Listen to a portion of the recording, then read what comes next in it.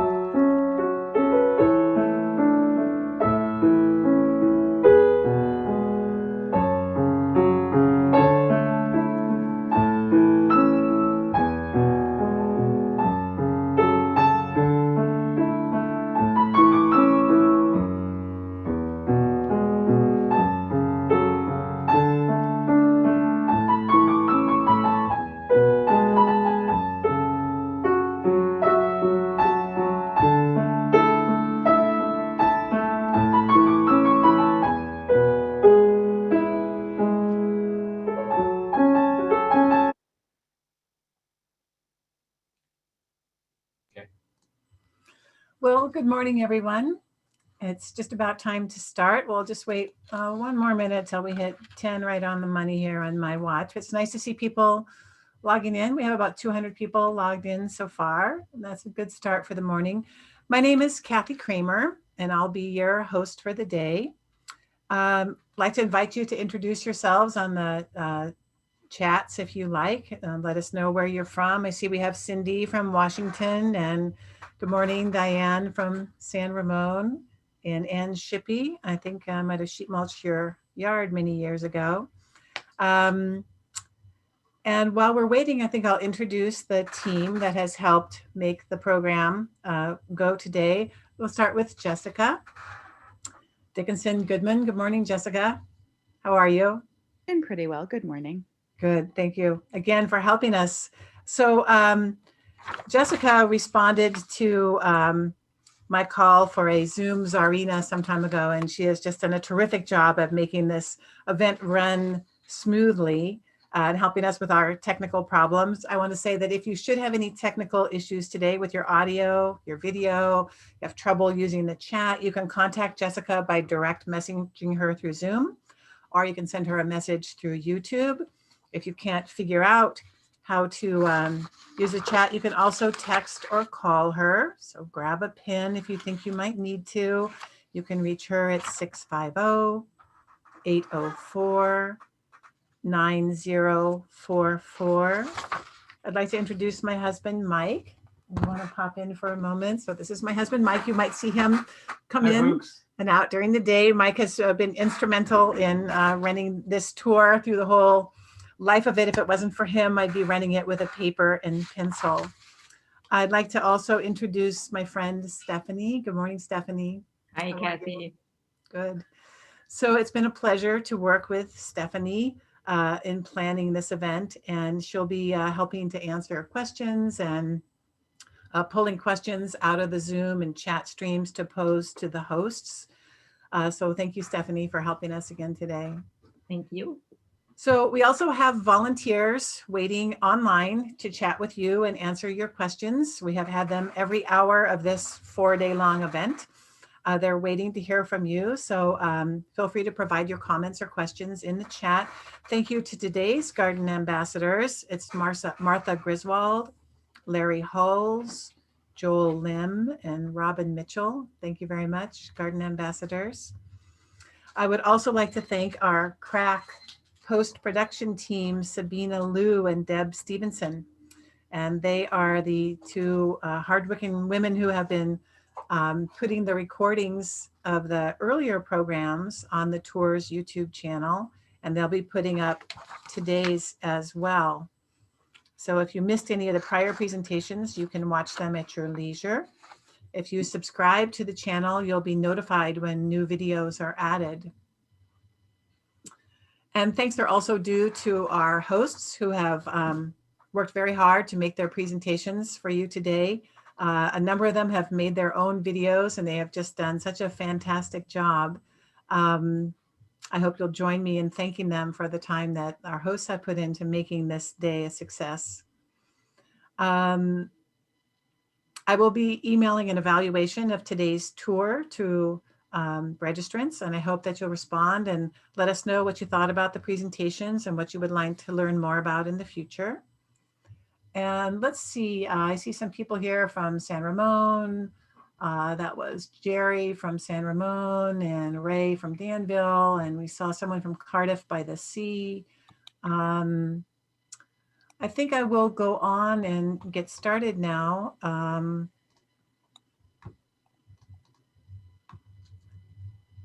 So this is the third day of the tour. And we have one more that will be next Sunday. I'd like to thank our major sponsors. The Alameda County Flood Control and Water Conservation District, the Contra Costa Clean Water Program, and the Contra Costa Water District. They have funded the tour since its inception in 2005, and this event couldn't run without them. I'd also like to thank our community sponsors who have also steadfastly sponsored the tour, many of them since the beginning. There is one more day of this tour. That's Sunday, May the 23rd, again from 10 to 3. And this event will be followed by a companion event, the Green Home Tour, which will take place on June 6th and June 13th. You would need to register for that separately. That's at eastbaygreenhome.com. And the Green Home Tour will kick off on June 6th with a tour of Mike's and my home in sunny San Pablo. We'll be talking about our solar panels, our heat pump for heating and cooling air, and our induction range. And we hope that you will join us on June the 6th. Today we'll be visiting, today the agenda is on the tour's website under agenda. Just scroll down a little bit. You might want to follow along online, looking at the tour schedule, as the speakers are linked to their garden pages. On the garden pages, you can see additional photographs of the gardens that are being featured, and you can view or download each garden's plant list. This morning, we'll be visiting 4 private gardens and using my own garden as a case study, learn how to choose keystone species for sunny areas. In the afternoon, we'll be visiting 4 more private gardens. We'll also be hearing about upright manzanitas from Pete Veu from East Bay Wilds, and about edible native plants for the home garden from Rick Flores from the UC Santa Cruz Arboretum. If you have enjoyed the tour so far or enjoy it today, I'd like to ask if you can help support the tour. If you haven't had the chance to contribute, you can help by making a donation now. You can do so via the donations button on the tour's homepage at bringingbackthenatives.net, on the tour's GoFundMe page, or you can mail in a check. The tour's address is under Contact Us on the website. So we are going to wait just a moment till we're a little bit closer to 10. Rosa said she has been to Stephanie's garden in San Leandro. And I'd like to ask if you want to tell us where you're from, or if you want to let us know if you have any plans for changing out your own garden. I think, Jessica, if Al is on, I see Al just came on. I will stop sharing now. Oh, actually, I'm going to introduce Al. Sorry. Just one second. So we'll be going now to meet with Al Kite in Moraga. Al has an 8,000 square foot lot. It was formerly lawn, which Al began removing in the drought of the 1970s as he couldn't see just pouring good water on lawns. This is Al's front garden today. And this is Al's back garden before. And here is Al's back garden today. And I'll show you a few vignettes from Al's garden. So Al's garden, only new plants and plants that need it receive water. They are hand watered. And now let's go and meet Al. Good morning, Al. Let me stop sharing. Hi, Kathy. How are you? Yeah, good, thank you. Good. So you're going to be talking to us today about the dry beauty at summer's end. Yes. So what months are you talking about? I think this is September and October, as I recall. Okay. So Al has done a series of videos looking at native plant gardens through the year and talking about his experience in gardening with and designing with native plants. And he has one more video coming up next Sunday. If you have any questions for Al, then please type them into the chat box and we'll have time to ask him hopefully when this is over. So let's go now then and look at Al's video.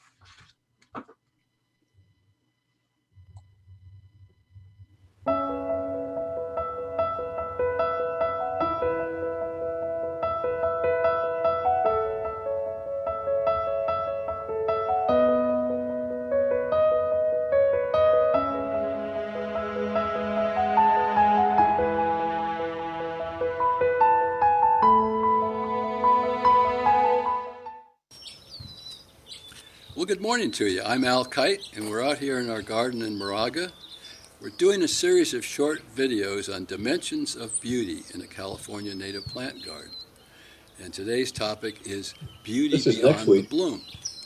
Now, we have bloom all year in our garden, but there's fewer blooms in November and December than any other time. And it's during those months that I tend to start looking at other dimensions of beauty in our plants. And of course, the three plants that we have that bloomed all year for us were the island bush poppy, the verbena, and the sundancer daisy. What I think it does is focus your attention on other dimensions of beauty in the plants that are sometimes overlooked in the beauty of the bloom. So what are these dimensions? Well, I think first of all is leaf color. And the deciduous plants in particular, the changing of leaves in the fall can be just wonderful. And when we get an early frost, early cold snap in our garden, the vine maples, for example, instead of the leaves turning from green to brown, turn from green to various shades of yellow and sometimes directly to red. The whole bush can be red. And the same thing is true with the Pacific dogwood, another plant that I've grown at times. The black oak gets a wonderful golden shade to the leaf. The mountain ash, it seems to be anything from various shades of yellow to red. So this is a striking form of beauty. But I think the evergreen plants that don't change color in the leaves also are very beautiful this time of year when you're not distracted by bloom. Sometimes you look and you'll see a group of several shrubs together. They're kind of growing together and you can see the different sizes, shapes, and colors of the leaves together. It's like a mosaic of leaves that is just really beautiful. And so I'm kind of looking for that dimension. I think berries are another thing that are attractive this time of year. This is the first year in our garden that we've had red berries on our mountain ash. And I'm delighted in that because I'm used to seeing red berries on mountain ash in the Sierra, going along the streams in October, and to have it in my own yard is really special. The berries of the toyon that's the kind of the crown jewel of our berry plants, and there's a number of things I really love about a toyon. First of all, it's the way the berries form on the bush, in these little individual clusters of red berries and in amongst the green, just a great balance of those two colors. It's like red ornaments on a green tree or green bush. And so berries are special, and the toyons, we had the robins that come in, and a bird that comes in, and I only see it that time of year that accompanies the robins, are cedar waxwings. And they'll come in little black masks, beautiful little birds, and together they'll feed on the berries, kind of a frenzy, and then they leave. But even after they leave, there's usually a few berries left, and we have a few hermit thrush that'll hang out in the yard and just pick those berries off one by one until they're all gone. One year we had snow on the ground with those red berries, and so it's just so much to like about the toyon. I think in addition to leaves and berries, the bark is something we tend to overlook and we just start seeing in the absence of bloom. I think the texture of the bark, of the kind of pattern of platelets and things of a pine tree, such as the shore pine, and the more shaggy look to the beautiful shaggy look of the redwood tree. And of course, sometimes it's the shape of the bark. We have a mountain mahogany in our yard where the two main limbs grow around each other. But to me, the best feature, the one that I am drawn to more, is the reddish color of the madrone. And so even on the bleakest of winter days, I can go out in the front and see the red bark and the fresh green foliage of a Howard McMinn manzanita and kind of lift the spirits. I think deciduous trees have a particular dimensions of beauty beyond just the change in leaf color. I intentionally plant deciduous trees with evergreens around them, so there's not these huge empty spots in the winter when a bunch of deciduous plants drop their leaves. So what it does when the deciduous plants drop their leaves, it opens up a whole different view, mostly just evergreens then, but it changes and gives us a different view of beauty. I think beauty is not just in what you see. I love the smell of sages and mints. And sometimes I'll go through the garden and I'll pick a leaf and just break it and smell and see if I can't find a fragrance that I didn't know before. And of course, I love to go out in the yard on a crisp winter morning, sunny winter morning, and smell the air. It's cleaner then than ever. The sense of taste is important to me too. My two favorite tea beverages come from our own garden. The crushed young leaves of a yerba santa and the small leaves of a yerba buena. They're just wonderful tea beverages. So I think there's so many dimensions of beauty in a California native plant garden that we sometimes don't see. We get distracted a little by the bloom, I think. We always have these practical concerns in the garden. And for example, in September and October, the big practical concern is fire prevention. And I've learned to plant low, beautiful, evergreen ground covers close to the house and build up height as I go away from the house. In November and December, I may be praying for rain, but I'm also preparing for to hold soil, do things to hold the soil and slow down the runoff. So I'm preparing for storms. Now, how do you do that? Well, to me, the secret of beauty in doing something like that is using natural materials. So where we have a sloping landscape, a gently sloping landscape, if there's a lot of rain, that can take dirt right down into your pathways. How do I prevent that? I try to break up the slope. I use terracing. In other words, I'll get a kind of a rocky area, a sharp drop off to flat ground, and then another sharp drop off to the pathway. And wherever I can get that terracing, the flat soil, I think the water tends to sink in rather than run off. And I think that helps. I think when there's a steep slope, what we tend to do is build rock walls.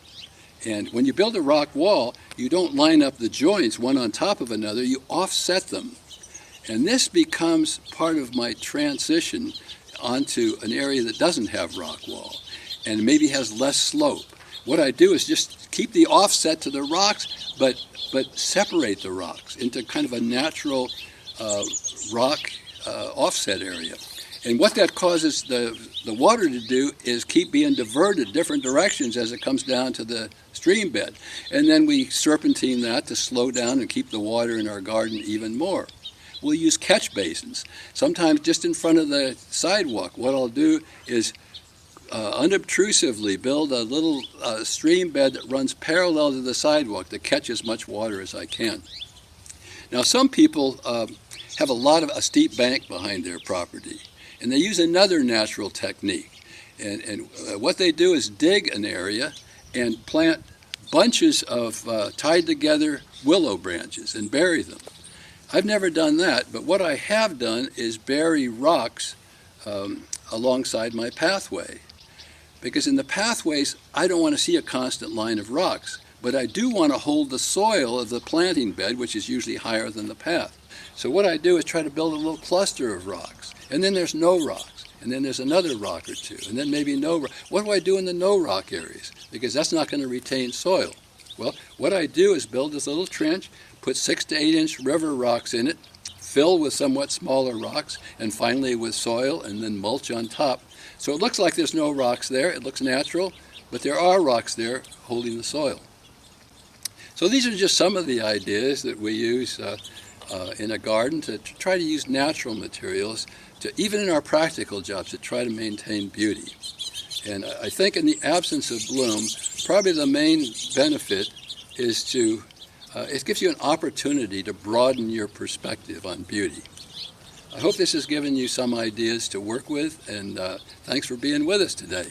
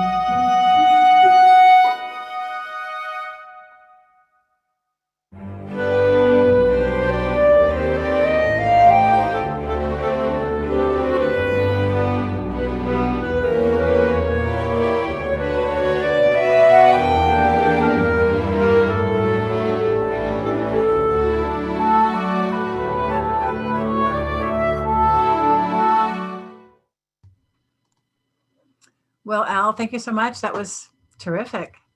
Yeah, it was next week's program. I know you've been put through your paces. Thank you very much for joining us for 3 weeks. I know it's a lot to prepare for week after week of this. Well, it's always fun. We still got 3 more to do. But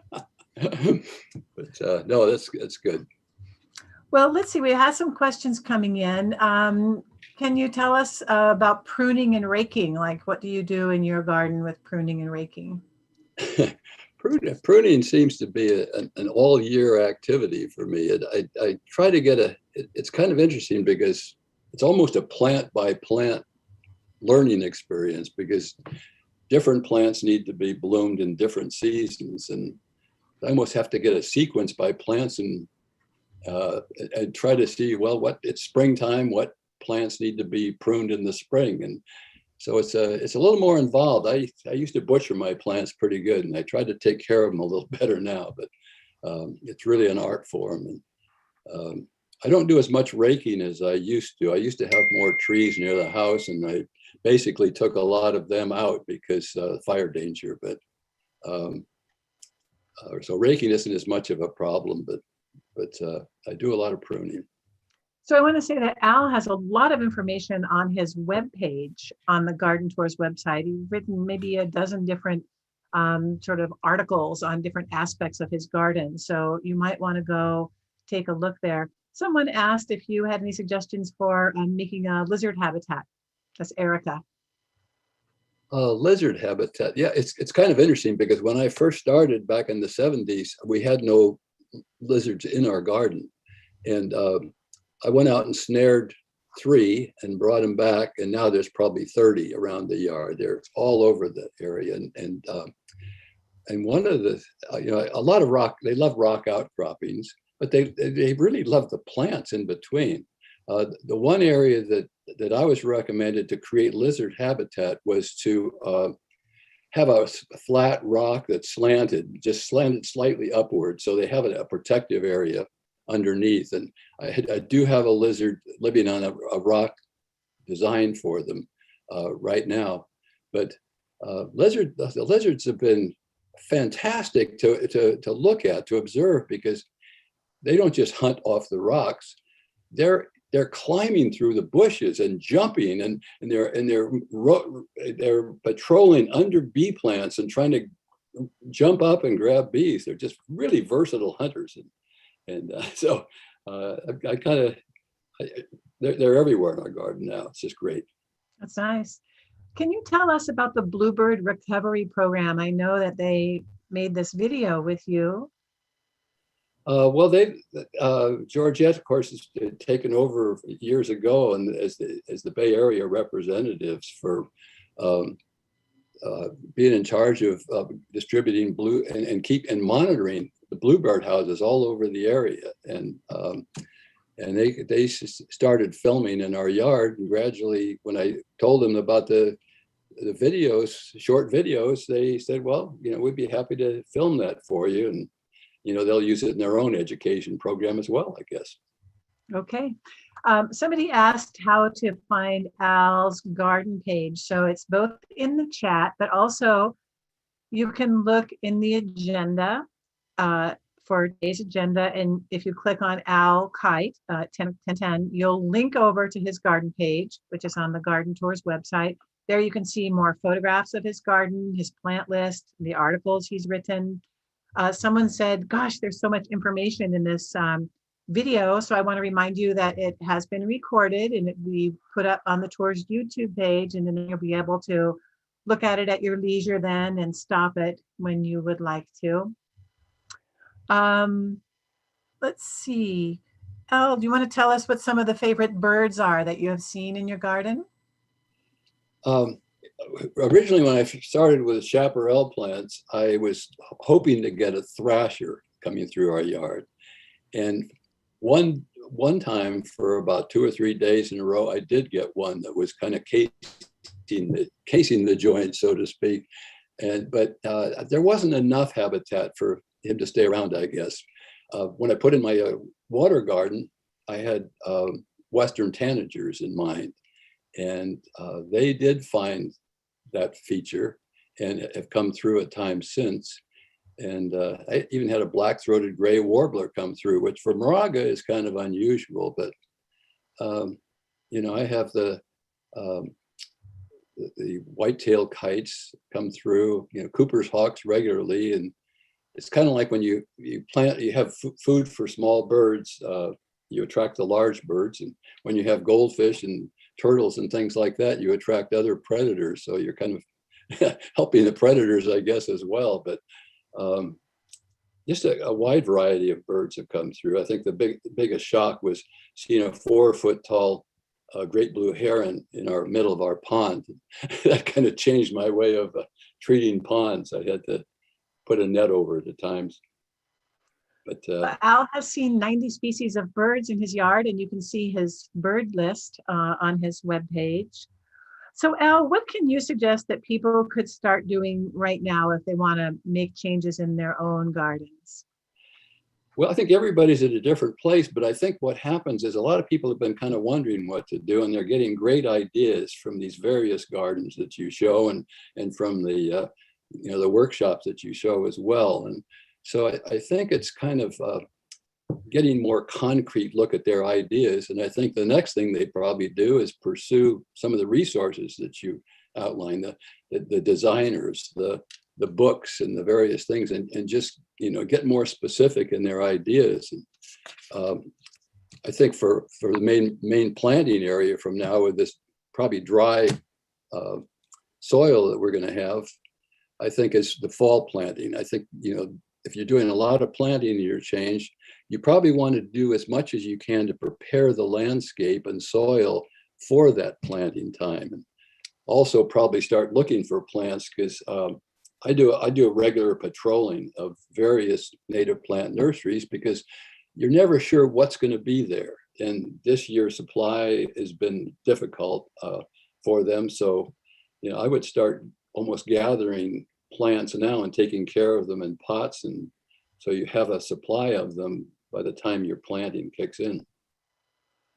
So going back to the Garden Tour website, if you have not visited the Find a Designer page on the Garden Tour website, you can find designers there who specialize in designing gardens with California native plants. This is a great time to be planning your native plant garden so that you can be planting it in the fall. There's also a Find a Nursery page on the website where you might want to go and browse some of the plants that are there and talk with the people who work there. Someone has asked about water in the garden, Al, for wildlife. Can you talk a little bit about ways that you provide water for wildlife? Well, of course, I have a pond and stream, and the birds in particular really love the stream. My stream is kind of two streams in one. It has kind of a sharp elevation, falls type thing, indicating more of a mountain stream, and then the last 10 or 12 feet are more of a meander with less elevation change, and that's where the birds really love to be. They love to hunker down in those little riffles, but before it drops into the water. But I also have a couple of bird baths, and it's kind of amazing to me. Sometimes the birds prefer the bird bath more than the stream, but and I have butterfly mud holes. I have brush piles for birds and things. But I think just the water is mostly just the stream and the bird bath. I know Nancy Wininger from the Audubon Society, who spoke, I think, on May the 2nd, said that she felt that water was one of the most important things to have in your garden for wildlife, that they just need a clean water source. Yeah, I like combining water with just a variety of habitat. I think birds really appreciate having various levels, from ground level to tall trees, and various type of perches, various type of nests. It just brings in a greater variety of birds, I think. So those two features, that and the water, I think are most important. Can you tell us about your soil? Someone asked, do you prepare your soil? Do you just plant in native soil? Do you amend? Well, next week, I think we'll be seeing what I'm talking about, that in great detail, because I am talking about, next week I will be talking about the plants, what goes on between our plants, and basically here in my mulch over the plants, it's a mixture of various colors of mulch and leaf droppings and stuff. So I want it to look as natural. I want it to look like a forest floor as much as I can. So that's basically what I do to kind of protect the plants from. And this is a good summer to do that. If the ground's going to be baked, you need to protect the plants. Okay, and someone has just asked, how do you hold over potted natives for fall planting? Do you do that? You buy plants now and then wait till fall? I just leave them in the pots, or if they start outgrowing a pot, I'll put them in a larger pot. But I kind of protect, usually some shade, some sun. So depending on the demands of the plants, I try to protect them from too much sun, for example. And they require a little more water than the plants in the ground, certainly. But I don't like to hold things over too long, but I do a little bit of it. So why don't you tell us about pesticide use in your garden, and how do you control insect problems? Pesticide use. Well, I don't use pesticides, so I didn't think you would.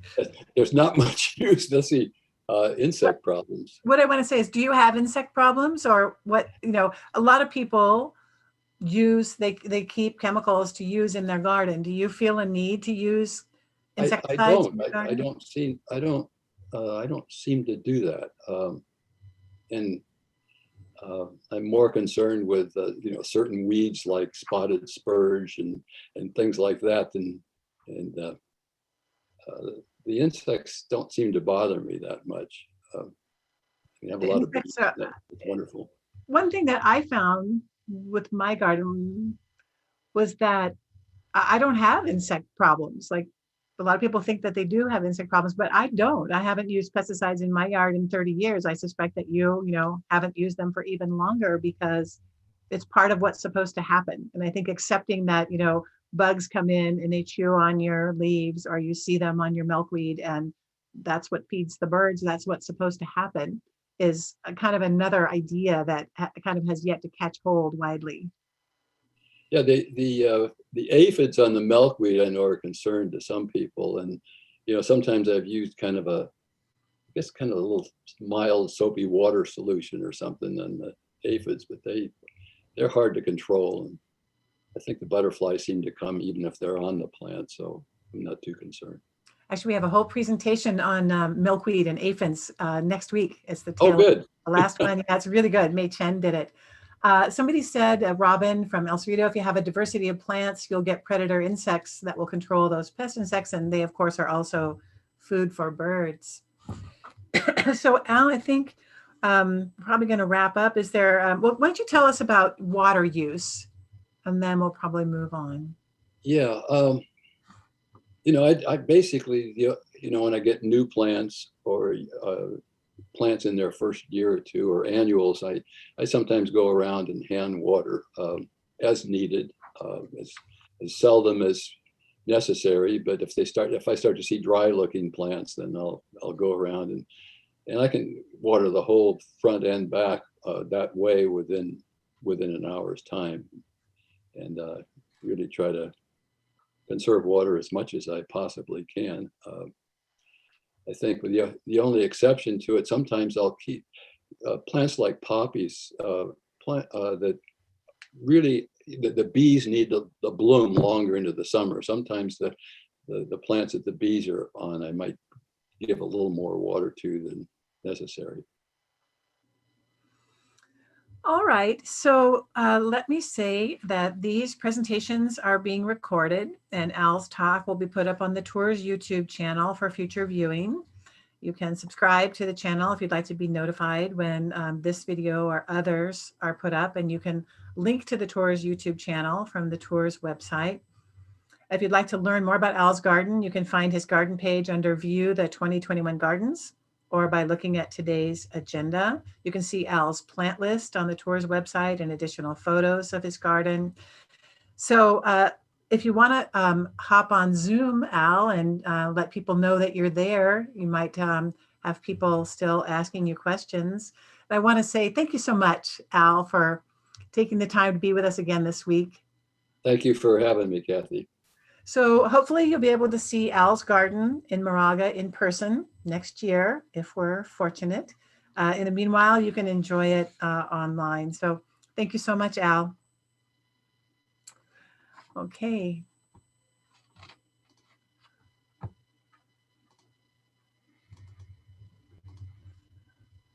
All right, so I want to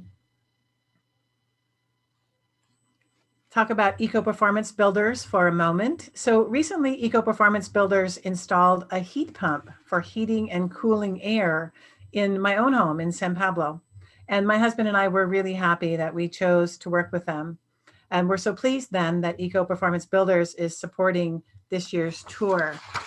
Eco Performance Builders is a home performance and electrification company that designs and installs projects involving heat pump heating and cooling systems, heat pump water heating, air quality systems, insulation, and the sealing up of homes. Let Eco Performance Builders help you save energy, get your home off fossil fuel, improve your indoor air quality, and make you and your family more comfortable. You can contact them at ecoperformancebuilders.com or give them a call at 925-363-4498. One thing that my husband and I are very excited about is that we would never have thought of installing air conditioning, but with our heat pump system, it sort of comes with free air conditioning. So next time we have a heat wave, we'll be comfy in our home here in San Pablo. And here we are at our home in San Pablo. That leads into my talk. We'll be using my own garden in San Pablo as a case study to see how to select native keystone plants for sunny areas. If you'd like to learn what our San Francisco Bay Area keystone plants are for shady areas, you can go to the tour's YouTube channel and see the talk that I gave on May the 2nd. So here is a before photo of our backyard. When I bought the house, there was a lawn, these weird plants from South Africa. There was a lot of ivy and Himalayan blackberry. Here we are looking at the right-hand side of our backyard. Pete Fayou's hardworking crew from East Bay Wilds took 40,000 pounds of concrete out of our backyard. Here we are looking up the slope, and you can take a look at the stairs there and the fort on the right-hand side. We'll be looking at that stair area later. So what to do? We just stripped it bare. And at that point, we had to ask ourselves, why not just garden with drought-tolerant plants from Australia, the Mediterranean, and South Africa? And it's because plants from Australia, the Mediterranean, and South Africa provide great habitat for animals, birds, and insects from those areas. But our own local wildlife need our own local native plants. So birders among us, can you tell us what these birds are? You could type your answers into the chats in Zoom or YouTube. I have seen both these species in our own backyard. Before our garden was transformed, we saw little in the way of wildlife, but since then we have seen 30 species of birds in our own small garden in San Pablo. I don't have time to convey his message now, but if you missed Doug Tallamy's talk on the first day of the tour, you can find it on the tour's YouTube channel, and I encourage you to watch it. Doug is an engaging and inspirational speaker, and hearing him changed the way I think about my garden. So somebody said acorn woodpecker on the left, and butterfly, people among us. I've also seen this butterfly in my garden. This is a swallowtail. And if you want birds and butterflies in your own gardens, you will rejoice when you see caterpillars. As Doug Tallamy said, 95% of bird species require caterpillars, thousands and thousands and thousands of them, to raise a single clutch of chicks. Baby birds do not eat seeds or berries or sugar water. They need caterpillars. Without caterpillars, we have no baby birds and also no butterflies or moths. But butterflies and moths can lay eggs on only very specific plants, including those plants called keystone species. In my garden is a goal of mine. But if we leave the butterflies and moths for a moment, when it comes to attracting wildlife, who doesn't want adorable native bees like this one in the garden?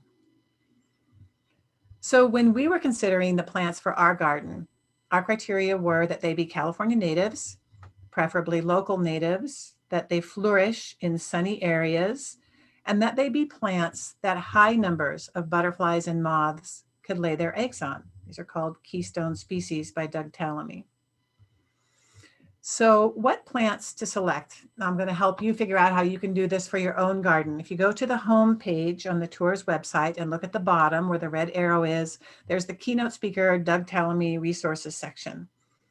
And if you go there, you'll find this page, and we're going to look first at the plant lists, the San Francisco Bay Area native plants, and the number of species of butterflies and moths that will lay eggs on them. And we get this list. So this list was provided to me by Doug Tallamy. It's for the San Francisco Bay Area. You'll see the common name there and kind of in the center. And the green column on the right is the number of species of butterflies and moths that can lay eggs on that plant. I've sorted this to go from high to low. You can see that the oak is a giant, 270 species of butterflies and moths can reproduce on it. Moving down the list, if I look here under ribes, our native gooseberry, I see 122 species of butterflies and moths can lay eggs on it. So this is a great resource for us, and we're so lucky to have it. But we have another great resource as well. And I'm going back to the Doug Tallamy resources page. And I'm going to look near the bottom for a sample of keystone species for the San Francisco Bay Area. So this is my own garden plant list. And while it is a list for my own garden, it could also be useful to you in your garden. 4 Dimensions Landscape created this list for me. As you can see, the plants are divided into forms. So whether they're trees or shrubs or vines or grasses, this is just a partial view of that list. If it's a California native, if the plant is a local native, and the Doug Tallamy Index is the number of species of butterflies and moths that can lay eggs on that plant. And then the plants are keyed out or coded, whether they want sun or part shade or full shade. So using this list made it very easy for me to choose the plants of high reproductive value to butterflies and moths that flourish in sunny areas of the garden. Before I go into those plants, I'm going to show you one more thing, and that is this comparison chart of typical native and non-native plants and their reproductive value to butterflies and moths. So I took Doug Tallamy's data and with my husband's help made up this chart. So here you can see on green our local native plants. And as you can see, they are of high reproductive value to butterflies and moths: California lilac, currants, manzanitas, maple. And on the right in red are the ecological desert plants. These are non-natives that are commonly found in our gardens. They come from other parts of the world, and you'll see the ones on the far right have 0 value for butterflies and moths. They simply cannot reproduce on them. These include agapanthus, ice plant, periwinkle, red hot poker, tea tree, crepe myrtle, ginkgo, grass, sweet alyssum. If you look at these low bars in red, you can see that maybe 6 or 8 species of butterflies and moths can reproduce on these non-native plants: tree of heaven, impatiens, eucalyptus, cotoneaster. So you can see how the plant choice that you make in your yard will make a huge difference in whether or not you can attract butterflies and moths, whether you can attract birds to your garden, or even in the future if we'll have those species. If you have any of these plants in your garden, you might consider replacing them with our local natives. This is the front of my house, and my husband Mike and I planted this oak on the left about 25 years ago when it was maybe 6 inches tall. And we planted this buckeye on the right from a seed 22 years ago. So you can see that it doesn't take long to make change in your garden, and a big change by starting to put plants in now.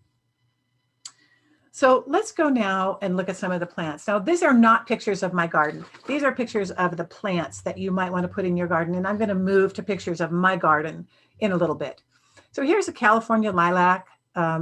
This is a centennial.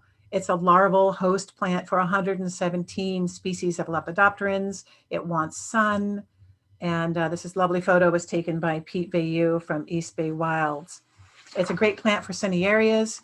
It's an evergreen, which provides structure and stability throughout the year.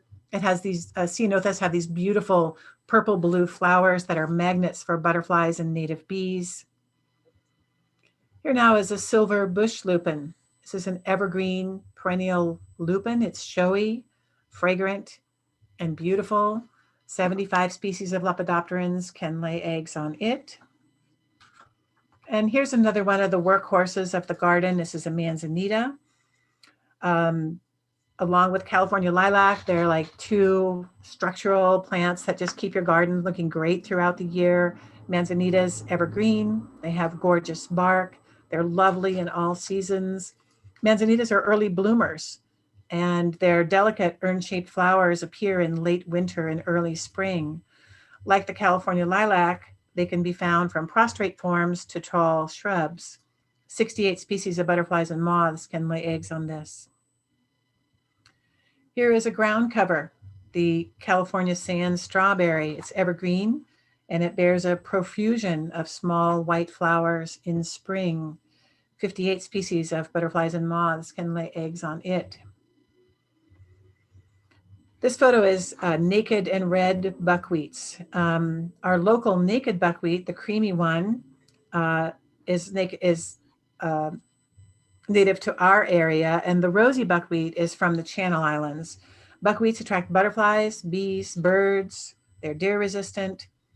56 species of butterflies and moths can lay eggs on these. And this beautiful photo is California goldenrod. It's a showy yellow flowering perennial that blooms in the late summer to fall. 55 species of butterflies and moths can lay eggs on it. And this is aster. The perennial California aster thrives in full sun to part shade. It's deer resistant. 53 butterflies and moths can lay eggs on it. And here's coyote brush. I love coyote brush. It's evergreen, deer resistant. It's an excellent habitat plant as it offers food and shelter to a wide variety of insects. It can be found in the ground cover form or as a tall shrub. The shrub makes a good hedge plant. 38 species of lepidopterans can lay eggs on coyote brush. And this path is lined with penstemon, the purple-blue flowers. Penstemon is a long-lived perennial with hundreds of showy violet flowers on long spikes. And 30 species of lepidopterans can lay eggs on penstemon. So now let's go to my garden. We'll look at this before photo one more time. This is looking basically out my kitchen window. And this is the view that I see now. So the purple is California lilac. This photo was taken a couple years ago, but that flower was in bloom like maybe a month or so ago. The yellow is aquatic monkey flower. In the background here, you can see these tall, fun cow parsnips. It's an annual. And here's a before photo from the right-hand side of my yard. So you want to look at the stairs going up the slope. And this was the view shortly after we had the yard redone. And I know it looks like, oh, they put in a lawn. That's unusual. But it's actually not grass. It's our native bent grass, Agrostis palens, it's a lovely little grass. This photo would have been taken in the late summer or fall. You can see the fuchsia blooming on the hill. And here's buckwheat blooming up here. And here's the fuchsia in our garden. And here we have California buckwheat on the left. This is fasciculatum. It's a rather large buckwheat. Here's the aster on the upper on the right. Kind of barely visible over here are the magenta flowers of the hummingbird sage. They smell fantastic, this hummingbird sage. And down here is a ground cover. We have woodland strawberry and yerba buena and some redwood sorrel. And then on the right here are these huge like elephant ear leaves of the cow parsnip. It's an annual that just reseeds every year and it grows so fast. It sends up these enormous leaves and gets these tall shoots and spreads its seed and comes back every year. What I wanted was a garden that was productive for people and wildlife. So in our garden, in addition to natives, we have about a dozen fruit trees. And here on the right, you can see the trunks of some of them. On this side of the yard, we have a fig, plum, persimmon, strawberry guava, and an apple. On the other side of the yard, we have orange and mandarin, lemon, lime, guava, cherimoya. So this is a close-up of the aster that's on our stairs. And here I'm standing probably in maybe like February or something at the top of the stairs looking down. So we don't see a lot of flowers right now, but here's the fuchsia on the right-hand side. Here's blue-eyed grass. It's just such a tough plant growing up between the steps along with some bunch grass. This is the aster. Here's these fun cow parsnips shooting up here. And there's a persimmon and a strawberry guava. Some people don't like this kind of wild and woolly look, but I do. The yard could be cleaned up more if one likes a tidier look. I just happen to like it that way. Now, here are some photos that also were taken in our yard. Here's a mule's ears. You might have seen this if you've been out walking in East Bay Hills. My mule's ears are in flower right now, and they're lovely.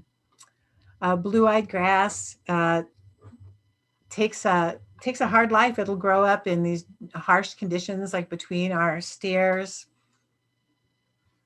This is our beautiful local native Clarkia that reseeds in my yard every year. I'm getting larger patches of it. Here's Gilia. It's a plant that thrives in disturbed areas and also is a great reseeder that just comes back every year. And we have narrow-leafed milkweed. And so for those of you who have grown milkweed, and you should be growing our very own narrow-leafed milkweed in the Bay Area and not milkweeds from other areas, then you also get aphids. And in the beginning, when I had milkweed, I, like you, was grossed out by the aphids, and I would go out with the hose or with like soapy water or with a paper towel and like, squish them off the stems with my eyes closed.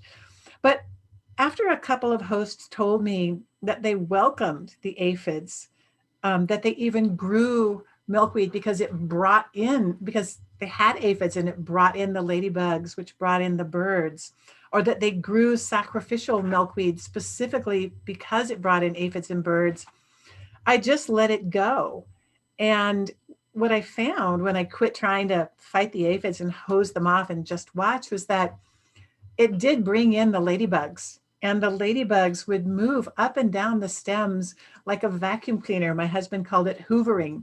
And you could see where they had been just chomping on the aphids, and they would clean the aphids off. And I realized like that's what's supposed to happen. And I quit fighting it. And now I don't do anything about the aphids.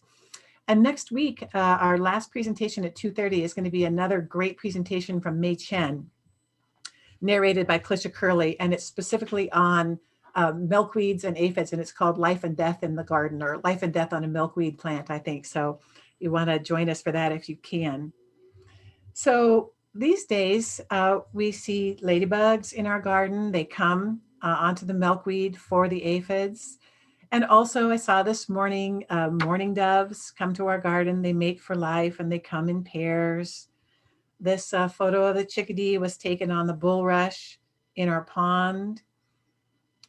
And it was just a delight when bush tits nested in our yard twice, once right outside of the kitchen window and once right outside of the bedroom window. And we could see those busy parents going back and forth all day long, bringing food to their chicks. That was really a treat to us. Hummingbirds have also nested in the garden.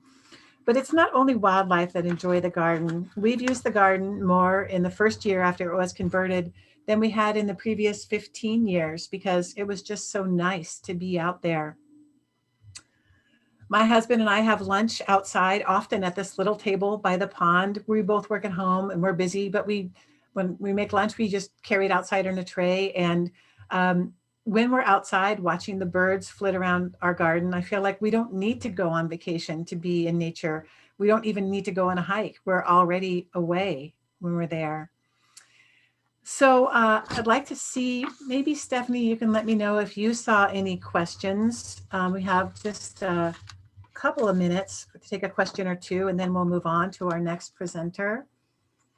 Yes, Kathy, I saw a few. I chatted some to you directly. Let me see if I can find them now. Have you actually seen caterpillars on your plants? I know you see a lot of birds and I have seen caterpillars on my buckeye out front, these beautiful green caterpillars. Otherwise, Doug Tellamy says we often don't see them because the birds get them. How do you protect newly planted native plants from gophers? Well, yeah, good question. There's a big question from Linda. Could you also please address fire safety? I'm seeing guidelines about having a large area around the house without trees or shrubs. What if a garden isn't that big? Do you do anything in that regard in your yard? I do not. Now, our next speaker, Wendy Takuda, may have something to add about fire safety. I don't consider myself a fire safety expert. Maybe the next time we hold an event, I will bring somebody in to talk specifically about fire safety, but I don't feel like really I can talk about that. Here, Gail asked, I love dense plantings, but I wonder if plants close to fruit trees compete with each other. Not mine. We still get fruit. It's it works out well to have a native plant understory. I actually think they bring in more pollinators for your fruit tree. I have a lot of bee plants under my pomegranate and apple tree, and I think that helps rather than hurts. One question about the lupins, Kathy. Have you ever had them, just chowed down by anybody, including rabbits or, I don't know, insects? Any problems with the lupins? Somebody had that. Yep, we live in a rabbit-free zone, fortunately, so I don't have them to contend with, but I have had trouble with snails, and lupins seem to grow easier in some gardens than others. I have certainly not had an easy time with lupins, but they are such a beautiful plant, and they're such a great habitat plant. I think they're worth trying for. Let's see, I was wondering about attracting bats to eat mosquitoes. I'm not sure, put up a bat house, but I think that now I'm going to move on to, I'm going to end my presentation and say again, if you're interested in learning about keystone plants for shady areas, you can look at the talk that I gave on May the 2nd. I hope that this was useful for you to help you consider replacing some of the non-native plants in your own garden with our local keystone plants. This is, I'd like to thank our sponsor, the Native Here Nursery, your source for local native plants in Alameda and Contra Costa County, for supporting the tour. Native Here is a nonprofit nursery dedicated to growing locally native plants that are grown from seeds and cuttings collected in Alameda and Contra Costa counties. Local native plants provide the best habitat for our local wildlife. In addition, every plant you purchase at the Native Here Nursery directly supports conservation of California native plants. Native Here is run by volunteers. Contact Native Here to see how you can join their knowledgeable team, learn about local California native plants for your own garden, and help Native Here achieve its mission of restoring local gardens and parklands. Visit Native Here online at nativeherenursery.org or call 510-549-0211. So we're going to go now and look at Wendy Takuda's garden in Oakland. So Wendy Takuda is an award-winning journalist who worked as a primetime anchor in local TV news for almost 40 years, primarily in the San Francisco Bay Area. Her signature series on low-income kids, Students Rising Above, earned numerous national awards. My husband, Mike, was born and raised in the Bay Area. And as he told me, I grew up watching Wendy Takuda. When I told Mike I was talking with Wendy, he said it was as though I had said I was talking with Michelle Obama. Wendy has written several children's books, co-authoring Humphrey the Lost Whale, which remains in print after more than 25 years. And I read Humphrey to my children many, many times when they were small. After retiring from television, Wendy now spends much of her time doing environmental restoration. She's well known for her broom removal work in Redwood Regional Park and also for her work with the Friends of Saucil Creek. It is now my pleasure to introduce Wendy Takuda. Hello, Wendy. How are you? Hey, Kathy, can you hear me? I can hear you just fine. Oh, most excellent. Thank you for that sweet introduction. I don't know about reminding your husband of Michelle Obama. That makes me feel really shy.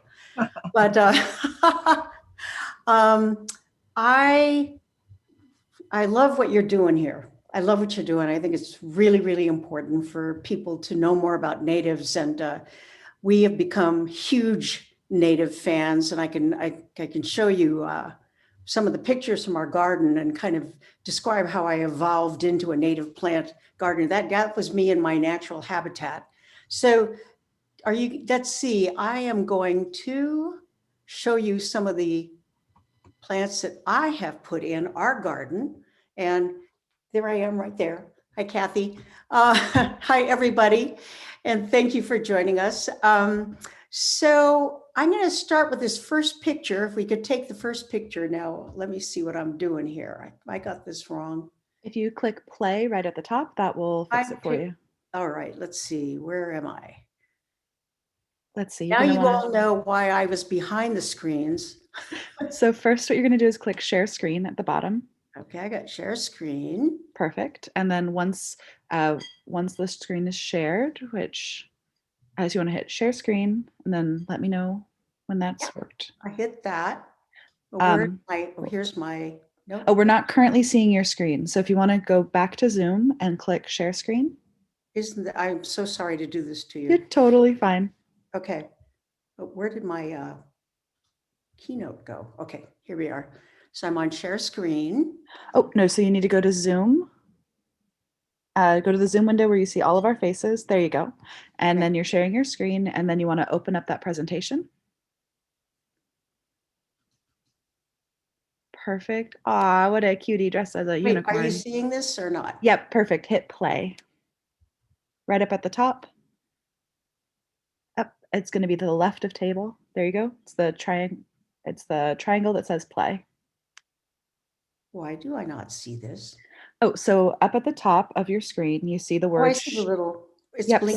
So go to the left. Keep going to the left. You see a dark triangle that says the word play. Sorry, the other left. There you go. Oh, here. Yep, perfect. Wait, So, are you seeing it? I am, but you need to hit Here we hit play, and then that will enlarge it so we can all see it nice and big on our screens. Perfect. You're all good. Oh, you're currently muted though. But that's a beautiful garden. Look at that lovely path. So on Zoom, you're going to want to go back and unmute yourself because right now you're muted.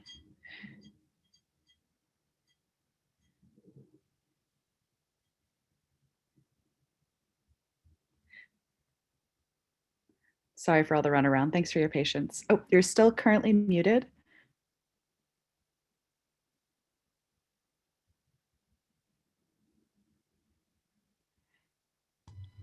So Wendy, you're muted and we cannot hear you. So we need to stop.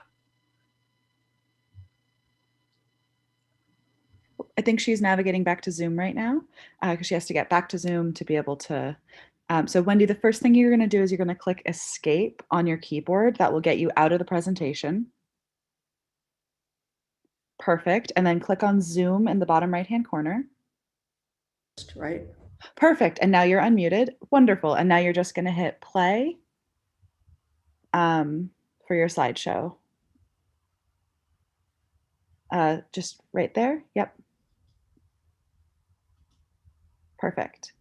So you probably want to go back up to the top and the beginning. So you're at the beginning. So on the left-hand side with all the pictures, Yep. or just hit the left-hand key. That will help you get all the way back to the beginning of your presentation. The left-hand key being, so the left arrow. Sorry. No, that's all right. I'm a little embarrassed here, but. Your garden is stunning. I am delighted to get to see these pictures twice. No, I'm very embarrassed, but you all know now why I had to be in front of the camera, not behind it. So well, it looks beautiful and we can hear you and you're all good. I'm wasting all of your time with technical difficulties. But I'm going to show you right now. I started actually as a vegetable garden. This is our organic vegetable garden. And I got this house, in fact, because it had a flat, sunny backyard. We could fence in from the deer. But for the other 2/3 of the garden, we planted native plants. And there were some natives, there were some oak trees on the property, but basically we tore out lawns to make all of this happen. And we put in this stonework. You can see some of the stones here. And on this one, you can see on the bottom, some of the stonework we put in there to terrace some of the hillsides. And you can see the manzanitas that we put in for structure for the garden, as well as the stonework. You see a ceanothus there in the middle of the upper screen. In the lower left, you can see a coyote bush. I had a lot of coyote bush in originally, great habitat. I'll tell you later about what happened to the coyote bush, but this is one photo of our garden that gives you a sense of the structure and kind of the look we were going for overall. And here are the stairs going up into the garden, and you can see the manzanita in this picture.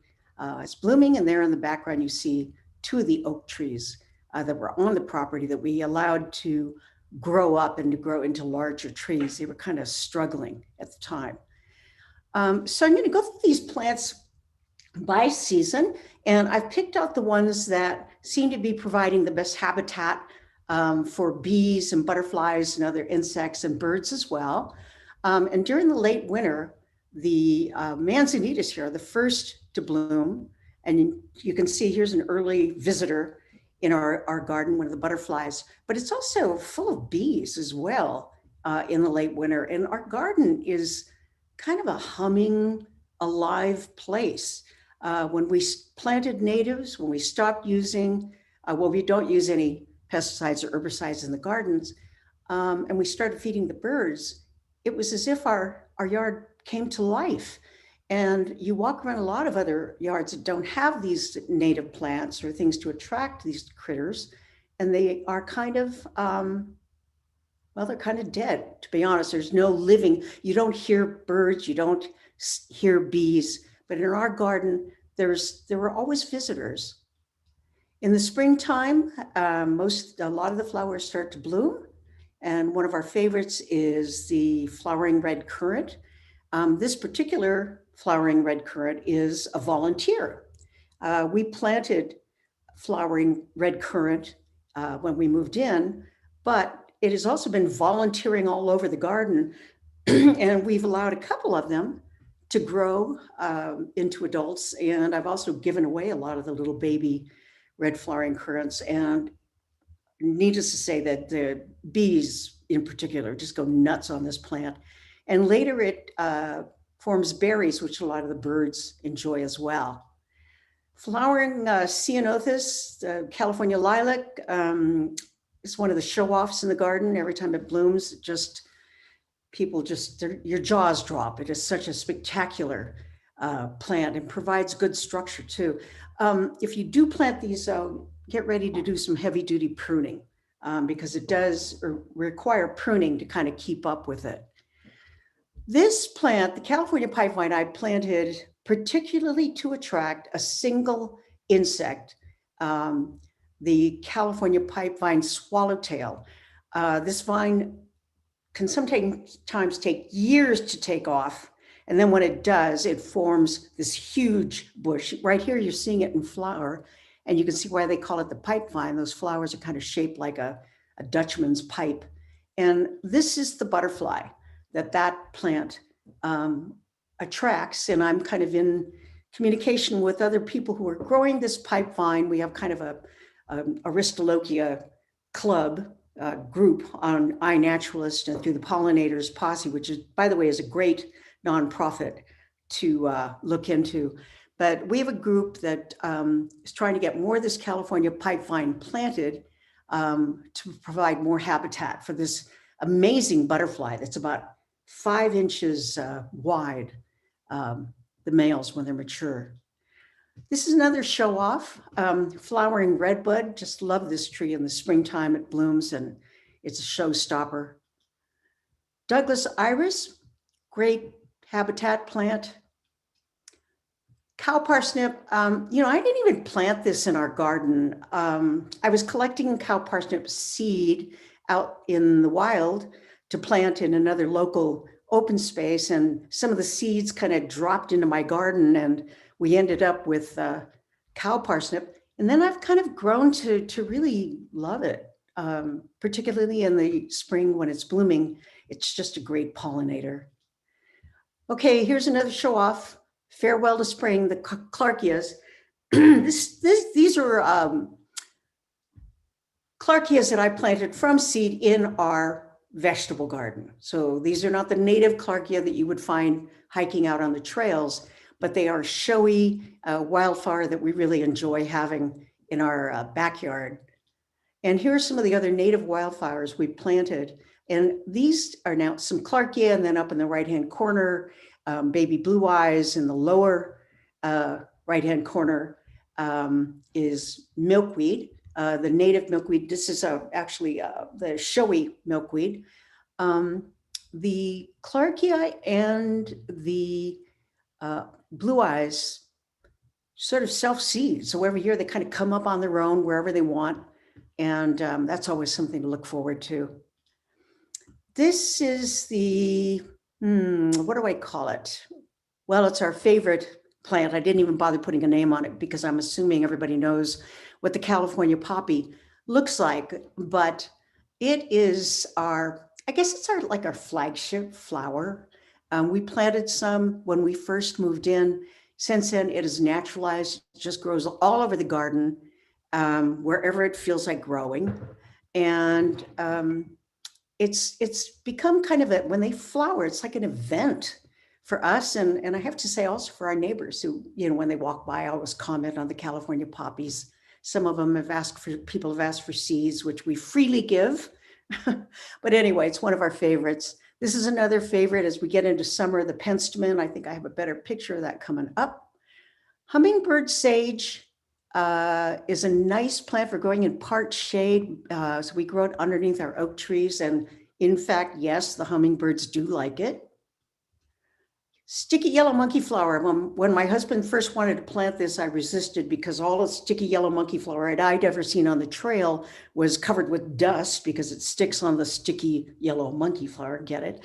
But I've come to love it.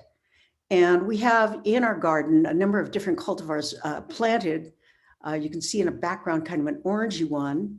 Here's one of the orange ones, and in the back of that, you see a yellow one.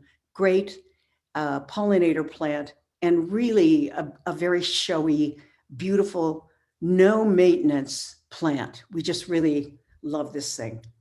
In the back, you can see some asters that are not blooming yet. Those are a great fall pollinator.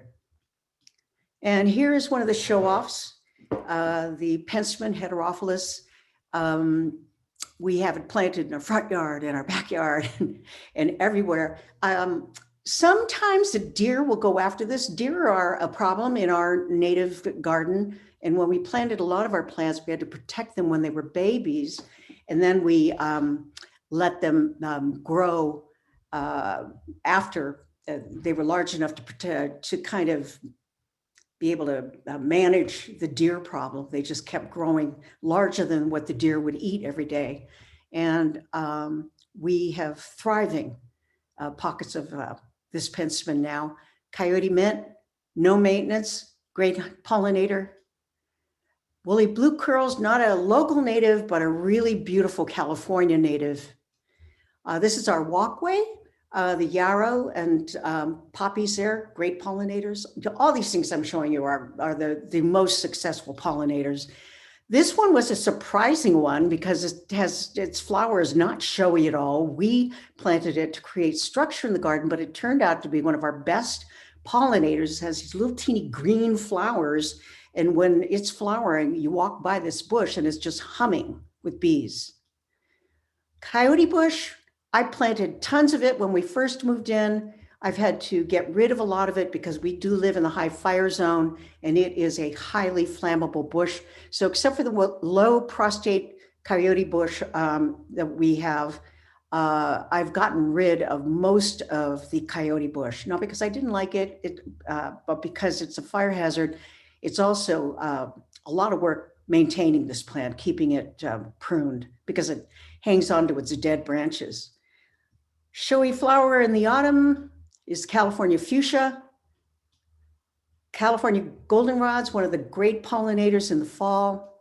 And the oak tree, which Doug Tallamy touts as one of the great all-around habitat plants across the country.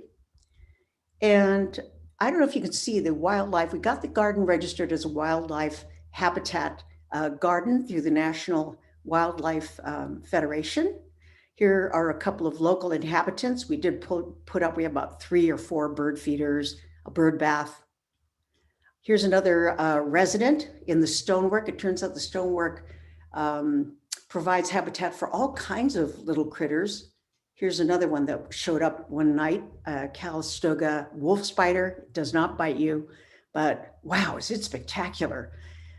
And in the vegetable garden, we always have sunflowers for the bees. You have to be very careful when you plant sunflower seeds to make sure you get ones that are not pollen free, which is the way they're breeding them nowadays. And we also started growing dill in our garden specifically because of this, because it attracts the caterpillars from anise swallowtails. We enjoyed the caterpillars so much. You'd go out and there'd be 8, and then the next day there'd be 3, and then the next day there would be none, because yes, in fact, they do provide great food for the birds, but we also like them and they've become our pets. So we bring a lot of them in and raise them. And here we are with one of the results before it flies off. And then to my next gardening project, I call it advanced gardening. This is a French broom growing in Redwood Regional Park, where I started 17, 18 years ago, pulling French broom because it bugged me. It doesn't belong there. It's invasive. It seeds like crazy, and it squeezes out all the native plants. And it's a severe fire hazard. So we started forming work groups. You can see the broom there. You can also see, though, the oak trees that we're liberating by pulling this broom out. People thought we were crazy, or they thought I was crazy when I started pulling this stuff, and people would say, oh, that's great. One plant, now 64 million acres more to go. But, and there's some truth to that, I guess. But what happens is if you steward the area, you keep pulling, So this was one of our early work parties on East Ridge, and you can see how much broom we were pulling out. But we kept at it, and the seed bank, the seeds last in the soil for decades. So this becomes a stewardship project, not a one-time thing, but a project that has to be kept up year after year, which is why we got the rangers involved. And that trail that used to look like that, and I have all the broom lining it like a wall, looks like this now. So the native grasses are coming back, the native flowers. We didn't plant anything there. That's my Lucy the dog, and she's my technical advisor. And all of the native plants along these trails started coming back. And we discovered meadows that were covered with broom that we liberated by pulling the broom. This is a meadow that we try to keep open by keeping the broom from infesting it. It was intruding into this meadow when we started. These are some of the wildflowers that you now see in areas that were completely covered with broom, just a monoculture. I started working in some of the open spaces in Oakland. This is Beaconsfield Canyon, my favorite place. This is one of our work parties. We were pulling out, you can see the size of that ivy that we were pulling out. There was French broom, thistle. It was all full of weeds, basically, but there were also some native plants in there, like this trillium. And when we pulled the natives, we started to expose some of these natives, and they started to be able to thrive. And this is what the hillside in one of the hillsides in Beaconsfield looked like before we started working. The city would come in and just cut it to the ground for fire purposes. That's a good reason to cut, but they were also destroying any habitat. So what we've done is planted natives there, and this is what that same hillside looks like. This is a tight shot, but you can see some of the irises, the cow parsnip that are now thriving on that hillside. And it is also, this park has become alive like a little nature habitat. People come in there now to walk their dogs and their children. Well, it used to be really kind of a dump, and it was kind of scary in there, to be honest. Here, if you want to volunteer, here are a couple of places you can do it. Friends of Sasso Creek, Beaconsfield Canyon is one of the projects within Friends of Sasso Creek. It has many projects all over in the Oakland Hills. East Bay Regional Park, they have work parties all over the East Bay. Me and my cohorts work in Redwood Regional, in Sibley and Huckleberry. But I think I need to kind of wrap up my talk now and see if anyone has any questions, and maybe you guys can talk me through here how I do that. Hello. Hey, Kathy. Yep, I just came back and joined you. Here you are. And we can just leave this screen up, I think, and people can still take a look at that. So Wendy, thank you for that presentation. It was lovely to see your garden. But finally, after I got past the technical stuff. It's so hard. Like We even had a rehearsal and I still messed up. I messed up too. We're just doing the best we can. You're a great weeder. So we can't I am a great weeder. Can't be all thinking. Thank you for putting down your weed wrench and joining us today. Here I am. So I have some questions. Sure. So was someone asked if pipevine swallowtails come back to your garden every year? No, they do not yet. The Pipevine Aristologia project, I'm going to give you a warning, is a real long-term project. The plants, first of all, take years to grow. Sometimes they'll just poke along literally for like 4 or 5 years, and then all of a sudden they'll explode if they're happy.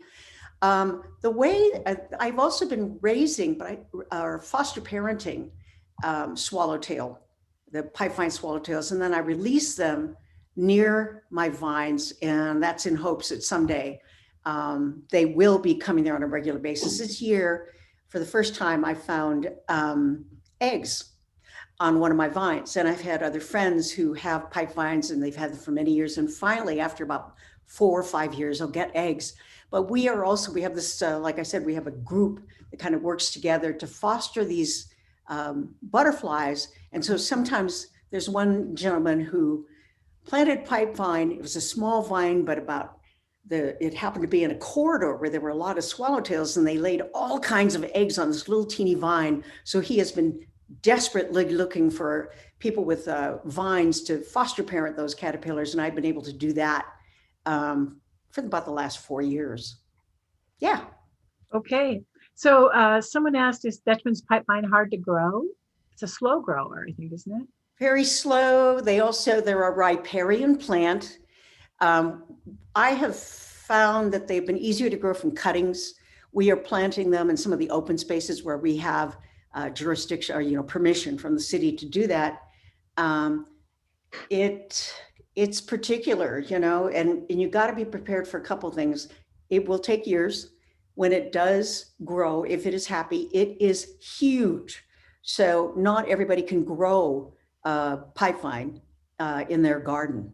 It's just too much of a monster. So we've sort of had better luck planting it out in open spaces, in public parks, where we steward them to make sure that they, kind of baby them along the first year or two with water, and then hope that they take off. And, this project is new enough that I can't tell you that they're thriving in these new places yet. But I have a lot of hope for it because we planted in riparian near creeks. So I know when we were talking before, you said you started off gardening with drought tolerant plants, and you changed over to California native plants. So what was it for you that got you to change from the drought tolerant to native plants? Drought tolerant to native, I think it was working out in the forest more and becoming more in tune with the natural habitat right around where we lived, and getting to know the native plants there and getting to appreciate the beauty of these native plants. And then, to be honest, when I read Doug Tallamy's book, it was life-changing. And I realized, we're losing habitat. This is a huge international concern, that we're losing habitat for our insects, our birds, our larger creatures. But we can all make this big difference by planting natives in our garden so that these animals have habitat throughout residential areas where they have not been so welcome in the past. And so I became a rabid native plant person. But I think it was working out in the forest that really, the more I became in tune with in the ecology of the area where I lived, my environment, the ecology of my environment, the more I wanted to replicate that in my own garden with the plants that I loved the most. So if people are interested in volunteering, they could contact the Friends of Sawsell Creek. I know they have many work parties at Beaconsfield Canyon and in the demonstration garden, and aquatic insect monitoring and bird monitoring. There's also the East Bay Regional Park District, and we had the screen up for volunteering before. So I want to say, Wendy, it's probably time for us to go now, but I want to thank you so much. Oh, before I go, somebody did ask several couple of people, where is your garden located? Oakland Hills. Yeah, okay. Up in the Oakland Hills. And if anyone wants to find out, because I'm seeing a lot of questions about the pipevine, they can email me directly or message me directly through Kathy or Pollinator Posse. If you go to Pollinator Posse online, you'll see our pipevine swallowtail link, and you can actually email me through that. And we're on iNaturalist too.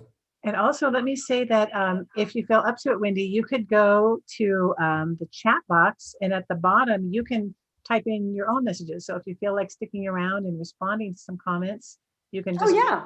Oh, what? I just stay here in the chat room? just stay right there in the chat room. Well, right I where may you are. never leave, Kathy. I'm going to come to your house after this and we'll just carry on. That would be so nice. Well, but my apologies again for messing up at the beginning. I'm so embarrassed. You know, it's live, like this program starting last year and this year, like running a live program has, I referred to it once as being like Sketchy Andy, you know, that guy who walks across the Grand Canyon, no tightrope. It just means it's just that much more exciting. So I'm thrilled that we had our bumpy start. It means that we're doing this in real time. Well, I'm trying. Wendy, thank you so much. It was really Hey, thank you, Kathy. Thank you for everything you do. Oh, thank you. Very You're sweet. a change maker, man. You go, girl. All right. So we're going to go on now to our, let's see.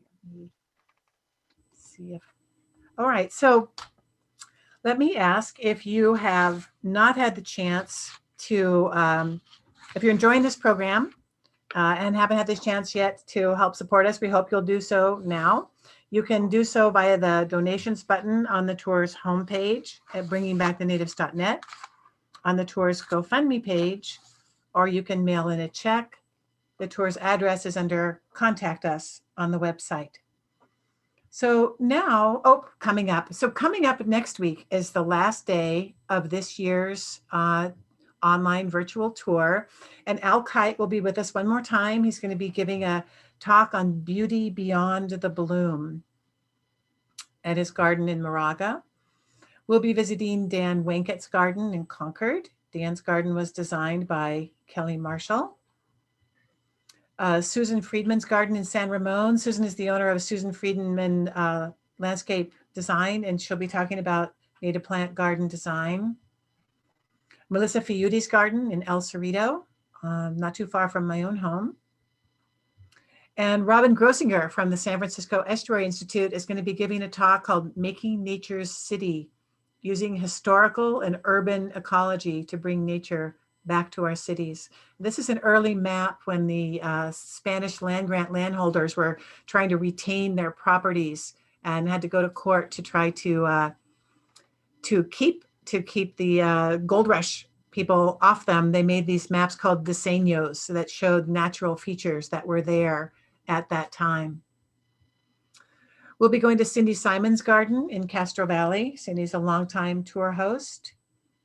And also to Kat Weiss's garden in Livermore. And Kat is a landscape designer, and this is her own home, and she'll be talking about transitioning from non-native ornamentals to native, so how she is gradually changing her garden over.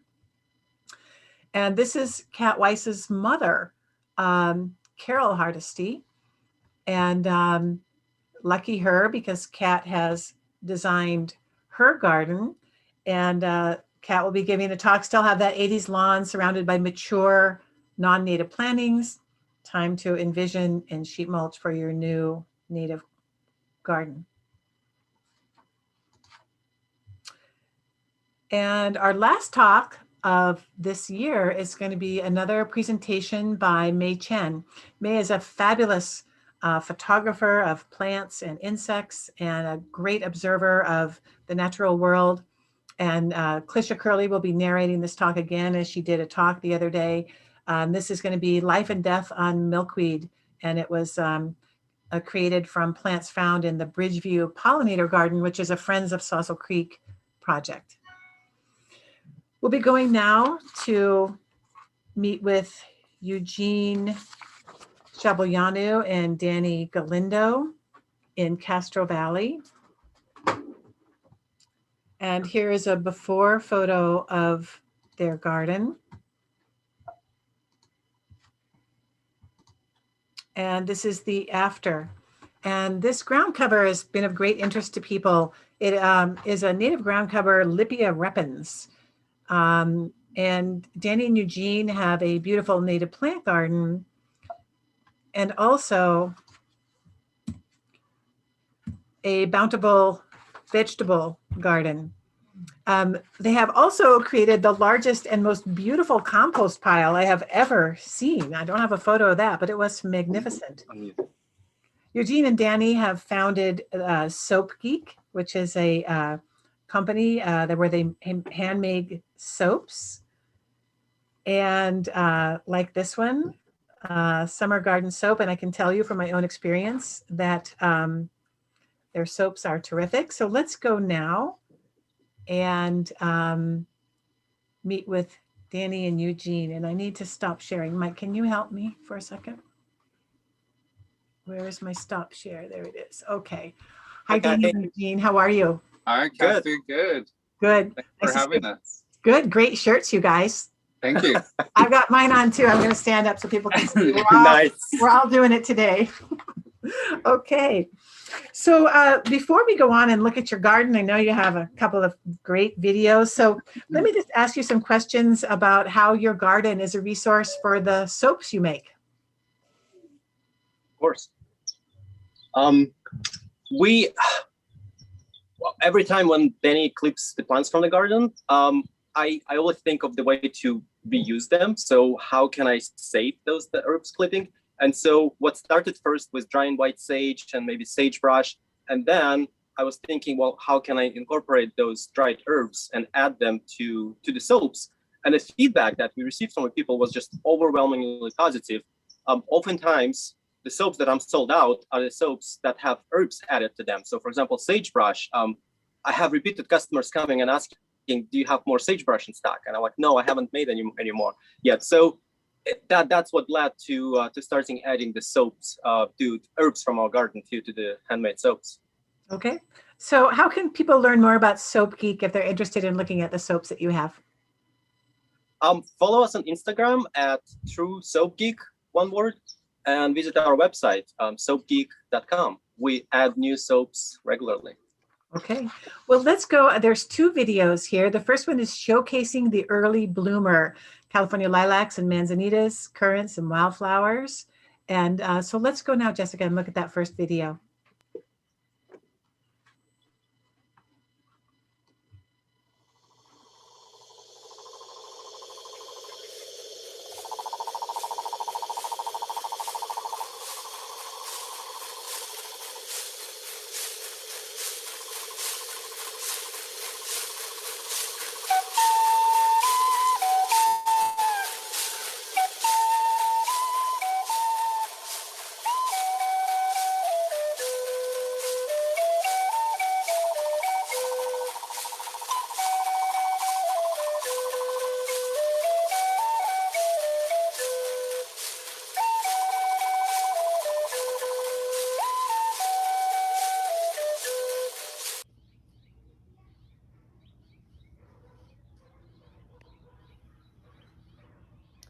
Ribes sanguineum, or Ribes currant, California currant, such as this currant Claremont behind me, is one of the neatest California plants. Has great flowers, tasty fruit, fragrant foliage, and a good fall color. When in bloom, the flowers attract bumblebees, honeybees, hummingbirds, and other beneficial insects to the garden. It's a great habitat plant. Some species can tolerate full sun, however, this one is in part shade, part sun, and survives the hottest months of the year with 1 to 2 full waterings during the hottest times of the year. Occasional water such as that will help to retain its green foliage throughout the year. In bloom, it's a stunning sight, and we invite you to check it out.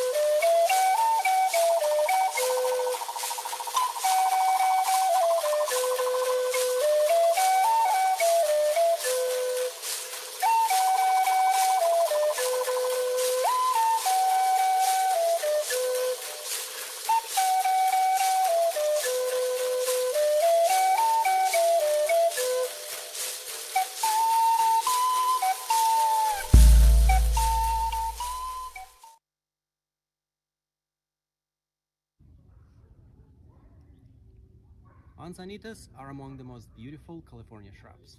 They vary from low-growing ground covers to large shrubs.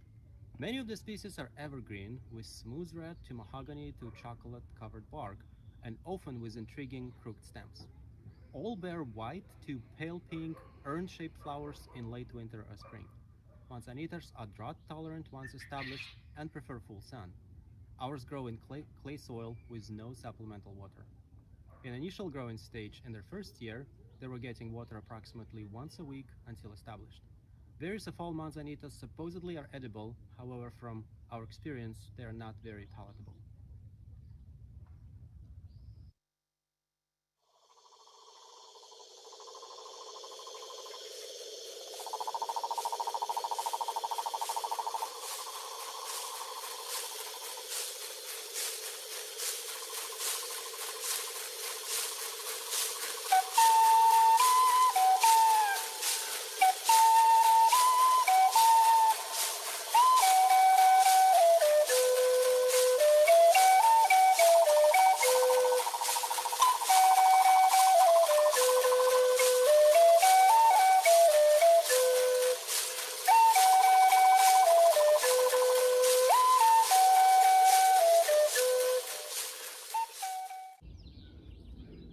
Ceanothus or California lilac, such as the Ceanothus Julia Phelps in front of me, is a stunning garden plant.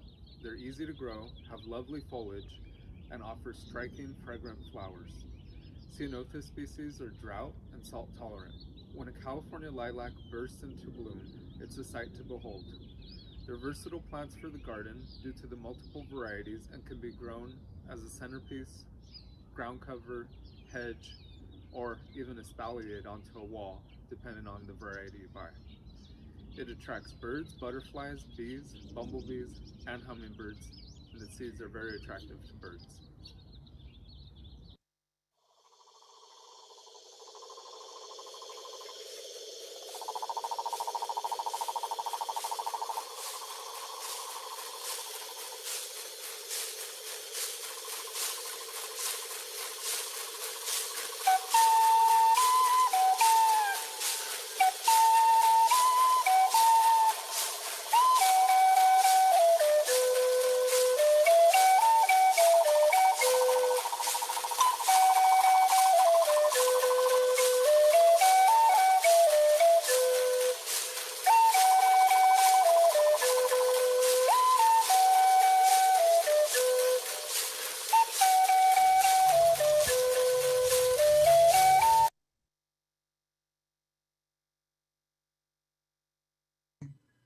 That was terrific. Thank you so much. So I had a few questions here. Somebody asked, what was the ground cover in your backyard? So the ground cover, as you mentioned at the beginning, Kathy, is Lipia repens. It has a number of common names: Texas frog fruit, turkey tanglefoot, but we like to call it Lipia repens or Philonodiflora. And I think that's on your plant list. I think if people want to go to the plant list, they'll probably find it there. Mm-hmm. So when did you start converting your garden? So we moved into this home June 2016 and began a few months after that with killing the lawn, sheet mulching in the front and in the back. We also did a little bit of sheet mulching, but in the back we did more manual removal of the lawn since I wanted a little more expedited process to be able to get started on the natives in the back, and let the front sit with sheet mulching for a little over a year before we started turning that over into a native garden. I'm surprised that your garden is just 2016. That's just 5 years. Your manzanitas are so beautiful. Your ceanothus. Oh, thank you. Yeah, our manzanitas, by the way, are small for their age because they are slow growers. So just so people know watching, you're not seeing a mature size of the manzanitas. Most of our manzanitas will get at least 2 to 3 times bigger than what you're seeing on the video. I think why don't we go now and then look at your second video, and then we'll do the rest of your time for questions. Sound good? Sure. Good. Yep. Sounds Okay. good.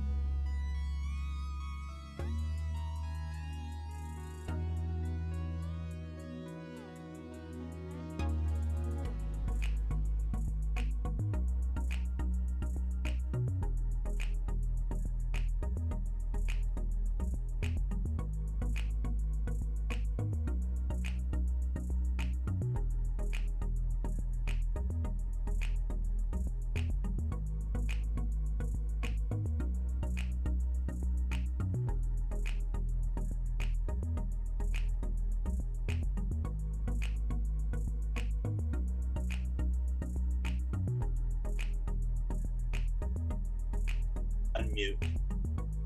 Muted. But I can't show my screen. I guess so.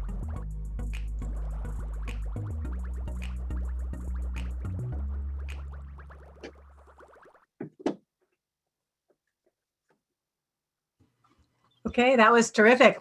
Really enjoyed seeing all the wildlife in your garden. So we had many questions. Let's see. A number of people asked about the music. Oh, that first song was titled Calling in the Plants. And the name of the album is Icaro, Icaro. And the artist is Manish Demur. The last name is De, second word Moor. Okay. And someone asked, how did you choose your plants? I know you guys designed the gardens yourself. How did you figure out what you were going to put in? Oh yeah, that was a question. If we hired, I think somebody asked if we hired somebody for the configuration or something like that. So no, it was all, we had thought about hiring somebody, but I thought it would make it more personal if we just remained patient and utilize our own creative process so that it was organically ours from our mind, from our hearts, and kind of felt the landscape, the house, and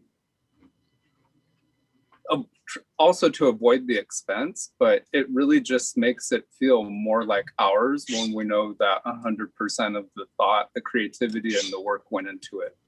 It also, in a way, makes me feel more proud of what I do and encourages both of us to maintain it, because we know what we've installed, how we've installed it, where the things are, and we don't have to rely on a secondary person or worry about an expense potentially incurred from a contractor or a designer to come back and say, well, this didn't really work. What are you going to charge us for this or to do that? A lot of it is trial and error. And when I first started doing this, I didn't want to kill any plants or pull any plants, but recognize that there's such a diversity in California and we're one of many little niches. So we just had to figure out which plants work and which don't. There are some plants that I tried multiple times and just gave up on and resorted to a different plant that was better suited for our area, our environment, our precipitation needs. How did you find your plants? Did you read books, or did you go to nurseries or use Calscape? How did you start figuring out what you wanted to put in your garden? So a combination of all of the above, going on hikes, seeing different plants in the area. We live right by Lake Chabot, so there are a bunch of native plants. If you know how to recognize them. There are some plants that I saw in parks on hikes that I thought, oh, I'd like to have that in my yard, and then later found out it was an invasive. But a lot of the plants we saw in parks were native, and I said, I wonder how I can incorporate that into my yard, and I wonder how I can make that look a little more tidy, because if you notice, our garden is pretty manicured compared to a lot of native gardens, and that is very intentional, and there is a lot of manual labor that goes into making a native garden look tidy and make the plants look nice year round. There are a lot of questions about the Lipia, and so yes. I know you know.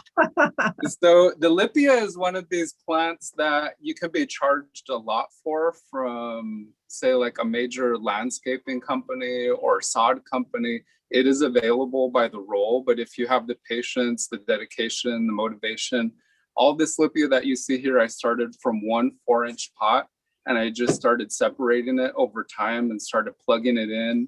Of course, in a very methodical method until it all started covering the whole yard. But this Lipia that you see behind us, we haven't watered it since probably August of last year of 2020. So it's had no supplemental water for over 6 months. And it's very lush, very green. It's in full bloom right now. The most work for it is edging. So you have to edge Lipia wherever you don't want it to encroach. So the Lipia that we're talking about is the ground cover in the background here. So somebody said it really takes off. So do you find it to be problematic, or do you find it to be a manageable fast grower? It is an extremely fast grower, and manageable, I guess, is in the eye of the beholder. I often am a little overwhelmed with how much management it requires to keep it out of all these circular beds that you see behind us, because yes, it does encroach upon them quite quickly. And if you don't have control over it, it could easily become overwhelming. I think Lipia would work best in a garden or an area that's a perfect square where you only have to worry about edging straight lines and not worry about edging corners or rounded things or irregular edges. So as a lawn replacement, Lipia would be a good one. A lawn replacement is a perfect example for Lipia, where you have 4 or 5 straight edges just to edge. So let me see, can you tell us about watering in your garden? Sure. So we do have a little bit of drip irrigation in the round beds that you see, but we only turn those on about a handful of times per year. Otherwise, everything's hand watered using gray water that we collect from our laundry. So we use Oasis laundry detergent, and the gray water can be used immediately on all the plants without any negative effect or burn or leaching or addition of any salts. Okay, so it's about time for us to move on. I want to thank you for making the videos. I want to say that we've had Danny and Eugene's garden on the tour a couple times, and it's really been a hit with people. They're in Castro Valley, so I hope we can see it in person next year. Yes, I hope so too. Thank you for the opportunity. Thanks for having us, Kathy. Do you want to hop on Zoom and answer some of the questions that we didn't get to? Sure. Yes, Okay. I'll go over. I'll list through. I'll scroll through and I'll answer some of the questions. Good, and then YouTube as well, if you feel like you want to hop over there. Sounds good. Okay. Thank you very much. Thanks for being with us. Thank you, Kathy, for all you do. Oh, thank you. Okay. We're going to unmute. There, unmute. Yep, so just one sec, Pete. And before we go on to Pete Veu, so I don't know if you remember when your dad or mom used to warm up the car before they started driving. Mine certainly did. But I learned recently that if your car is idling for more than 30 seconds, it's better to turn the car off and turn it back on again than to leave it running. So you can save gas, save money, and spare the air by turning off your car's engine if you'll be idling for more than 30 seconds. You'll be protecting your and your family's health and saving money on gas. As car exhaust is the #1 source of air pollution in the Bay Area, you'll be helping to keep our skies blue. So if you are waiting to pick up someone from school, sports practice, or the library, if you're sitting at a drive-through or a car wash, just turn your engine off. You can learn more at idlefreebayarea.org. So we'll be going now to Pete Veu at East Bay Wilds. Pete is a dear friend of mine. He's a native plant garden designer and installer. He is the owner of East Bay Wilds. If you go to find a designer on the tour's website, you'll find Pete's contact information and also a portfolio of the gardens he has designed and installed. In addition to designing and installing gardens, Pete also owns the East Bay Wilds Native Plant Nursery in Oakland. If you've been there, you might see a scene like this. Pete carries a wide variety of garden art, in addition to hundreds of species of native plants, many of them hard to find.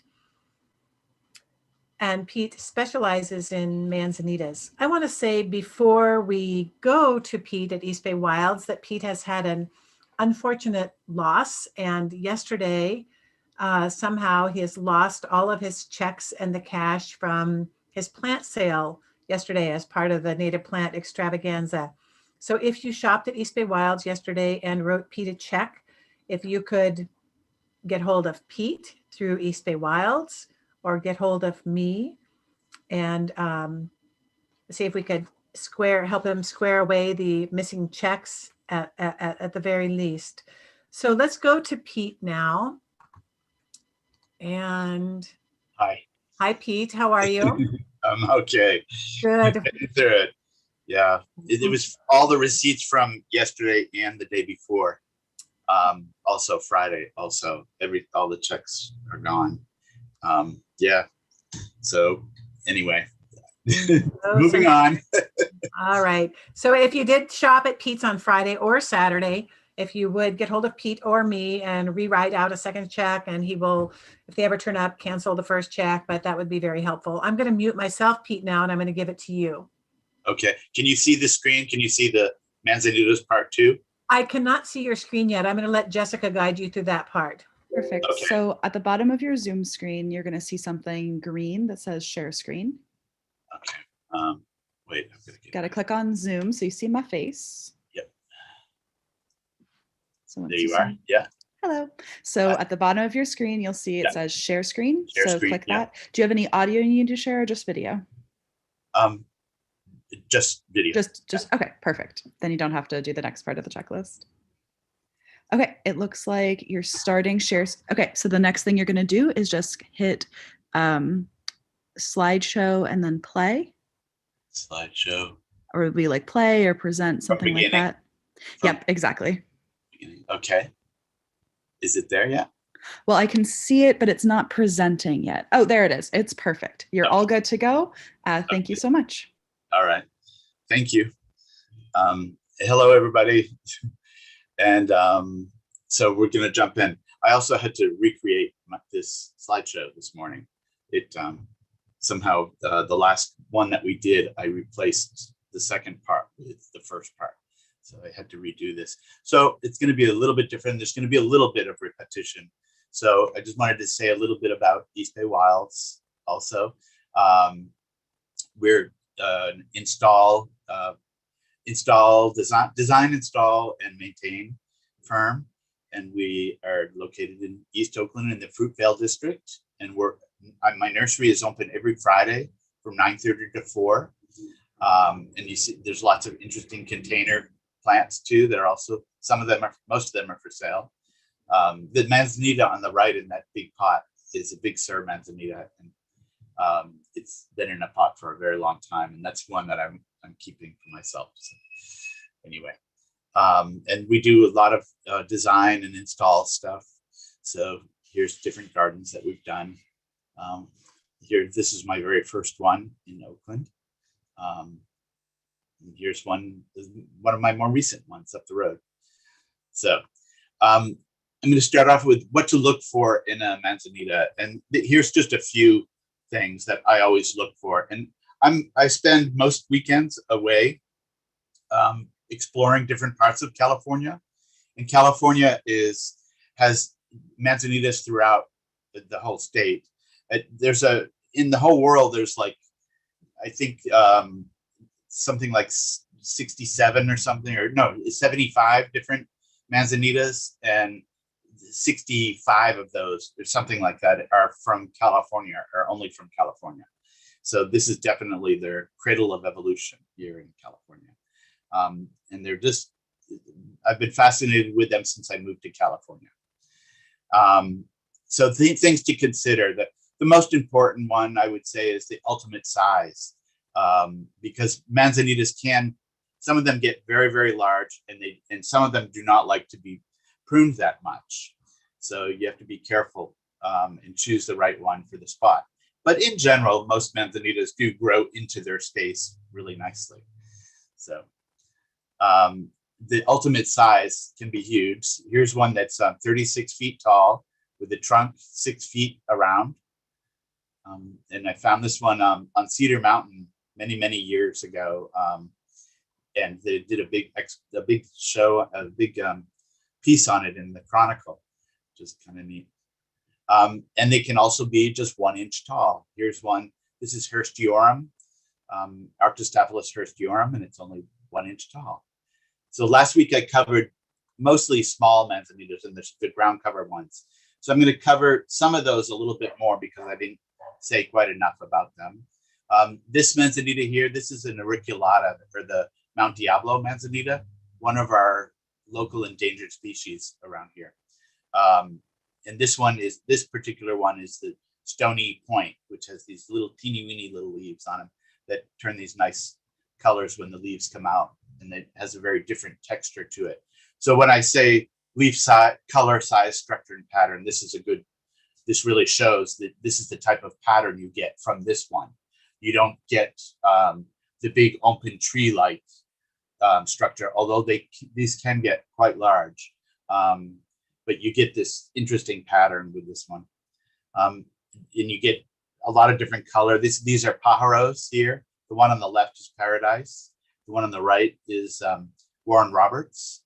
And you see the new leaves, when they come out, they get these bronzy colors, these oranges and reds. Warren Roberts is more orange and yellow-ish, the new leaves, whereas the Paradise is more red and deeper red colors. And Paradise also grows larger. Lester Roundtree is another beautiful one, which gets really huge. It can get to 12, 15 feet around. Paradise gets to generally 6 to 8 feet. Warren Roberts more 4 to 6 feet. But then again, Manzanitas grow for their entire lifespan, so they're always growing. So we don't know. You never know what the ultimate size will be. I actually saw a Warren Roberts that was 23 feet tall once, so they can really grow. Leaf color size. Okay, this is the same Manzanita on the left and the right. This is a Glauca, one I love to use in gardens. But when the new leaves come out, they're very bright green like they are on the left. And then once the leaves have been established for a while, then they turn the glaucous colors on the right. And this one with the wet leaves in the rain really shows the way what the glaucous color is. It's a waxy substance which helps retain moisture inside the leaves and not put them out. They also hold their leaves up vertically, and which does not give them a face to the sun, so they don't burn as easily and they don't dehydrate desiccate, I guess, as easily as if they were held flat like most plants. Here's another one that I love to use. This is Regis Montana, or the King Mountain Manzanita, another local endangered species. This one, all the local ones and really statewide, the auriculate ones. This is an auriculate one, and so is this one, or no, so is this one here. An auriculate means ear-like, so the leaf wraps around the stem a little bit. There's no petiole really for the leaf. It just wraps right around the stem. And all across the state, the auriculate ones tend to be endangered or very rare. Or in fact, the pallida is found here in the hills, the Oakland Hills, and that's auriculate. And this is the King Mountain one that's found also around the area, also auriculate. And so all the endangered ones, it seems like, are auriculate. Although that's not true. There's some other ones too. But here's a very common one that's used in landscape a lot. This is the Howard McMinn. And Howard McMinn, generally, if you see the description of it, they usually say 3-4 feet, sometimes 5 feet. But I've actually seen them up to 15 feet tall. There's a school in Moraga that was planted, had all Howard McMinn's planted around it back in the early 60s or mid 60s, I guess. And they're all like 10, 15 feet. So they can get quite large. The colors on this one I really love too. This is a Refugio Manzanita. I'll talk a little bit more about that later on. But Refugio, for us anyway, it's been the fastest one to propagate. It's from down south. It can get up to 15, 20 feet. So quite large. They have the new leaves are this color here. They seem to flower at every time it gets any water at all, they start flowering. But you can also kill them easily by watering them. Most Manzanitas, or many Manzanitas, they're so easy to overwater. So really just water to get them established. And then after that, very light spray down to get the dust off the leaves is what I tell people is all they need. This one is a really good one. It's a very large one, and it grows fairly fast for a Manzanita. This is the Mount St. Helena Manzanita, and it often, although not always, but it often has this wavy leaf pattern with fairly large leaves that are generally a little greener than they are in this picture. The picture, they just came out kind of gray.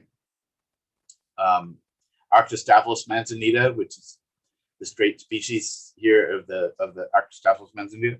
This is a very large one that grows from Mount Diablo north. And on the right is, which one is it? It's I'm not sure. I can't remember.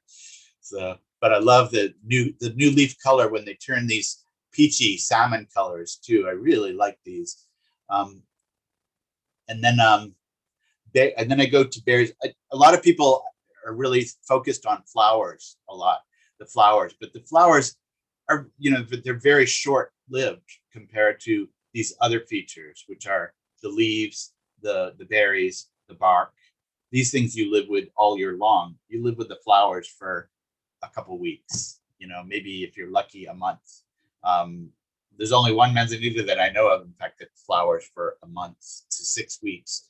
And that's the Big Sur manzanita, which is a medium-sized manzanita that gets to about 4 feet. So the berries vary a lot from one species to the next.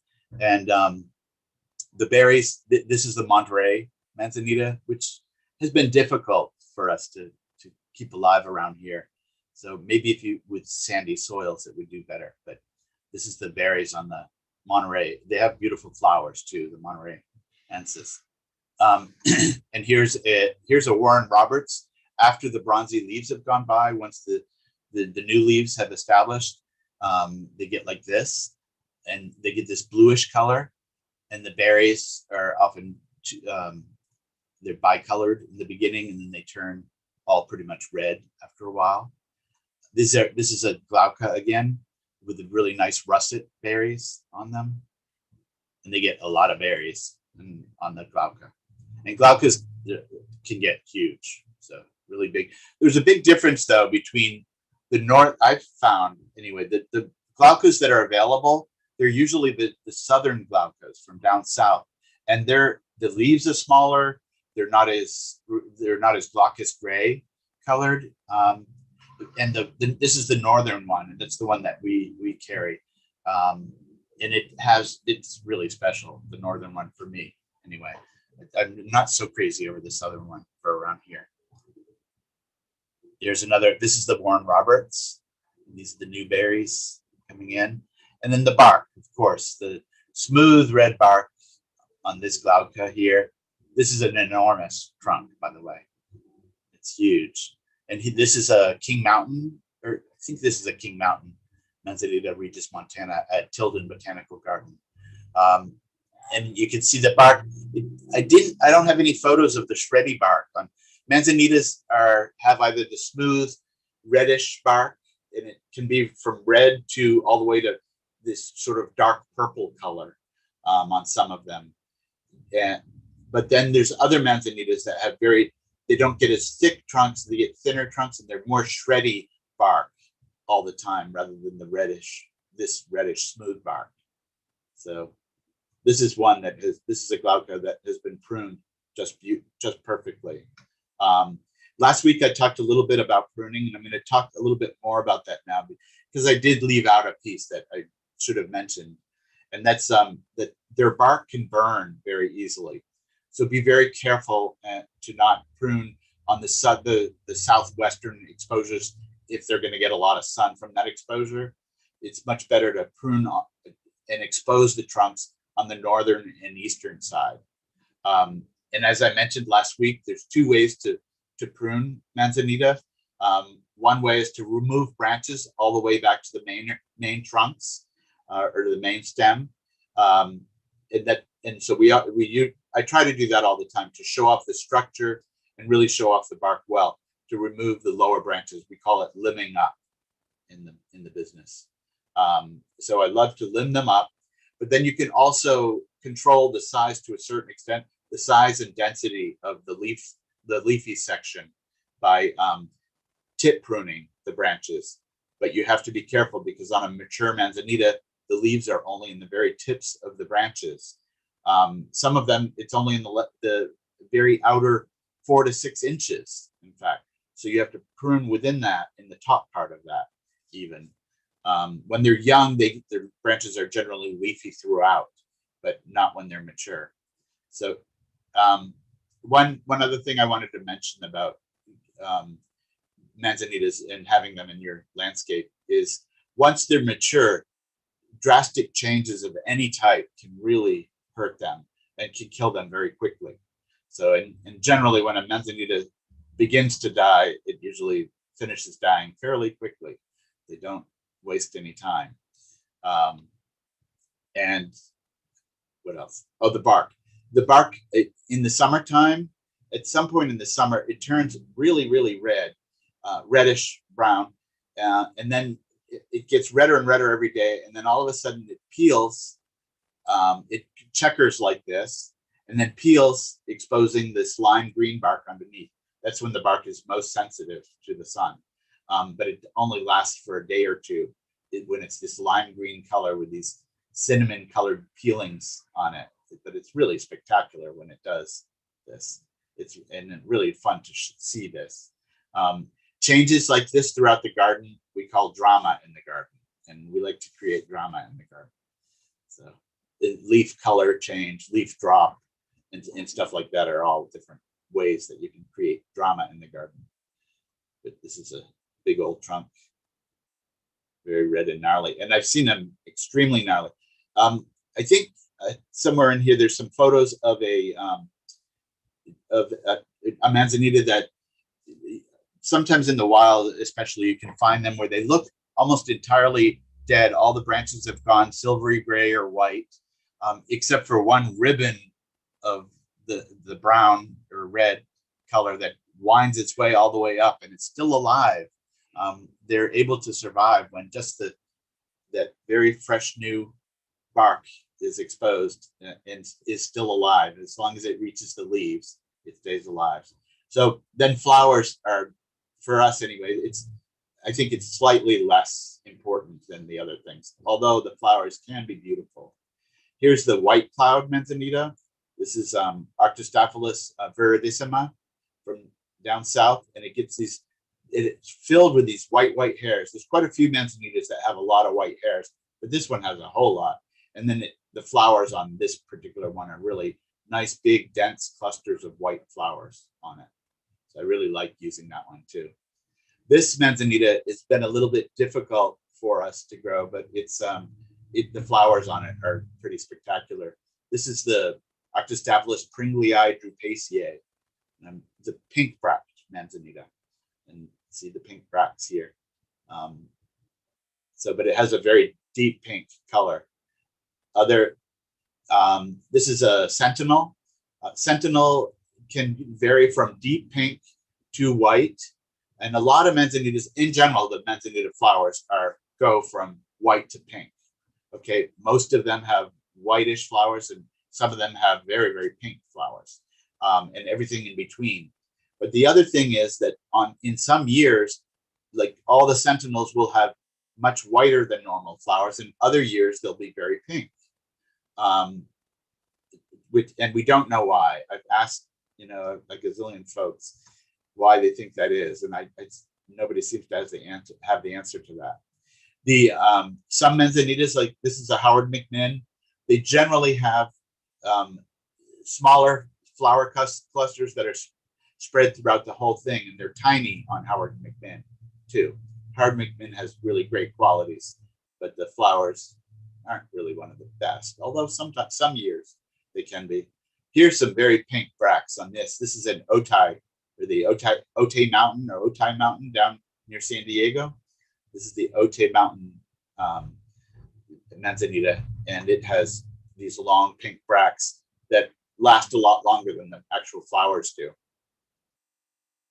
And here's this is an Austin Griffiths, and this is in a fairly white year. Some years they're very pink on those ones. Here's another showing the white ones. But the good feature about the Austin Griffiths for flowers anyway are the large clusters of flowers. In some years they're really spectacular. This year was a really good year for them. So this one actually is, I don't know, not sure.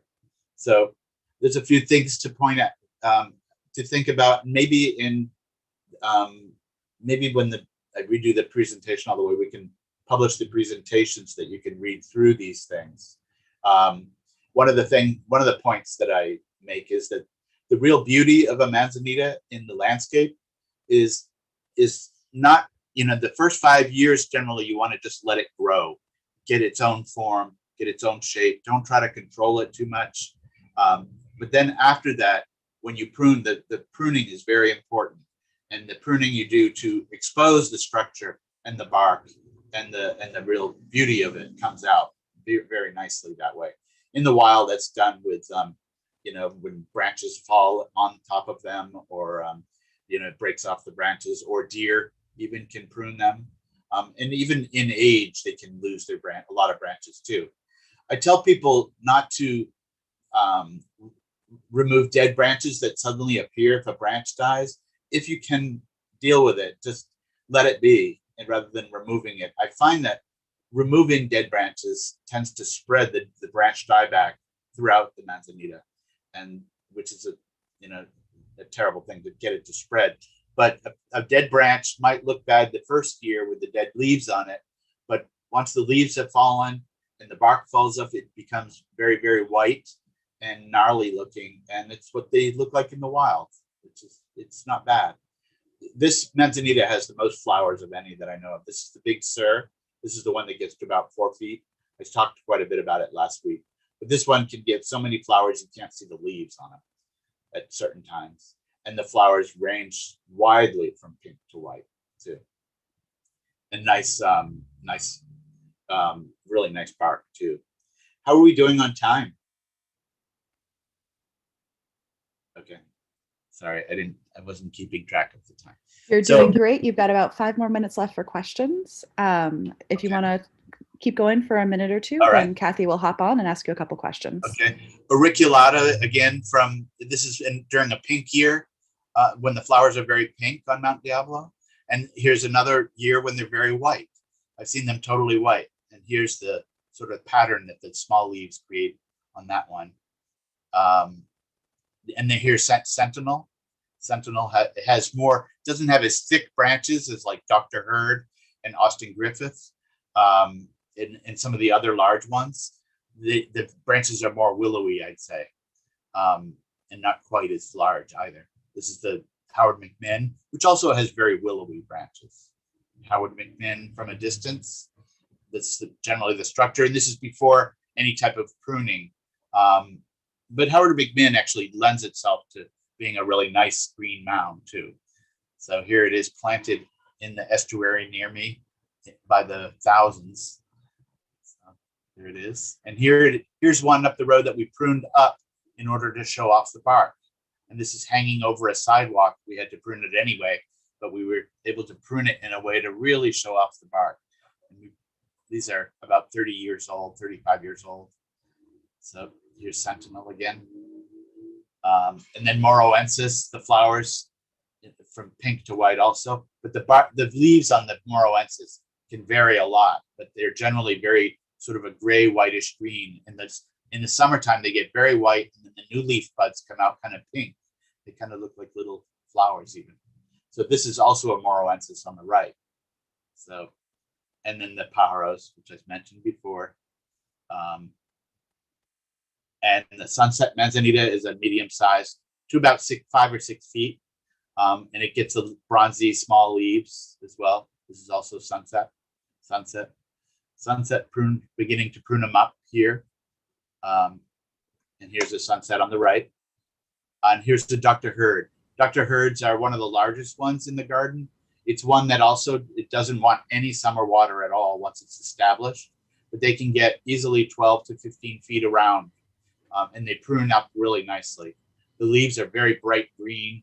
And in fact, at times of the year, it's in the summertime, when their new leaves are really flushed, they can look very, very yellow also, but a nice yellow. So, and here you can see, yes. I should probably pause you if we could ask you just a couple of questions before we have to go on to the next speaker. Sure. We have like a minute or two. So let's see, do manzanitas do well in clay soil? Some of them do, most of them do. Just fine. There's a few that really want sandy soil, and you usually find them in the wild. The most of them are found in sandy soils, but most of the ones that I've covered here, I'd say all of the ones I've covered do very well in clay soil as well. So, Okay. Is there anyone that you would recommend, as kind of your, some of your, go-to. yeah. I'd say the Austin Griffiths for a large manzanita. The Austin Griffiths, it's very beautiful, and it's easy and fairly tolerant, and more tolerant than like Dr. Hurd, of a little bit of summer water and things like that. So. Okay. So, Pete, if you have it in you, I know you've had a tough morning and a tough weekend. You're welcome to stick around on Zoom and answer questions. I want to say that, as I mentioned earlier, Pete had an unfortunate loss of all of the checks and cash from his last 2 days of sales at East Bay Wild. So if you did shop on Friday or yesterday during the extravaganza at East Bay Wilds, if you would get hold of Pete or me, and perhaps you could write him out a second check for your sale and help him out of this bind. And I want to say, Pete, would you remind people again, when is the nursery open? We're open every Friday from 9:30 to 4.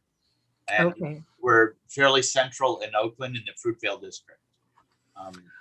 The address is on a website, but the entrance is on 28th Avenue. And you can always pull right in if there's room. Okay, so I want to say that Pete is a beautiful garden designer. If you go to Find a Designer on the Native Plant website and go down to Pete Veu, you can see a portfolio of the gardens that he's designed. Pete runs East Bay Wilds Nursery, where he carries many species of native plants that are hard to find or not available elsewhere. He specializes in manzanitas. It's a really fun place to go on Fridays, and Pete is a font of knowledge. He also does consultations and maintenance. So Pete, I want to thank you for joining us today and for giving another great talk on manzanitas. Thank you. All right. We'll go on now then to, okay, just one sec. All right.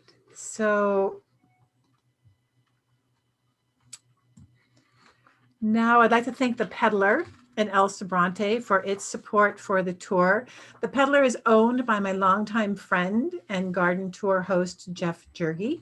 Some of you may have been to Jeff's beautiful local native plant garden at his home in Pinole in earlier years on the tour. Jeff has been a longtime garden tour host.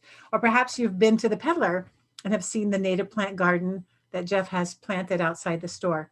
But back to bikes, the Peddler is proud to be your local bike shop, offering bike enthusiasts in the San Francisco Bay Area a comprehensive selection of quality bikes and gear, and service and repair for your bike when it needs it. Shop online or visit the Peddler. However you ride, the Peddler is here to meet your cycling needs. You can call them at 510-222-3420 or visit them online at theped.com. So just one second, and we're going to be going on to our next talk, which is Edible Native Plants for the Home Garden by Rick Flores from the UC Santa Cruz Arboretum. There's been a lot of interest from our viewers in edible natives, and I'm delighted to introduce our next speaker. Rick is a horticulturalist at the UC Santa Cruz Arboretum and the steward of the Ama Mutsun Relearning Program. As steward of the Relearning Program, Rick fosters the relationship between the Ama Mutsun tribal band and the Arboretum, oversees educational programming, and helps displays of culturally important native plants. So let me go and greet Rick. And hi, Rick, how are you? I'm well. How are you doing today? Good. I'm fine, thank you. Thank you for joining us today. Oh, you're welcome. Thank you for having me. I'm going to go ahead and share my screen. Please, thank you.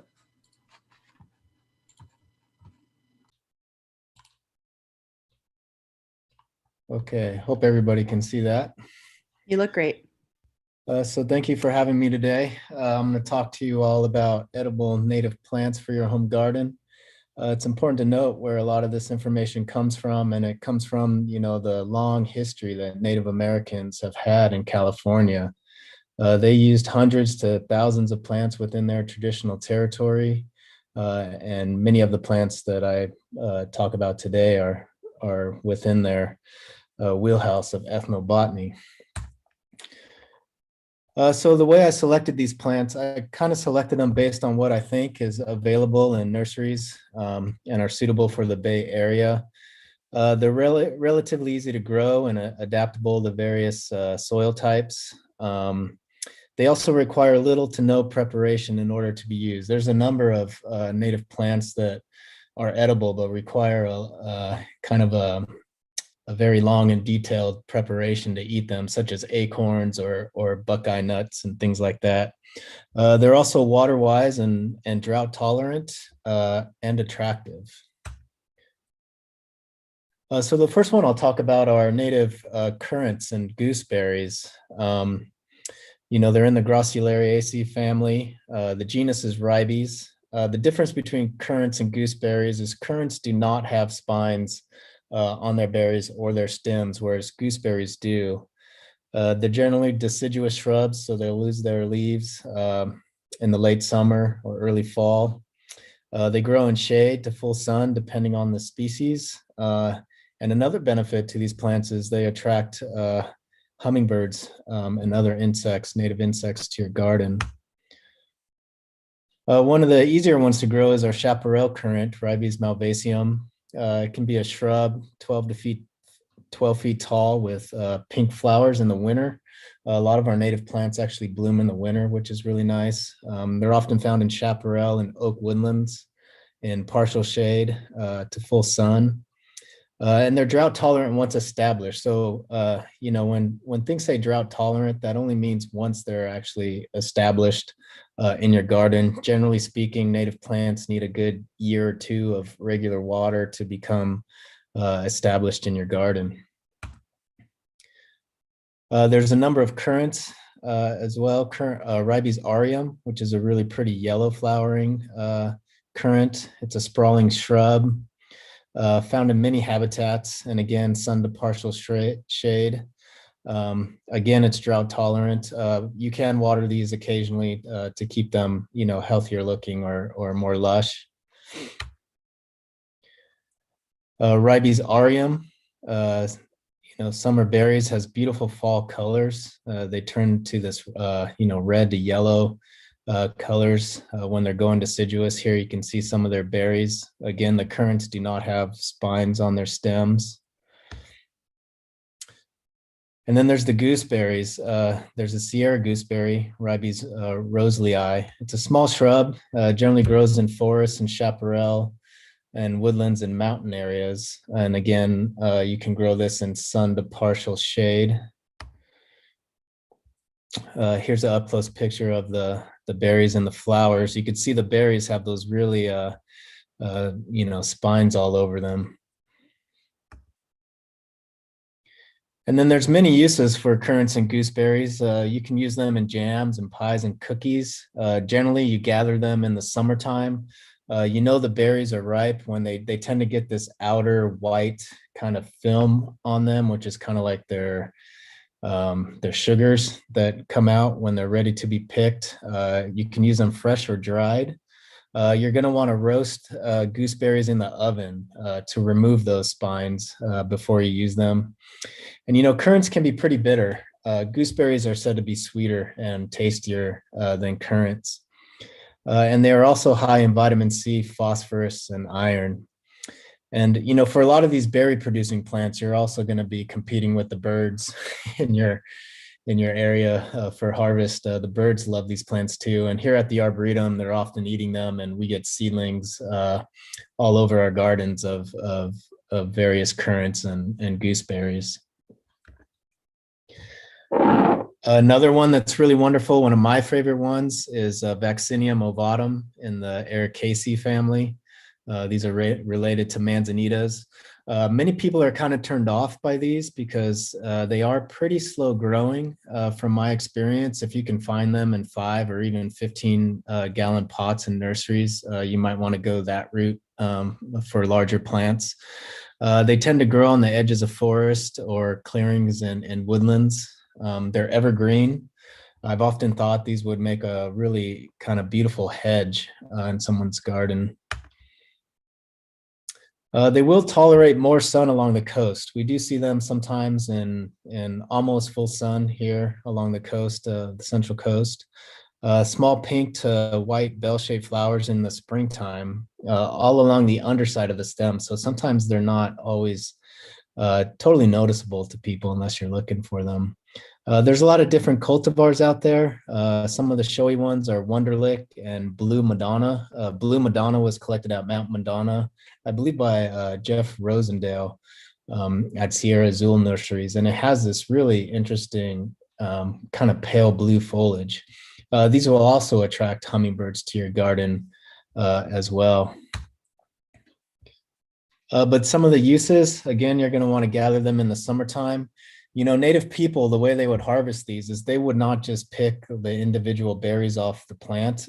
They would cut the entire stem that the berries were on. And this is, you know, kind of similar to what we do in horticulture and pinch pruning, is that if you're cutting off the entire stem at that cut point, you know, the next season of growth, you'll get 2 branches instead of 1, and that actually increases the berry production of the plant. You want to use these fresh. They can be used in jam, again, in baked goods such as pies, bread, muffins, and cookies, or they're very delicious raw right off the plant. Another one is our blue elderberry, not to be confused with our red elderberry. The red elderberry is poisonous. You want to be sure you're getting the blue elderberry, which is Sambucus nigris, a species Caerulea, formerly known as Sambucus mexicana. It's a deciduous small tree or large shrub. They can grow up to 25 feet, and generally they're as wide as they are tall. It's typically a multi-trunked shrub or tree, but you can prune these into a single trunk. They're found in many habitats, primarily in sunny locations. They can be drought tolerant, but will also take moderate watering. Will grow in partial shade, but grow in full sun is the best way for berry production. You're going to want to kind of careful with these plants. Recent research suggests that there are small amounts of hydrocyanic acid, which is, you know, carcinogenic in some ways. So you're going to want to dry these or cook with them to destroy that acid. But you gather them in summer or fall. Again, like most berries, they develop this kind of white powdery coat when you know they're ready to be harvested. You can use them in jam, breads, pies, and other baked goods. You know, elderberry syrup and elderberry wine are also pretty popular to make. The flowers actually make a pretty tasty tea. You could just steep the flowers in some hot water and have a tea with that. And they're loaded with minerals, antioxidants, and vitamin C. Another one is our wild grape, Vitis californica. Now, this is a very large and wandering vine. It's probably not suitable for small gardens, but will do great in kind of larger gardens where they can be given places to roam. You can prune these back if you like as well. Attracts many birds. Again, you'll be competing with the birds for the berry harvests. Best to use on large trellises or arbors or weave along your fence line. And they have really beautiful fall color, like most vines. If you don't know, many of the, you know, in viticulture, the growing of grapes, many of the grapes are grafted onto our native rootstock, because the native rootstock has been shown to be much more resilient to diseases and things of that nature. They tend to grow in canyons along stream banks. Here you see one in the fall that's just starting to turn color and lose its leaves. They don't require a whole lot of watering. And there are showy cultivars that include Rogers Red, Russian River, and Walker Ridge. Genetic research has actually shown that Rogers Red is actually a hybrid between our native grape and I'm drawing a blank on the name of the French cultivar. So it's not totally, a complete California native plant, but I still included it here because it has that parentage.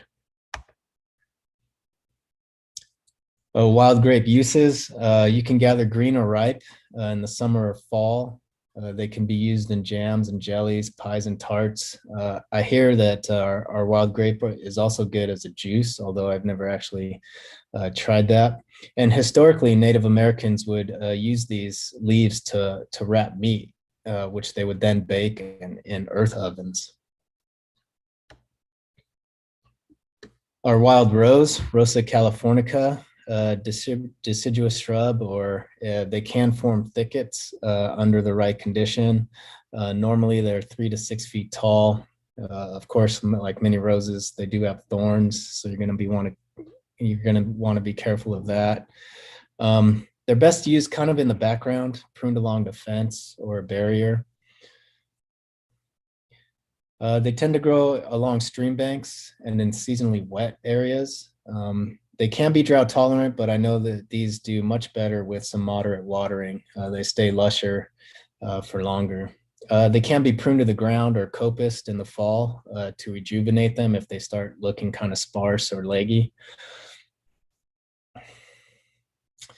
And wild rose uses. I was told that you want to harvest rose hips in the winter after the first frost. They have edible fruits and flowers. You can use them in syrup. You want to use the ripe rose hips for the syrup. For jam, sauces, soup, or seasoning, you want to use the dried rose hips. I know in my work with the Amundsen tribal band, they often make a really tasty tea out of rose hips, dried fragaria or strawberry leaves, and our yerba buena, which is our native spearmint. Most recipes recommend removing the inner seeds prior to using them, and they are high in vitamin C, calcium, and iron. Another one are Oregon grapes or barberries, Berberis aquifolium and Berberis pinnata. They're evergreen shrubs of various size. You can grow these in sun to shade. They are pretty hardy plants and can be drought tolerant, although they will, you can use some supplemental water to keep them looking a little healthier and lush.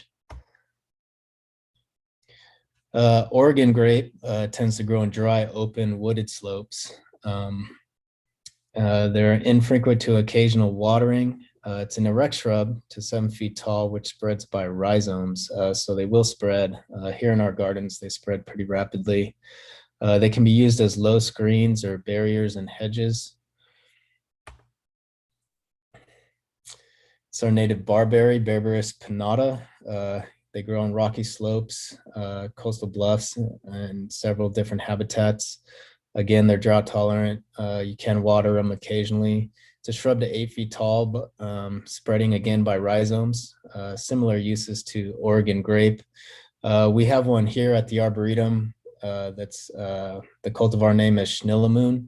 It was collected on the Channel Islands, and it's a pretty unique one because it doesn't have those kind of spines on their stems. So if you don't want those spines, you can look for that cultivar in nurseries. The berries tend to ripen in summer. They turn a black-purple color when they are ripe, and they're great to use in baked goods, jams, and jellies as well. And then we have our manzanitas, Arctostaphylos species. They range from ground covers to shrubs to small trees. For harvesting the berries or the flowers, the shrubs will work best because then they're at within hand's reach.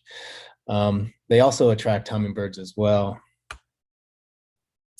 Manzanita means little apple in Spanish. The berries look like little, when they're unripe in the springtime, they tend to look like little Fuji apples. The picture here is of ripe manzanita berries. In the ethnography of the Amundsen, a tribal elder, Ascension Solorzano, talks about making a cider out of the berries, in which they would simply grind the berries either unripe or ripe, and then steep them in water, strain it out, and it's said to make a pretty tasty cider. You can add honey or yerba buena to it if you wanted to sweeten it up. They're mainly chaparral plants with a few exceptions, and they are drought tolerant, but can be watered occasionally depending on your soil type, I would say. Some of the showier ones, Dr. Hurd, Howard McMinn, have these really beautiful open kind of structures that really showcase the wonderful architecture of their red bark. Manzanita uses. There's a lot you can do with these. You can make a jam out of the blossoms. You can make manzanita crackers and berry sugar. You can make a cider, as I mentioned. You want to bruise the berries, but do not crush them. Let them stand overnight. Decant it, let the sediment settle, decant it again, and sweeten if desired. The flowers are actually edible too. You can pick these right off the plant and add them to your salads and things like that. But one of the funnest uses of, for me at least, for manzanitas is to make manzanita blossom jelly. So you want to gather up the flowers, and it's pretty simple. You know, you just boil the flowers and then you strain it out, and you're left with this really rich kind of blood red liquid, which you then add sugar and pectin to, typical of making jellies, and then jar it. And it's actually very delicious. The recipe I use, if you do an internet search for manzanita blossom jelly, I believe one of the first recipes you come up with is from a Buddhist monk that's down in Tassajara. That is the recipe I use. To talk about some of the herbs, yerba buena, Clinopodium douglasii in the mint family. It's a really easy one to use and grow. It grows well in containers. You can use it in a hanging basket. It's a perennial ground cover. You could grow it in partial shade to shade. It wanders around, and it's found in many plant communities, grasslands, oak woodlands. Prefers good draining soil, but it can be adaptable. You want to harvest this one in the springtime when it's actively growing, and you can dry it to have it throughout the year. And it's really easy to use. You just steep the leaves in some hot water and it makes a delicious mint tea. Another one is miner's lettuce. This is another really easy one to use. It's an annual, so to get it going in your garden, you're going to want to let it go to seed so that you create a seed bank so it'll come back the next year. Generally grows in moist shaded areas throughout California. The leaves can be eaten raw as a salad, and you often want to pick these before flowering, much like lettuces. A simple recipe is just to chop green onions and saute them, and then add miner's lettuce and quickly heat it and garnish it with pine nuts. Is a really delicious salad. California hazelnut. This is a really interesting one. When you look at the Native American ethnobotany, you hear a lot about acorns, but in archaeological sites here on the Central Coast, the nut that was found most was hazelnuts, not acorn. So it's thought that hazelnuts were a very important part of the indigenous diet here. But it's a large sprawling shrub to small tree. You can grow them in many habitats. Infrequent watering, sun to partial shade. This is just kind of an up close of the male flowers there, the catkins, and the kind of the structure. It has this kind of fountainy structure to it. Hazelnuts are delicious right off the bush. You want to harvest them in late summer. Sometimes you'll harvest them and there won't be a nut in the shell, and that's because of some weevil that causes the nut to abort within the shell. But they can be roasted and used in many recipes or grinded into flour. You can make hazelnut crumb cookies with them. The way to shell these, I've been told, if you ever harvest hazelnuts, is there's a flat part to the nut, and then there's this like pointed tip that you kind of see there in the bottom picture. So you set the seed on the flat part, and then you just gently tap the top part of the nut there, the tip, and the nut splits perfectly in half when you do that, and you can harvest the nuts that way. And then to wrap it all up, some useful books that I use for this are Seaweed Salmon and Manzanita Cider. This is a great book about native foods from an indigenous perspective. There's recipes and stories about native foods of both plant and animal foods. Another really wonderful book for this topic is a book called Living Wild by Alicia Funk. She has two books, actually. One is specific to the Sierras, I believe, and then this one that's in the picture here is specific, to native plants just in California. But the first part of the book is how to grow the plants in your own garden, and then the last part of the book is like recipes and things you can use for the plants. Another really wonderful book. This was a groundbreaking book about how California Indians were managing plant resources around them. Includes information about edible plants as well as other useful native plants like textiles and medicines. It's actually used in many classes these days and courses on the subject. And then what you can do is use those books and kind of cross-reference them with some of these, garden design books to find ways about how best to grow these in your own home garden. So with that, I'll say thank you. I think there's some time for a few questions if anybody has any. There is. So Rick, thank you so much. That was so interesting. And thanks for the resources for recommending the books. So I want to tell our viewers that Stephanie and Jessica have been putting links to the books into the chat on Zoom. And you can also, if you want to look at this video again later, because I know Rick covered a lot of information, you'll be able to see it on the Tours YouTube channel at your leisure and freeze frame it if you want to look at something or take some notes. So I want to say, Rick, that our garden tour host, Al, who was on earlier, said that every year he makes manzanita tea with his grandchildren. Nice. He has a lot of manzanitas in his garden. A couple people asked how to distinguish the red and blue elderberry. Do you know? So, outside of their berry color, obviously the red elderberry has red berries and the blue elderberries has blue or dark blue berries. One of the ways you could tell is through the flowers. So the structure of the flower clusters. So the red elderberries has a more kind of domed shape flower structure to it. And then the blue elderberries, their flowers are, when they grow in those bundles or umbels, they're more flat. Red elderberry also tends to have much larger leaves than the blue elderberry. The blue elderberry has smaller leaves. So those are the easiest way to tell them apart. Okay, so just to remind people that the red one is poison, so be careful. If you're going to be trying these, make sure you're making the good decision. Someone asked, which huckleberry would you recommend for human consumption? Huckleberry, well, Vaccinium ovatum, for sure. That's the one I touched on. I would definitely, for California native plants, I would definitely recommend that one for human consumption. I'm not sure what other huckleberries there are in California, but I was thinking of a variety or something. I'm not sure. Yeah. I know I'm going to try when we replant our garden. We're going to get some huckleberries. So we did grow Rogers Red in our yard, and it was a voracious, uncontrollable, monstrous grower. In fact, when I see it in people's yards now, I just cringe. Really, it grew into 5 of our neighbors' yards, on either side, above us on either side, behind us. It knocked over a fence, and we finally took it down, and we're still taking it down. So viewer, beware, Rogers Red. I would go for the straight grape species if you wanted it and not try the Rogers Red. Although the juice, it was good. It was a lot of work, but it was good. Yeah.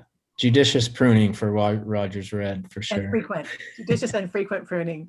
Yeah. So I want to say, Rick, in case people aren't aware, but you have this great ethnobotany pamphlet on the UC Santa Cruz Arboretum website, I think. Do you want to just direct people to it before we have to part? Well, I could try to find it online. If you go to the educational page or the Munson Relearning Program page on the Arboretum website, you can find it. And that pamphlet was actually done by an undergraduate about 10 years ago that really did a wonderful job on it, and we still have it available today. Yeah, I searched on, well, the title I think is called Plant Uses, California Native American Uses of California Plants, Ethnobotany. And maybe I searched on UC Santa Cruz Arboretum, but it was just a really nice pamphlet with a lot of good information that I enjoyed seeing. Somebody just posted the link in the chat, and that is Okay. the right link. Thank you, Zarina, Jessica, and Stephanie, who have been great. I've seen them posting the resources. So Rick, I want to thank you so much for joining us today. It was great to have you. It was informative. I really enjoyed your talk. Thanks for having me. Thank you. Okay. Yeah. If you want to answer any questions on Zoom, you're welcome to. I saw there were some questions we didn't get to. I'll Okay. stick around and try to answer some of these in the chat. Thank you so much. Thank you, Rick. Thank you. Bye-bye. Bye. So we're going to go on now. So if you're enjoying this program, we hope you'll support us. If you haven't yet had the chance to contribute, you can help by making a donation now. You can do so via the donations button on the tour's homepage at bringingbacktheNatives.net, on the tour's GoFundMe page, or you can mail in a check. The tour's address is under Contact Us on the website. So we're going to go now to Ed Ellebrock's garden in Fremont. And I'm just going to show you the before photo of Ed's shared driveway strip and a few of the after photos. I have to say, this was such a beautiful garden. I just loved seeing this garden. Ed is not a garden designer, though you wouldn't know it to see what he has done. Ed will be showing us two separate videos, one about his native meadow and the other about the sidewalk strip where rainwater is kept on site. So let me stop sharing and we'll go now to Ed. Hello, Ed. How are you? Oh, I'm doing so well, Kathy. Nice to see you again. Nice to see you as well. Thank you for all your hard work on the videos. I know it's not easy to do this. I'm not very good at it, and it's a little tough when you don't do it for a long time and try again.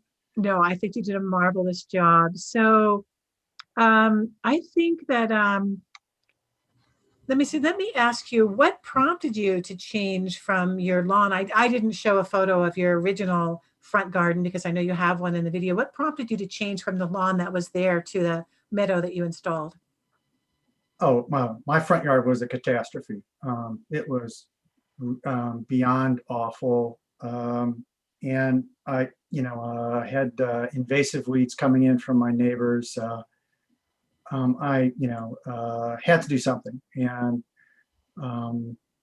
was getting into garden after I retired, and was reading American Meadows book. Thought that'd be really fun to do, and I'd gone on your tour so many times that I drew a lot of inspiration from that and kind of melded that together eventually. There were some stops and starts, and I did it all myself, which definitely filled my days. But it is, someone earlier today mentioned how nice it is when you are very integrated with the design and the plants, and it really does help you a lot to understand it. I literally spend time every day in my garden just walking around, and it's not lost time, but sometimes it's an hour more. There are so many beautiful things, and I just can't recommend it enough. When you go from the grass to that living landscape, it's really something. It is. Well, let's go now and take a look at your first video. Thank you.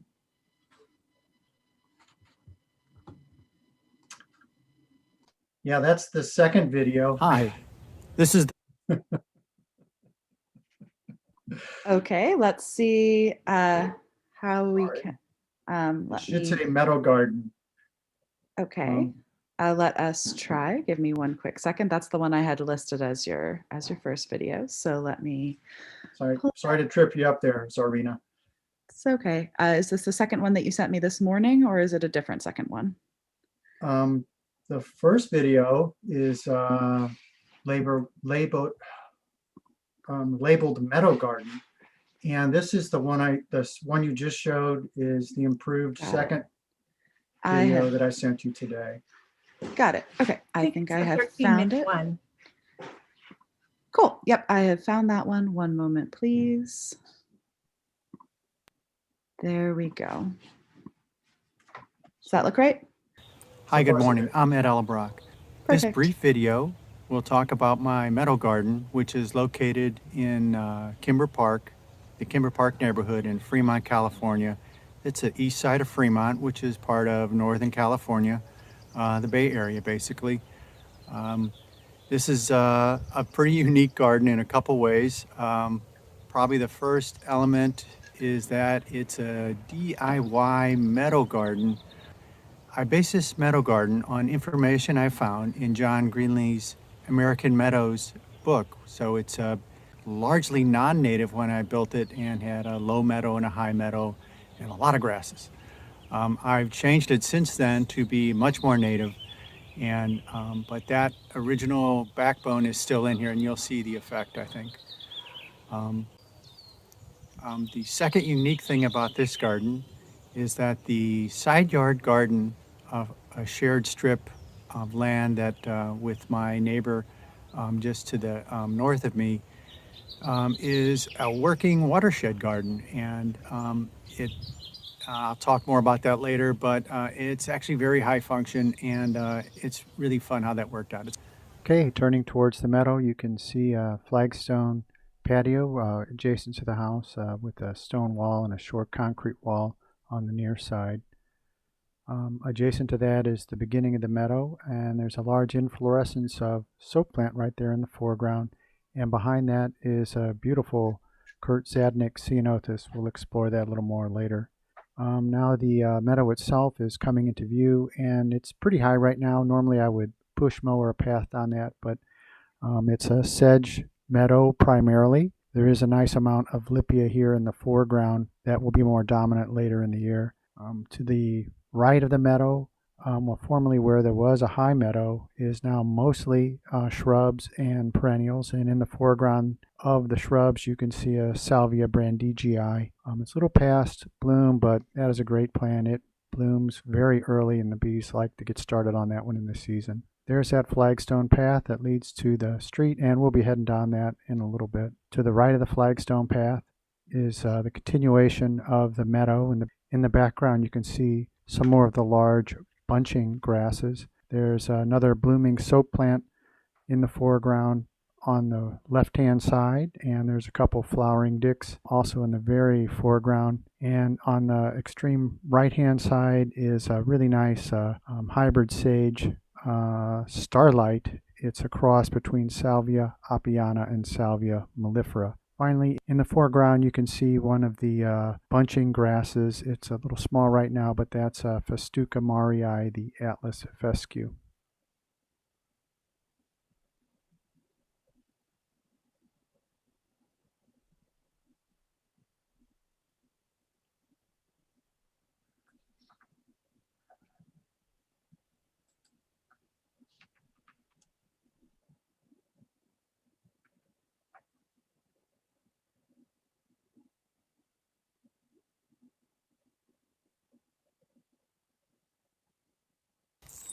Okay, let's head off into that meadow and past the Kurt Zadnik ceanothus, and there's a big bunch of Phacelia bulanderi. This year's been a great year for the Phacelia bulanderi, and it's really grown into quite a large patch. It's worth returning to, and we'll do that in a little bit.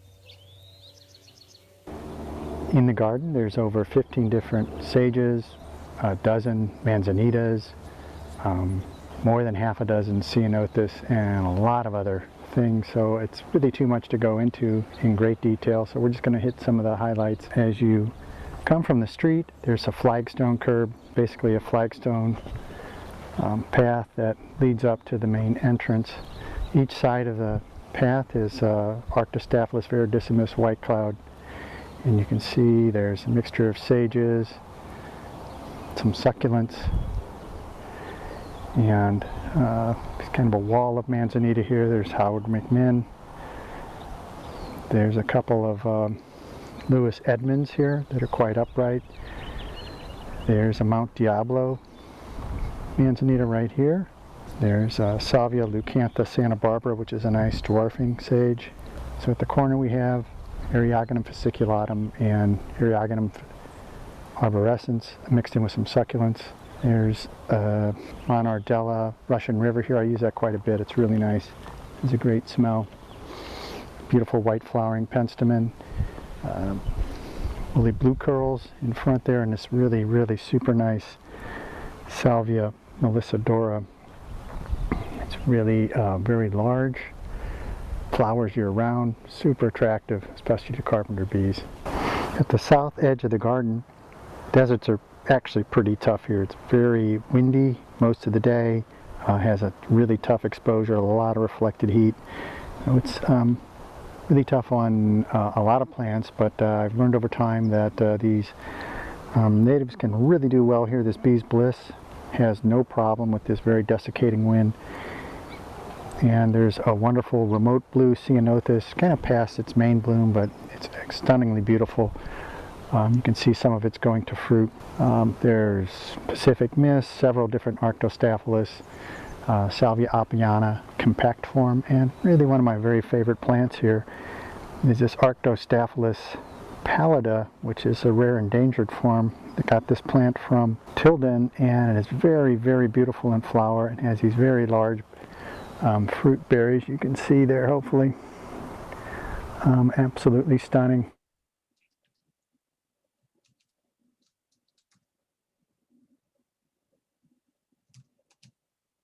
One moment, please. The video very large got stuck. I'm just seeing if I can fix it. Really been great this year. There we go. That woodland Phacelia that's blooming. Thank you, everybody, for your patience. I think that's where we were. Oh, and it's just getting stuck there again. I'm going to scoot us forward just a little bit. There we go. Yeah, thanks, everybody. Back to the meadow and to that woodland Phacelia that's blooming so well this year. You can see it's developed into a pretty large patch.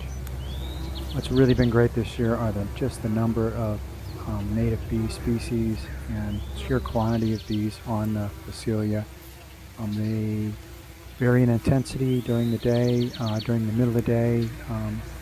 You really get a lot of different species. Towards the beginning and end of the day, it's typically the bumblebees that are out. They seem to work better when things are a little cooler. But it's really been astounding, and I wanted to share it with you here.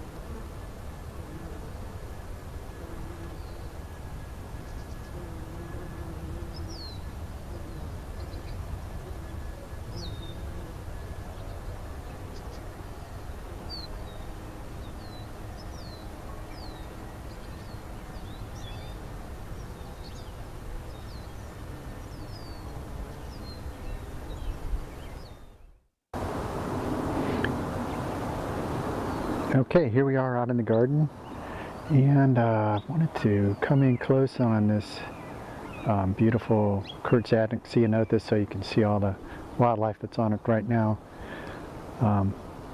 It's pretty much in full bloom here. It's a great time to come in. I'll try and be quiet, just pan around so you can see what's happening.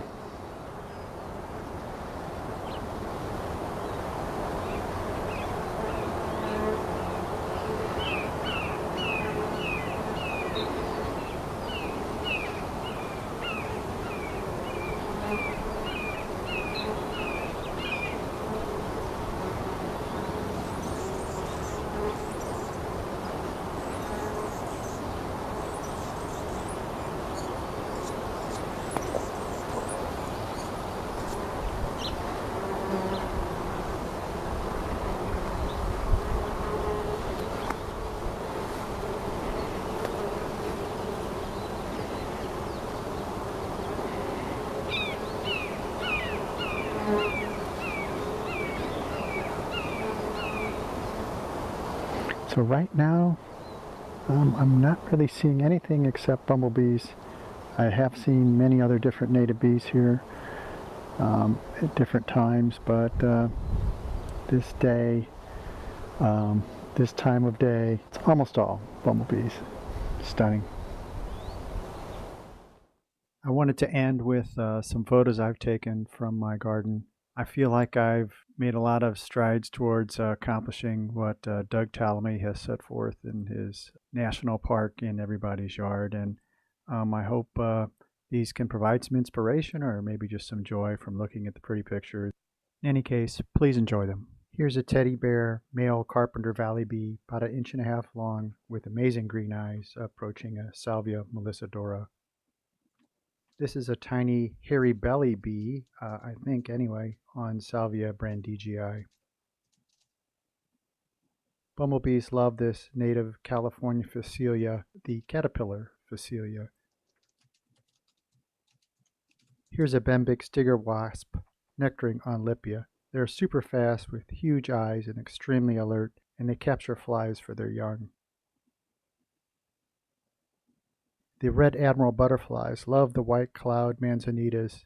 Since they seem to fly very early, the manzanitas are in bloom, providing the much needed nectar. This gorgeous little skipper is feeding from a hybrid blue curl's Midnight Magic, which blooms over a much longer period than the straight species. Here are a pair of carpenter bees nectaring while mating on Salvia melissadora, which is also known as the grape-scented sage. This yellow-faced bumblebee was snoozing on this white cloud manzanita bloom. This tiny carpenter bee, probably Serratina species, is feeding on seaside daisy. Here's a pipevine swallowtail on that Salvia brandigii. So far this year, this has been the butterfly I've seen most in my garden. Pipevine caterpillars on my Dutchman's pipevine from last year. Yay! Tiny male metallic green bee on woodland Phacelia. Here's a slender salamander I found under a pot. This California toad lives under the Salvia melissadora. The first toad I remember seeing in 40 years in California was in my yard.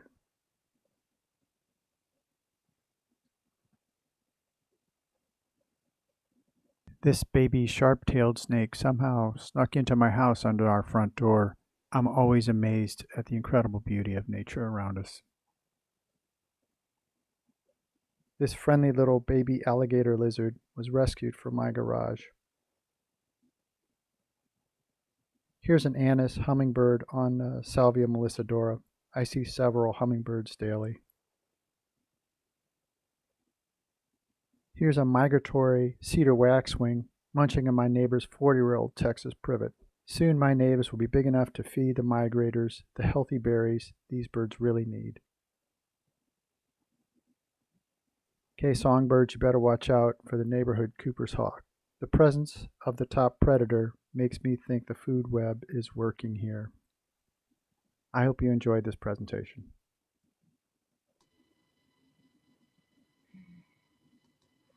Oh, Ed, that was terrific. Thank you so much. You're welcome. I love the wildlife photos at the end, and I'm really envious that you saw a toad. Oh, I know. Yeah, it kind of blows my mind. There seem to be several of them. And I find them from time to time throughout the year, so they're living here. Yeah, I think a meadow with a lot of very gravelly soil seems to help, and it's irrigated. I should have mentioned that at some point. Yeah, I think that helps a lot. What we found, we drew lizards when we had a wood pile, and also when I buried logs partway in the soil and just left them there to rot. Then we saw newts and salamanders. Otherwise, we've not really had a lot of amphibians or reptiles here. I'm sorry to have to say. but we recently saw a ring-necked snake. And Oh, I love ring-neck snakes. yeah, it's really fun. It was really exciting to see them. Yeah. So Ed, somebody said award-winning transformation. Great job. I agree. The bird song in your video was beautiful. Someone asked about the national park in every garden. Do you want to just talk about that for a moment? Like, whose idea was it? And yeah, I mean, you actually handed me a softball question at the beginning talking about where I drew my inspiration. I mean, it's Doug Tallamy. Come on, this guy. He's my real inspiration. I just got his book today, or actually yesterday. I just opened it while this was playing. I'm pretty excited. It's Doug Tallamy. I went to a Master Gardener Symposium with his talk way back about the time I was doing my meadow. And it absolutely blew my mind, was a real transformation in my thought process. And it is, I could go on for hours, but just briefly, I've been taking horticultural classes for actually, over 5 years. And I've seen many, many extremely well-designed and beautiful gardens in the Bay Area. They are beautiful. They have a lot of wonderful plants, but they just can't compare to a living garden. And it's not even close. I mean, you see all those bees, you see the actual wildlife. What are we talking about? It's not even close. let me say that Doug Tallamy, if you are interested, you can contact Orinda Books. And if you purchase any of Doug Tallamy's books, they're offering a fundraiser for the garden tour. He's got 3 books out now, maybe 4, I think, and he's just fantastic. So he spoke on April the 25th. His talk is up on the tour's YouTube page. He spoke at last year's virtual tour, and you can see his other talk there as well. But let's go on now and see Ed's second video, which is on the working watershed. I'm so excited about this.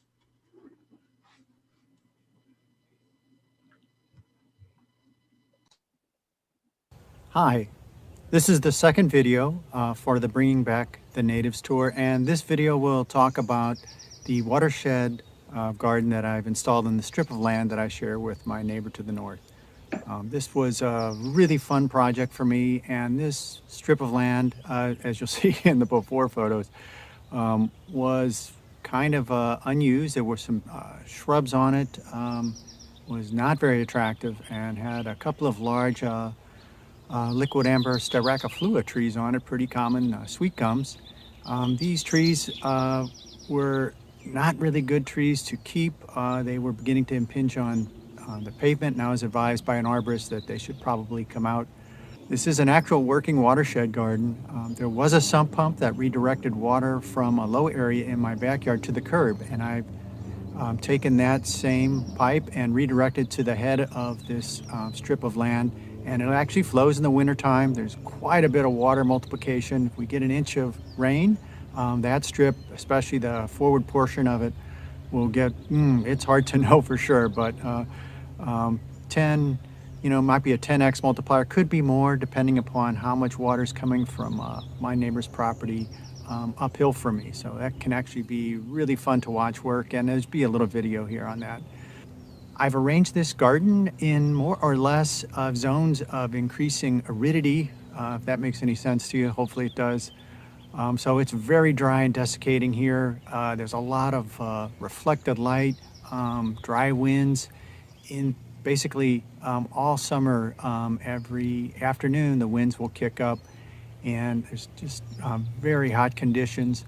I've had to learned over time how to protect some of the plants from this extra heat. It's turned out very well. It's really exceeded my expectations, and I tend to spend time in it every day, just seeing what's going on. But you'll see all that in a moment. I hope you enjoy it. Here's the view of the watershed garden from the street, and we're going to walk right up this dry riverbed. There's succulent gardens to the left and right. The right-hand side is my yard, and the left-hand side is my neighbor's yard. Immediately behind these succulent gardens are 2 chaparral areas, which are raised bed behind a short stone wall full of rocky, gravelly soil, and a lot of manzanitas, and that's where most of the roots are. also Epilobium UC hybrid right there, that silver plant. Left-hand side is Aerophyllum Lanatum Siskiyou, beautiful. There's some Monardella, and there's the first of two Quercus scariana Oregon oaks, pretty small still. All right, we're moving forward. Left-hand side, Dr. Hurd Manzanita. Right-hand side, Xerxes occidentalis. And straight ahead, Berberis navinii. Getting into the oak woodland area, left-hand side is coyote bush and some Prunus obliquifolia. We've gone by the second Quercus, and there's another Dr. Hurd Manzanita. And here at the end, you can see a shade garden with elderberry, carpentaria, and other plants. We're looking at the small water feature at the end of the watershed garden, and I'm going to try and activate it here in a moment. You can see the white PVC is where the sump pump from the side yard will actually send the water back this way.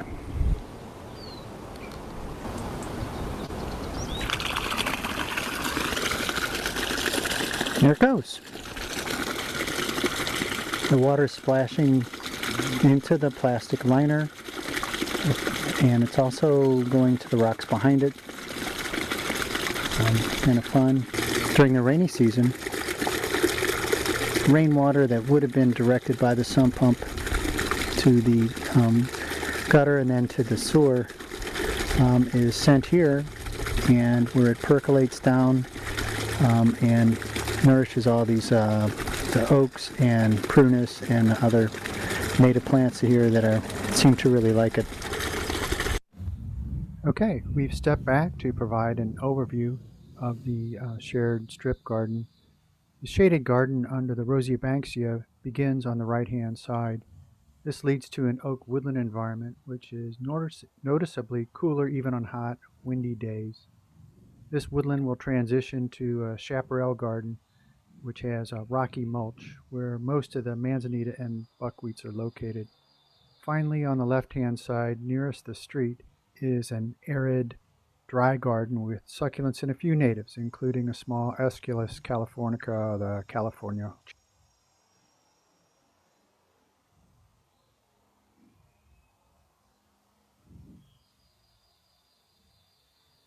If you look at the plant list for my garden, you'll see that there's no way to talk about most of them. There's just too many.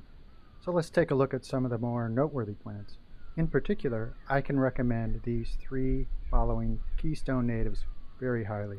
First off, although hard to see, there's a small brewer's oak at the shade line.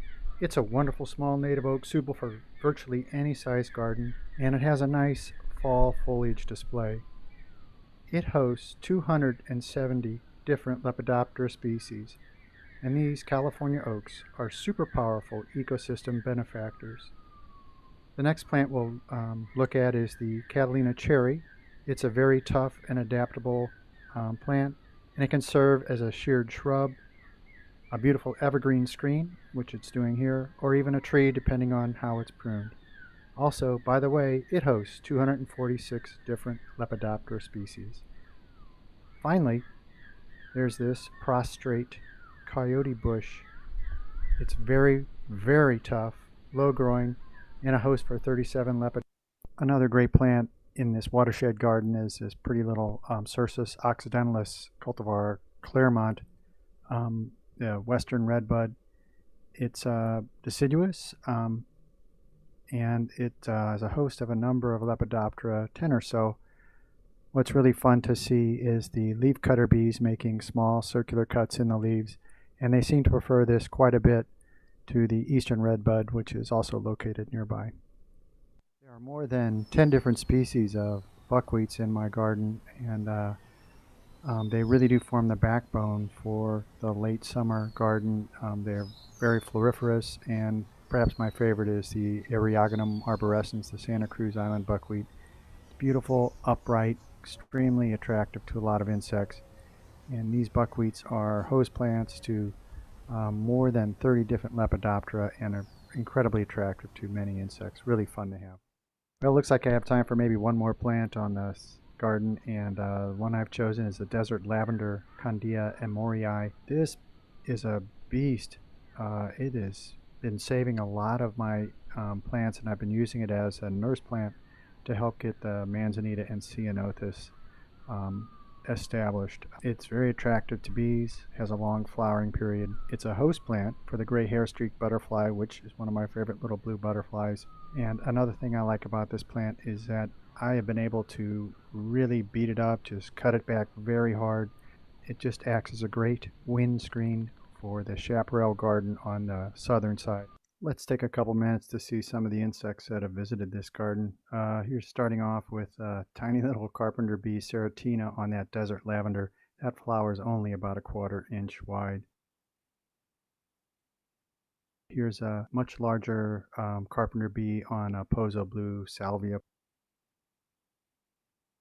Here's another visitor to the Pozo Blue, a giant swallowtail butterfly, really gorgeous. One of my favorite little butterflies, the California hairstreak, is shown here on a inflorescence of Eriogonum arborescens. You can see it's quite a beautiful shrub. Here's a small white crab spider that ambushed an unlucky fly on an Eriogonum latifolium inflorescence. Shortly thereafter, a European wasp stops by and wants that fly, but in the end, the spider was able to keep it.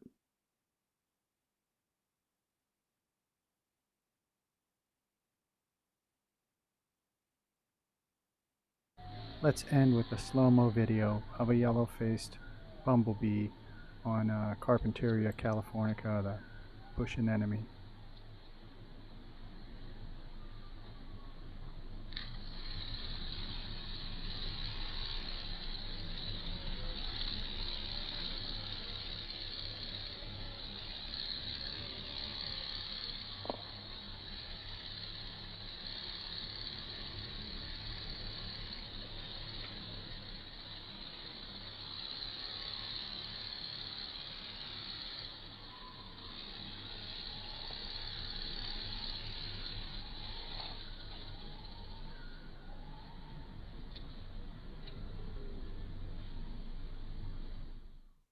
Thanks for watching my videos, and just a quick reminder that plant choice really does matter. These insects are in my garden because of the native plants that we're using.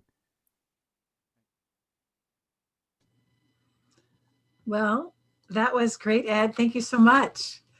So it was lovely to finally have had you on the tour. I pursued you for years and between college graduations and whatnot. So hopefully we'll have you in real life next year. Yeah, that would be great. And I just want to say thanks for having me on this. I feel like a little fish among all these great big producers. And also, I don't think I said this, but I am reading this book right now, this Tending the Wild. What a great book. I would recommend that for all you enthusiasts out there. All right. So I'm going to answer one question. Yes, Ed's is on a city lot in Fremont. He's not out in the middle of nowhere. He's surrounded, I know, on a street full of lawns. So he's just kind of created an oasis for wildlife with the plants that he's chosen to put in. Yeah, it's probably more correct maybe to say that I'm adjacent to some wild areas. I'm kind of at the very near the foot of the hills. So you know, there is access for wildlife. I often see the bees just fly off to that area. You know, so they may be nesting. They probably are nesting there. So I do have, I think I get more exposure than maybe someone in the middle of Berkeley. Okay. Well, Ed, thank you so much. Thank you for joining us. Thank you for your hard work with your garden and being with us today and on those videos. Appreciate it. Yeah, I'm really enjoying this, Kathy. Thanks so much for all your effort. I really appreciate it. Thank you. All right, let's go on now. And so I'd like to thank 4 Dimensions Landscape Company for supporting the tour. If you're interested in converting your garden to natives, I always recommend that people work with a company that specializes in designing native plant gardens. And also that you let the designer know that you want a native plant garden. If you would like help designing and installing a native plant garden, you might want to contact 4 Dimensions Landscape Company. 4 Dimensions is an award-winning landscape design company whose motto is restoring the earth one garden at a time. and whose goal it is to bring people and nature together. Four Dimensions creates well-planned, carefully crafted environments that enrich both human and natural life. You can call on Four Dimensions to design, build, or nurture your garden. You can reach them at fourdimensionslandscape.com or 510-893-1999. We'll go on now to Susan and Bill Tify's garden in Castro Valley, which was actually designed and installed by Four Dimensions Landscape Company. So inspired by gardens they saw on the garden tour, Susan and Bill decided to save water, create habitat for wildlife, and plant natives. The team at Four Dimensions designed and installed this lovely garden in 2016, and EBMA's lawn conversion rebate program helped pay for the transformation. Woodpeckers, nuthatches, chickadees, and spotted towies have all nested in this garden. Now that the garden's been established, the drip system has been shut off and only plants that need it are watered by hand. So let's go now and meet Susan Tify. Hi, Susan, how are you? Whoops, you're muted. Can you unmute yourself?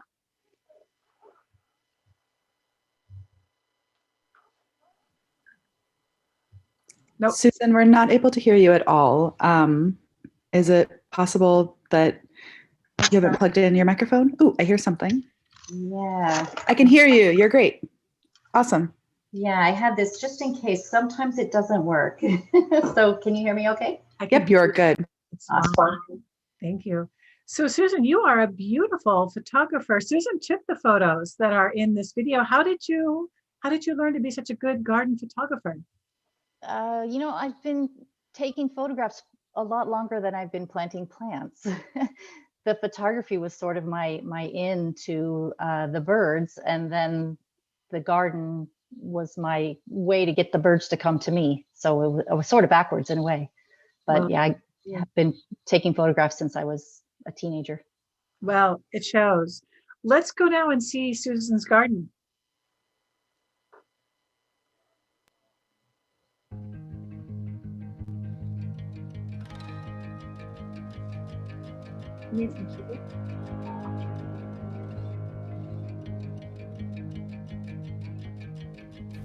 Hi, I'm Susan, and welcome to our mostly California natives garden in Castro Valley.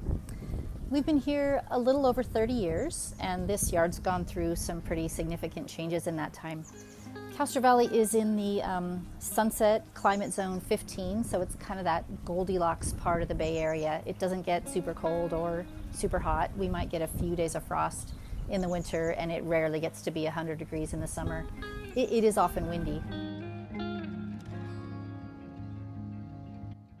This property's on a hillside, so when we moved in, we flattened out as much as we could a big area in the middle for a lawn, a big green lawn, and we created a walking path around the outside with narrow planting areas. This retaining wall behind me we put in relatively early, and that worked out really well, especially when the kids were small. We played a lot of games on that lawn, Easter egg hunts and bouncy houses and things like that. But once the kids were grown, we decided to get rid of the lawn and transition to a more bird-friendly yard. I was really impressed and inspired going on the Bringing Back the Natives tour, and we hired the wonderful team at Four Dimensions Landscape to help us do the design and carry out the plan. And for me, the main driver was really attracting birds. That was really the main reason for putting in California natives, at least at first. And we took advantage of East Bay Mud's lawn conversion rebate program. So for about 2.5 years after we installed the new yard, we didn't pay a water bill. So that was really cool. We had one significant native plant that we really wanted to keep, and that was a redwood tree. It was about 6 feet tall when we moved in, and it's probably 40 feet tall now. It's really wonderful. We planted another one in the other side of the yard, and it's around 20 feet tall today. There are quite a few redwoods in the neighborhood. Many of them are really tall. Ours is nowhere near full size, and they're awesome. They have red-shouldered hawks and white-tailed kites nesting in them, and of course crows. So they're just great to have. We've hosted hummingbirds in ours. and we put up a box for owls. Haven't had any owls yet. We're hoping for those someday. So in addition to the redwood tree, there was another tree that I really wanted to keep, and that was an old apricot tree that had died a few years before, but it hadn't fallen over. A Nuttall's woodpecker had made a cavity and nested in there, and it was really cool to have a spot for cavity nesting birds. So we left it there and we gardened around it. And the next year, Buick's wrens nested in there, and then there were chickadees and titmice, and then it finally fell over on its own. And we've since then put up a few nest boxes around the yard to take its place.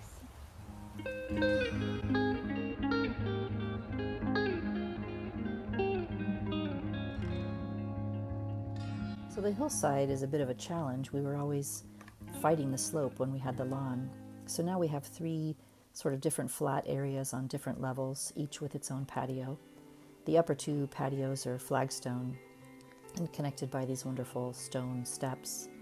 We have a big table and chairs in the middle under a redwood arbor, and we eat outside here a lot in the summertime. It's really a nice spot. And the upper patio is a little smaller. It has a nice bench and some pots. So there's still a pathway around the outside, but it's a bit closer in, so the planting areas are larger.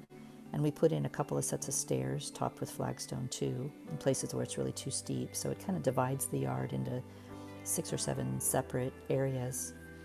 We have an irrigation system. It's a drip irrigation, the brown lines with the built-in emitters, and that's underneath the mulch. And it's operated by a timer, so the yard is divided into 6 different irrigation zones, and each one can be set independently. Honestly, at this point it's turned off pretty much all the time. I find that I just hand water stuff. I water new plants, obviously, and then sometimes certain plants look like they need a little help in the summertime, so I'll just hand water those with a hose, and that seems to be sufficient. The mulch, it really keeps the water in pretty well. The pathways are made of this stabilized, decomposed granite, and these are really porous, which is great. I've seen the rain coming down pretty hard, and it seems to just go right through them. They actually grow moss along the edges, which makes them look even more like a dirt trail through a park. They're pretty neat. And the mulch is mostly wood chips, along with fallen leaves from the deciduous stuff. And the mulch is really helpful in keeping the weeds down, and the ones that do grow are pretty easy to pull out. It keeps the water from running off and just does a great job of keeping things in check. I try to avoid moving the mulch around too much because there's lots of bugs and larvae living under there. Every now and then I do need to rake it back uphill after it's kind of shifted and slid downhill. It can kind of overwhelm smaller plants, and I need to push it aside.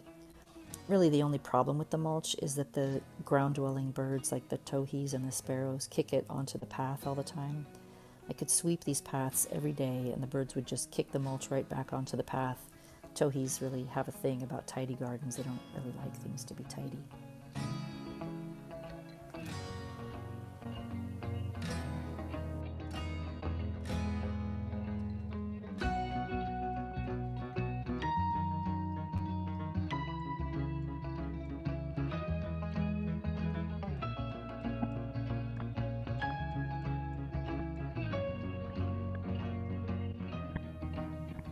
It's really important to have fresh, moving water, both for the birds and for the insects. We've got this small pond with a little waterfall, and there are lots of birds that come to drink and bathe. This is made out of resin. It's really lightweight. I wanted it to look like a natural rock waterfall, but I thought it was important to be able to completely empty it out on a regular basis and scrub it out and refill it with fresh, clean water to avoid spreading any diseases. And as a bonus, because it's flat on the bottom, these salamanders live underneath it most of the year. Pretty much every time I flip it over, there's at least 1 and sometimes up to 5 little salamanders, and I just move them aside. They're really cute. But the best part about having the fountain is the opportunity to take pictures of birds from the comfort of my kitchen. So I've tied up some bare branches as perching sticks on the fence, and the birds will usually land there for a moment before they come in to the water, and it makes for some great photo opportunities. It doesn't seem to bother them at all, and I can finish my morning coffee and keep taking more bird pictures.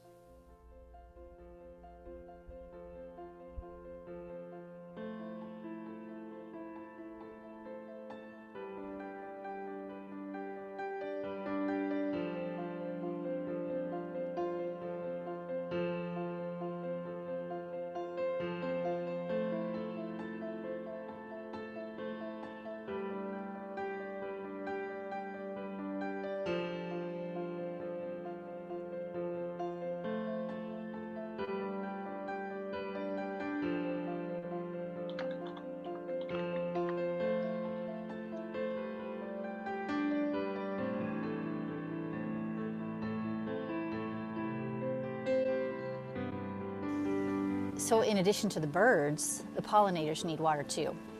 The waterfall has a few shallow spots that they seem to really like, especially on warm days. In the summer, there are quite a few bumblebees and other insects hovering over there. You get a lot of different kinds of bees pretty much all year because something's always blooming, even in the winter. And we also get a lot of butterflies and other types of flying insects around the flowers. I'm not really sure what they all are. I understand there are hundreds of kinds of bees in California alone. So I've got a lot to learn about pollinator identification, but they're really neat to watch. In terms of overall garden design, there's several kinds of foundational plants, as I think of them, around the garden, usually in a repeating pattern. These are dependable, solid, fairly dense shrubs that provide the framework or structure for the garden, and then everything else fits in around them. And Manzanita is the first one I want to talk about. I've got at least 5 different kinds, but these emerald carpet variety are my favorite. They filled in this area at the front of the retaining wall really nicely, and they're just beautiful. They're fairly dense, and not too many weeds grow up through them, and they have these tiny little white flowers that grow really early in the spring. And they also provide really good cover for bluebellies and occasional alligator lizards. The flowers are pretty thick in the early spring. They're white, and they grow for maybe a couple of weeks, and then they're gone. And then the rest of the year, they're just a nice solid green cover. The next one is the coffeeberry. This is another evergreen shrub that I just love. I've got 3 of these in various parts of the yard, and they're just wonderful. They're always pretty full, and they just look great all year. They grow berries that start out red, and then they turn purple and then almost black, and the birds love them. These ones are about 5 years old, and they've got a lot of little buds on them right now, so I'm looking forward to their berries later in the fall.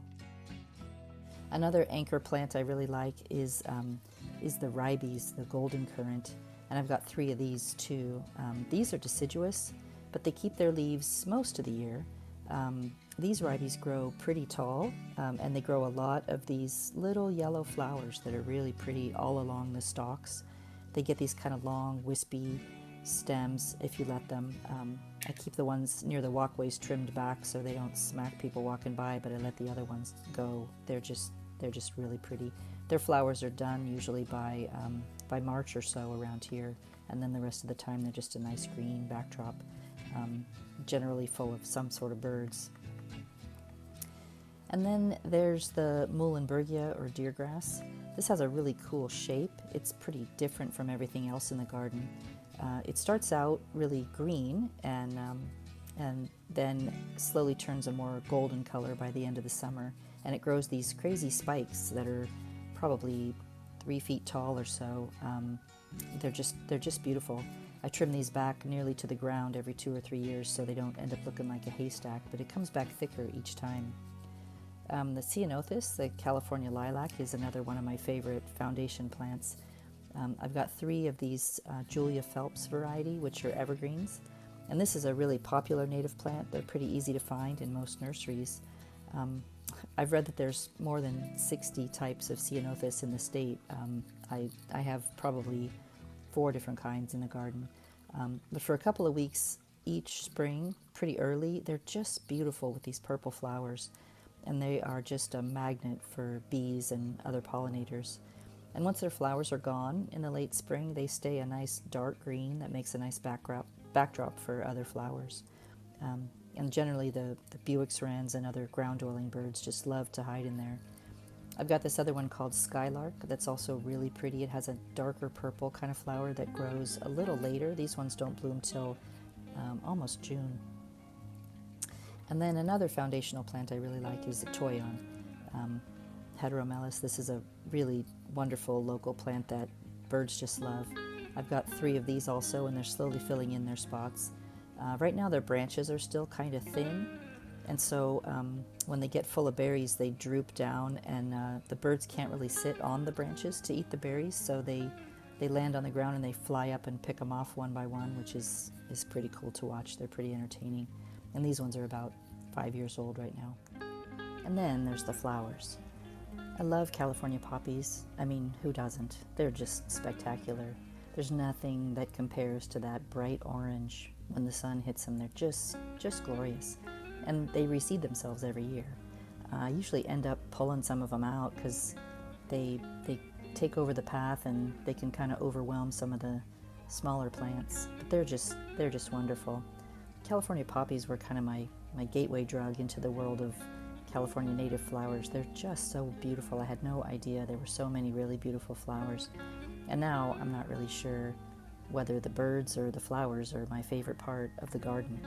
There's so many and such a wide variety. I've been trying to keep track of which ones grow in which parts of the yard, which ones bloom early, which ones bloom later, and trying to spread those out. And then figuring out, which ones need to be replanted every year, so they're basically annuals, and which ones are perennials and get pulled back. These epilobium are my favorite, and they're also one of the favorites of the local hummingbirds. Some of them, like this Santa Barbara daisy, are perennials. I chop this back pretty significantly every winter, and it just comes back stronger every year and blooms a ton. A couple different kinds of buckwheats. Flannel bush is just really, really beautiful flowers a lot of the year. They grow a really long time. They bloom a really long season. And these Gambelia are really wonderful too. They're not super local. I think they come from the Channel Islands, but they grow these tubular shaped flowers that are very popular with the hummingbirds. I have probably 6 or 7 of these scattered about the yard, and they stay green actually most of the year as well. A few different kind of annuals I've learned to plant every year. I just buy those usually in 4-inch pots and stick them in and around other things. And then I have a number of heucheras. These are really neat plants, even when they're not blooming. But when they are blooming, they have these stalks that stick up and make these really neat, either pink or white flowers. They stay for probably 2 to 3 months. They make a pretty nice show of flowers throughout the yard, and then like I said, the rest of the time they're kind of a low mound of greenery that looks great the rest of the time.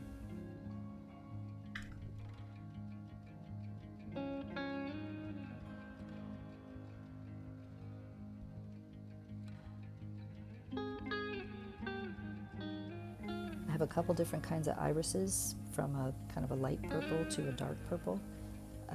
And they get pretty thick, so I have to dig them up and split them periodically and move them around, but they do pretty well under the redwood trees in particular and along the edges of the pathways.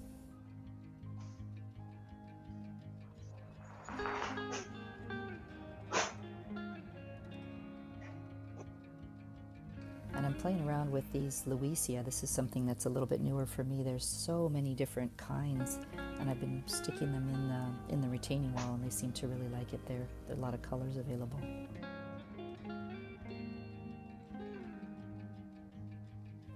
And these monkey flowers also come in a wide variety of colors. I have, at this point, probably 10 or 12 of them. And I think these white ones are my favorite. They just bloom. They start maybe in February, early March, and they bloom all the way through maybe August or so. Just a ton of flowers. These, the more rust-colored ones are pretty thick bush, and we've had spotted towhees nesting underneath there. And there's another one called jelly bean, which is pretty cute. All different kinds. I have some of them in pots as well. They do really, really well around this area.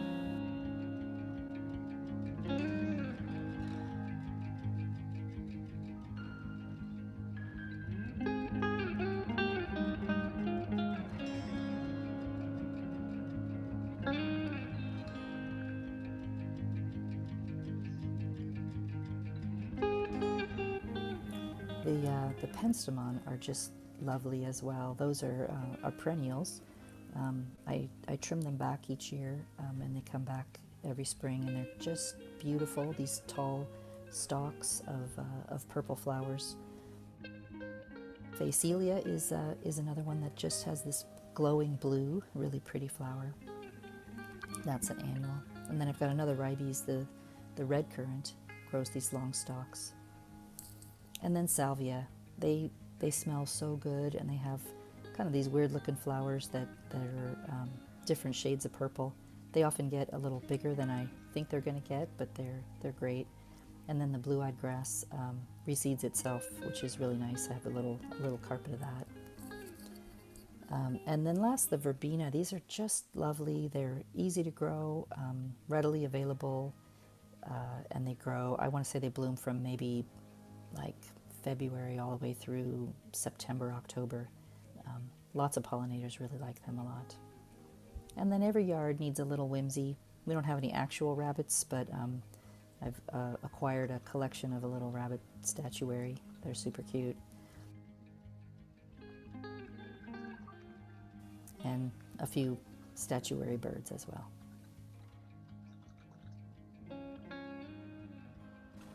So that's it. Thanks for watching. Hope you liked it. And go out and plant some native plants. Thanks.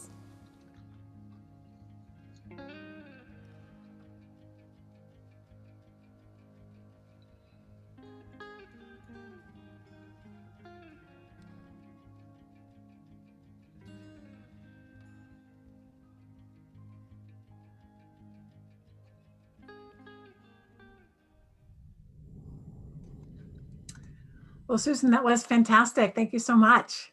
You're welcome. Well, we had a number of questions, and let's try to get to some in the next few minutes. So certainly there were a lot of compliments on the beautiful photographs and the video and the music. Someone asked from YouTube, how tall does your coffee berry grow? I don't know. Ultimately, right now they're about 5 years old, and the tallest one is probably 4 feet tall. So not terribly tall. They're relatively slow growing. So your garden is just 5 years old? 2016, yeah. That's amazing, isn't it? Yeah. Some things grow really fast. Yeah. The deer grass was the one that got me. I would say within a year, that stuff was 4 feet tall. It's awesome. Well, it's really beautiful. It doesn't take so long for a garden to just be spectacular and look so full. Yeah, I kind of overdid it, I think, with some of them. Some of the You buy little 4-inch pots, and then they turn into 4 foot tall. Salvias, especially, they have a tendency to just get really big, but they're cool. So someone asked, how often do you clean your fountain? I'd say probably at least once a week. And I just hose it down, and I have a little scrub brush, and I scrub it out, and then I fill it back up. I think I wanted to try to make sure that I don't have mosquitoes growing in there. And I think the life cycle of a mosquito is about a week or so. Yeah. And I just didn't want to put anything. I'm just kind of scared to put anything in there that might affect the birds or pollinators. So I just dump it out. Mm-hmm. Yeah. Let's see. Someone asked, what type of soil do you have? I should probably know that. It drains pretty well. It doesn't seem sandy or clayey. So I'm not sure. Okay. So someone asked, was the yard planted all at the same time, and did 4 Dimensions design all of it? It did. There were, so I would say of the stuff that's in there now, probably 75% of it is stuff that we picked together with 4 Dimensions. Some of it, like anything else, some of it didn't do well initially. That winter, I want to say 2017 it was really rainy that winter, and there were some things that just got waterlogged, whatever, they just didn't do well. So I replanted some things. And then we had a couple of other things, either for one reason or another, just didn't do well. So I've made some different selections, but the sort of the core of it, the shrubs, the some more permanent plants are original, from 2016, from 4 Dimensions. Okay, and somebody asked about the hardscape. Did 4 Dimensions do the hardscape and the veranda structure, as well as installing the irrigation? They did the hardscape and the patios and the pathways and the irrigation. We did the arbor. Okay. All right. And let's see if we have, Stephanie, do you have one last question that we should? Just maybe a quick one on the mulch. Somebody was wondering if you have to replace it regularly. I haven't had to yet, but it does, because it's such a hill, it does move around. So I tend to, I'll rake it around a little bit, but I haven't needed to supplement it. It seems like I will have to eventually, because it does, it becomes part of the soil. But at least for the 5 years that I've had it, I haven't had to add any more. Okay, well, Susan, I don't know if you have the time, but if you'd like to stick around on Zoom and answer some of the questions that we didn't get to, I'm sure people will be happy. And I want to say thank you so much for offering your garden. It was beautiful. You did a beautiful job on your video. Your daughter, my daughter helped a lot. Yeah. Well, you were a great team. She's great. Yeah. Thanks for having me. All right. Well, thank you so much. All right. I'm going to go on now to the next garden. And whoops. So my husband and I had solar panels installed on our house last weekend. This is our house. If you've been watching this program, you've probably heard that we just did a giant remodeling project. We were living out of the house for 10 months. We've just moved back home. You can't see behind me. I know it looks like I'm sitting in the hills of Sunol, but really in the next room, there are just piles of boxes in our living room, our dining room, the bedrooms. But we did get these great solar panels put on last week by Sunwork, and we can heartily recommend them. This is our before the solar panels picture.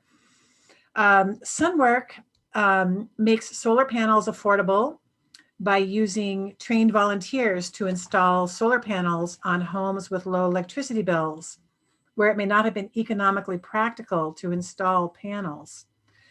Sunwork is a nonprofit solar installer whose motto is small solar made affordable, and indeed they did. In addition to keeping the labor costs low, Sunwork provides the equipment at cost. There's no markup. If you have a low electricity bill, this is your opportunity to have solar panels installed for up to 30% less than you would pay through a conventional installer. You can contact them at sunwork.org to find out if your home qualifies for their program or if you're interested in volunteering. I'd like to say that we couldn't have been happier with the job that Sunwork did. Everyone from the administrative staff, the installation lead, and the volunteers were a pleasure to work with. The installation went seamlessly, and our solar panels are working right now, creating the energy that I am using to be able to send this program to you. It's very exciting, and with the 26% federal tax rebate and Sunwork's reasonable pricing, the cost was affordable. And my husband's been tracking the amount of carbon that we have saved by having the solar panels on our roof and not using power from PG&E. And I can't remember what it is, but it's huge. It's like, I don't know. I can't remember how many pounds. I wish he was here, but I was so impressed when he told me. So, all right, I'm going to move on now to Jamie Moranis' garden in Oakland. And Jamie will be talking about her Flatlands makeover, conquering concrete and creating places for pollinators, people, and Paloma, the dog. Jamie has been working on her garden for many years now, as we'll hear about in her videos. Most recently, she has worked with Donna Bodine of Beeland Gardens to create this garden, which has a nearly year-round blooming season. A swale and dry creek bed retain rainwater on site, keeping the garden green longer, replenishing the aquifer, and keeping the nearby creek from scouring. And since the transformation, Jamie has now seen nearly 30 species of birds from her deck. These include ruby-crowned kinglets, Bewick's wrens, black phoebes, and Nuttall's woodpeckers. Before we go to meet Jamie, let's watch this brief introduction to her garden talk.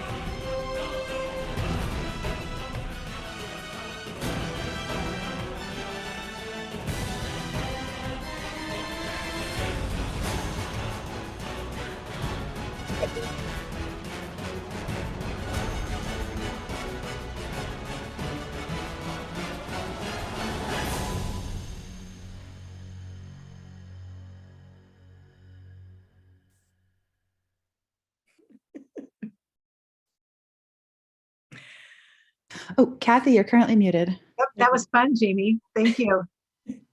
That's what happens when you learn to make movies late at night. Crazy things happen. Well, I'm glad you did. After seeing that, I can't wait to see the full story. Oh, it'll be a letdown for sure. Well, I don't believe you. Let's go see. Let's take a look. You have 2 videos or 1? Remind me. 2. The first one is about like how we got the garden, and now is what's the garden like now. Okay, let's go see the first video. Then we'll take a little break for some questions. Then we'll go into the second one. Great.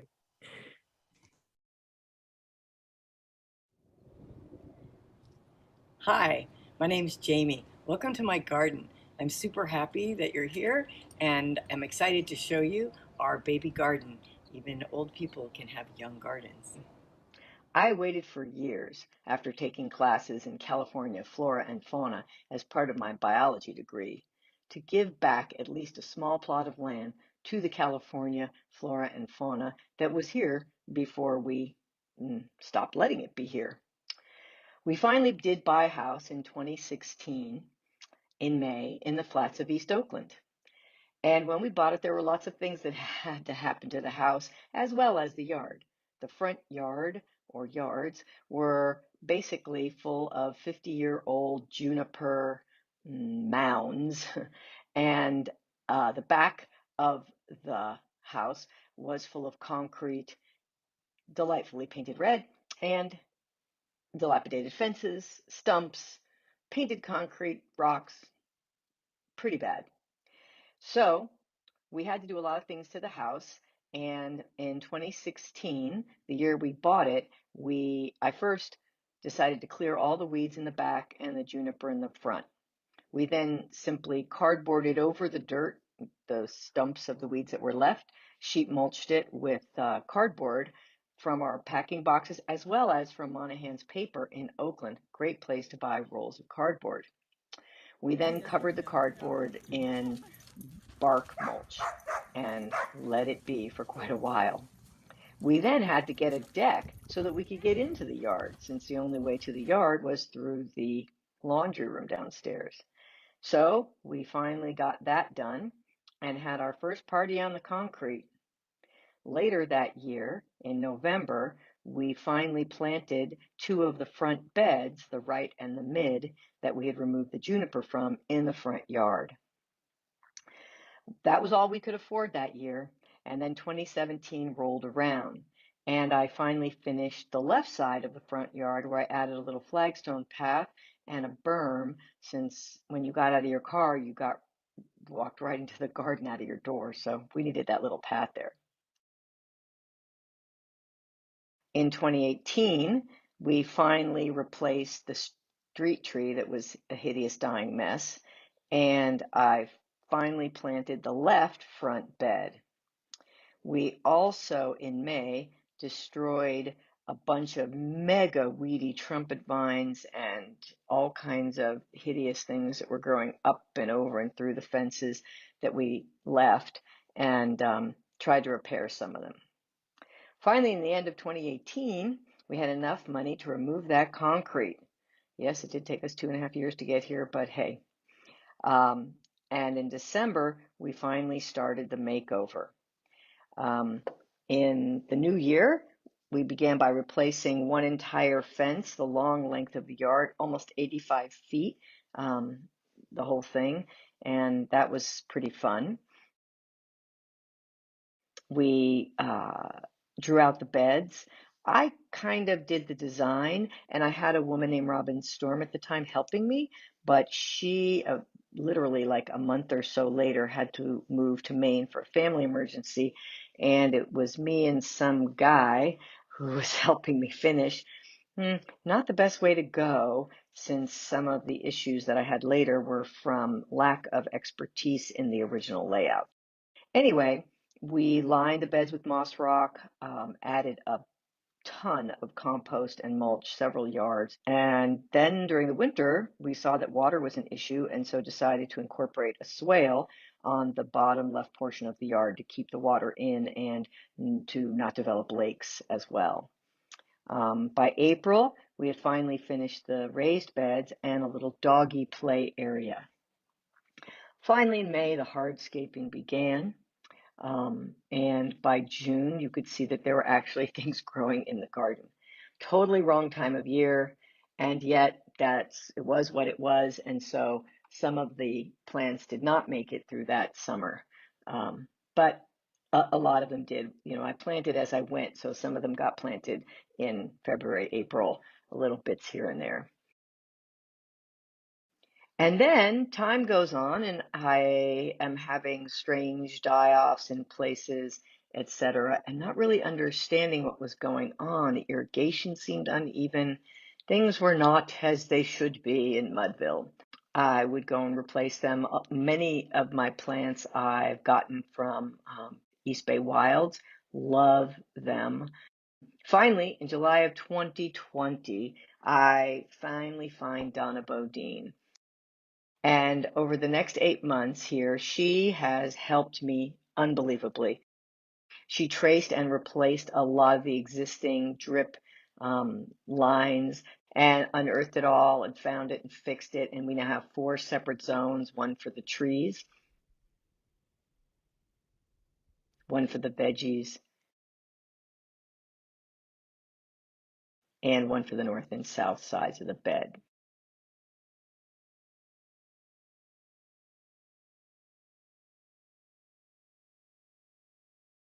She also helped with plant replacements, what would be good for these areas, etc. She's a great pruner and has really helped to make my plants so much happier. And now we have the garden that we have. And in the second half of today's talk, you will see that.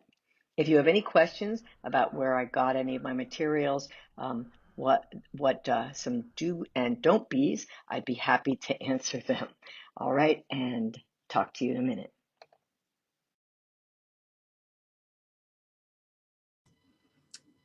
Okay, thank you so much for that. So let's see, I have some questions for you. So how would you suggest that someone can get started? You had a kind of a wreck of a yard when you first moved in there. So you're someone else now that's looking at their same, a lot of work in front of them. How would you suggest that they get started? Well, I think for me, in general, not being overwhelmed by the whole thing and trying to do it all at once. So, for example, those front pieces were very small. And once I was able to get the juniper out of them, I just did one piece at a time. Once I got to the backyard, I just had to, again, we removed all that concrete, which was several thousands of dollars because it was like 3 layers deep. I don't know if you could see that. There was concrete on top of like brick on top of concrete. I don't know what was going on there. Stumps of trees we didn't know were there, had to be removed, and all kinds of fun things.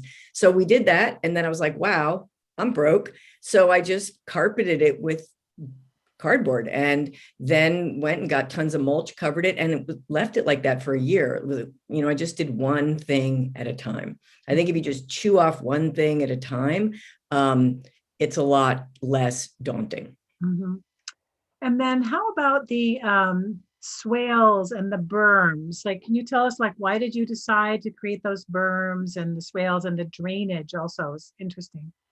So it's hard to tell, but the yard slants kind of from up this side, where's my hand, kind of down this way, just slightly, right? Because I'm on a slope, very mild slope here. I'm kind of a block above foothill, so I'm not like in the hills or anything like that. So when it rains, it flows down to that corner of the yard in general. And so I said, well, let's stop it. So right to what looks, I guess, to you to be on the left side of the screen where those poppies are, right in between them, there's actually a rock. We just dug basically a long ditch, a couple feet deep, filled it with drainage gravel. And then at the end of it, it comes close to the foot of the house. And we dug a really big pit there, big, deep pit there, stuck gravel and extra concrete chunks and crap in there.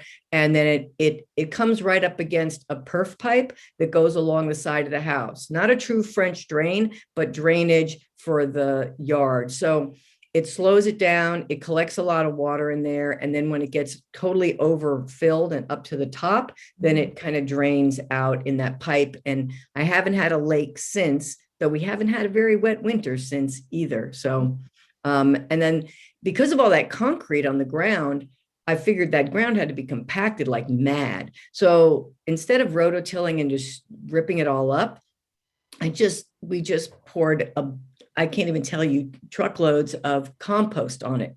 Hardly any dirt. I think it was like 3-to-1 compost to actual like garden soil, and just piled it up about maybe 18 to 24 inches high, and then put the moss rocks around it and basically planted right in it, and then mulched the heck out of it. And everything's been doing great. I haven't lost anything to bad drainage as far as I know.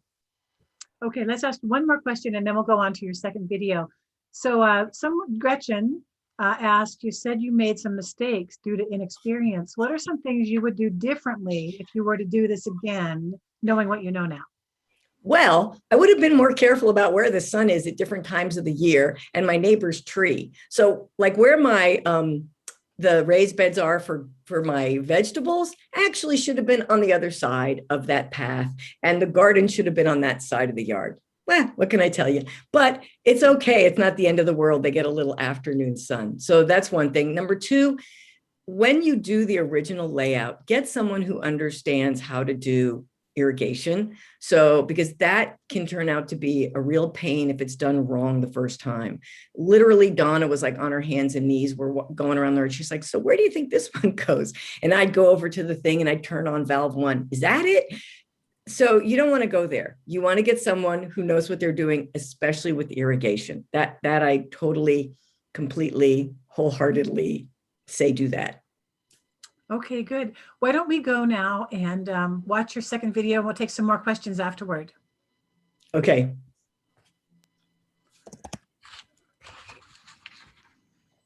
Hi, glad you could make it to the second half. Let's tour the garden as it exists today. In the front, you can see that I try and anchor most of my beds with a manzanita or some other really strong anchor plant that's going to last for many, many years and be great for pollinators and birds. I'm very, very into birds and birding and supporting local pollinators and bees with the garden. And you can see that here with sages and manzanitas. Over here we have lots of pentstemons and some pretty annuals, penny black, poppies, and some beautiful cream colored ones. I have some bulbs in here as well, Brodia, Tritillaria,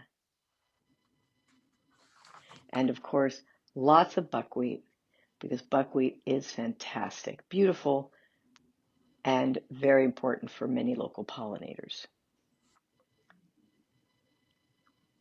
When you come into the back, the first thing we see along this southern wall here is a big, well, what will be an even bigger blue elderberry. Great umbels for pollinators and fruits for birds. On the fence, you'll see I have a couple of trellises. I have a Virgin's Bower that's going to bloom later.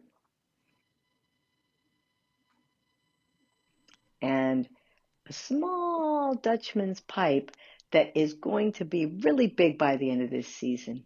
It's in its ready to jump season. And in this area, you can see the goldenrod anchor, which is great, again, for many pollinators.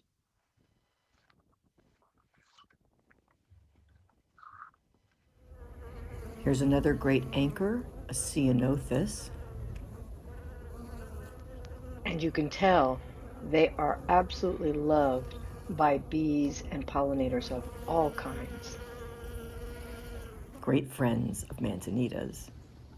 And I love these diplicus, which I call sticky monkey flower and used to be called mimulus, but now we have to call them diplicus.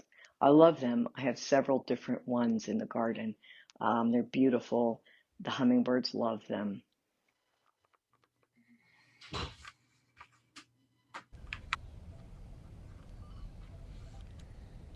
I feel that you have to stay. No, I don't feel like I have to. I can't drive myself away. I also enjoy sulfur buckwheat back here. Let's go along the back wall of our fence. We start on the left with several sages, excellent for pollinators and birds. This is where I have some Phacelia and some Gilia that I had to protect. This year, the birds wanted to eat the Gilia all the way to the ground. I lost several of them. And then you can see this Rogers red grape climbing up this pergola. I'm excited that should cover us this year. Another great plant for birds, food, and in terms of berries. And then along the back wall, you can see our anchors. Again, very bird friendly and pollinator friendly. Coffeeberry.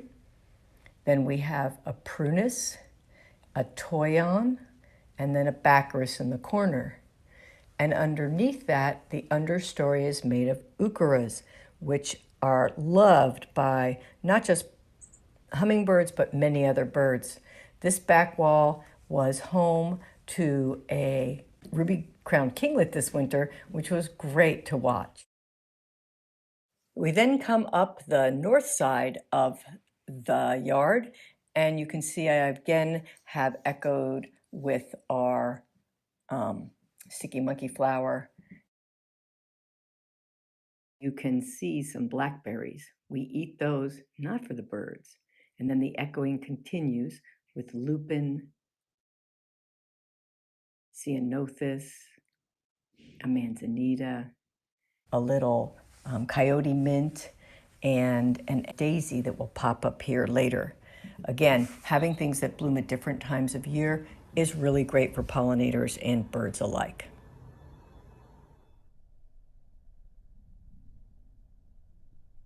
The middle of the yard is basically an echo of other places, so that there's a nice repeating theme that really, again, supports pollinators and birds. We have perennial anchors here that you've seen before, like sticky monkey flower, blue-eyed grass. There's a mallow and a lupin, as well as some actual grasses here. We again sprinkle annuals among them that really favor pollinators, such as poppies, tidy tips, and some gilia. And other pollinator favorites, like this milkweed mixed in with some checker bloom and baby blue eyes, a really hot spot for pollinators. As well as that hummingbird back there. Yep, that's him on a sticky monkey flower. That sticky monkey flower is in full sun, but is happy because he's in the island of the water feature. That's what you see there, a bird bath with a small solar fountain in it. Water is absolutely a necessary requirement for all wildlife, but especially birds. I've seen all kinds of insects and butterflies in there as well. I will replace it with a more natural, larger feature. That'll be one of my next projects. But I also planted things around here that can take this extra water, columbines, Faribault Springs, etc. Lastly, you will see this very tiny western redbud here. I planted a really beautiful western redbud the very first spring, and of course it died that summer. And I vowed to get another one, and all I could find was this tiny little 6-inch tall one at the Tilden Botanical Gardens last year. I think this is its second or third year, and look, it's starting to look like a tiny miniature tree. I'm very excited about it. All right, that's it for this tour, and I hope you have lots of questions, either about why I planted what I planted, or where, or other birds that I've seen and how I attracted them. Anything you like. It's been great. Thanks so much for coming.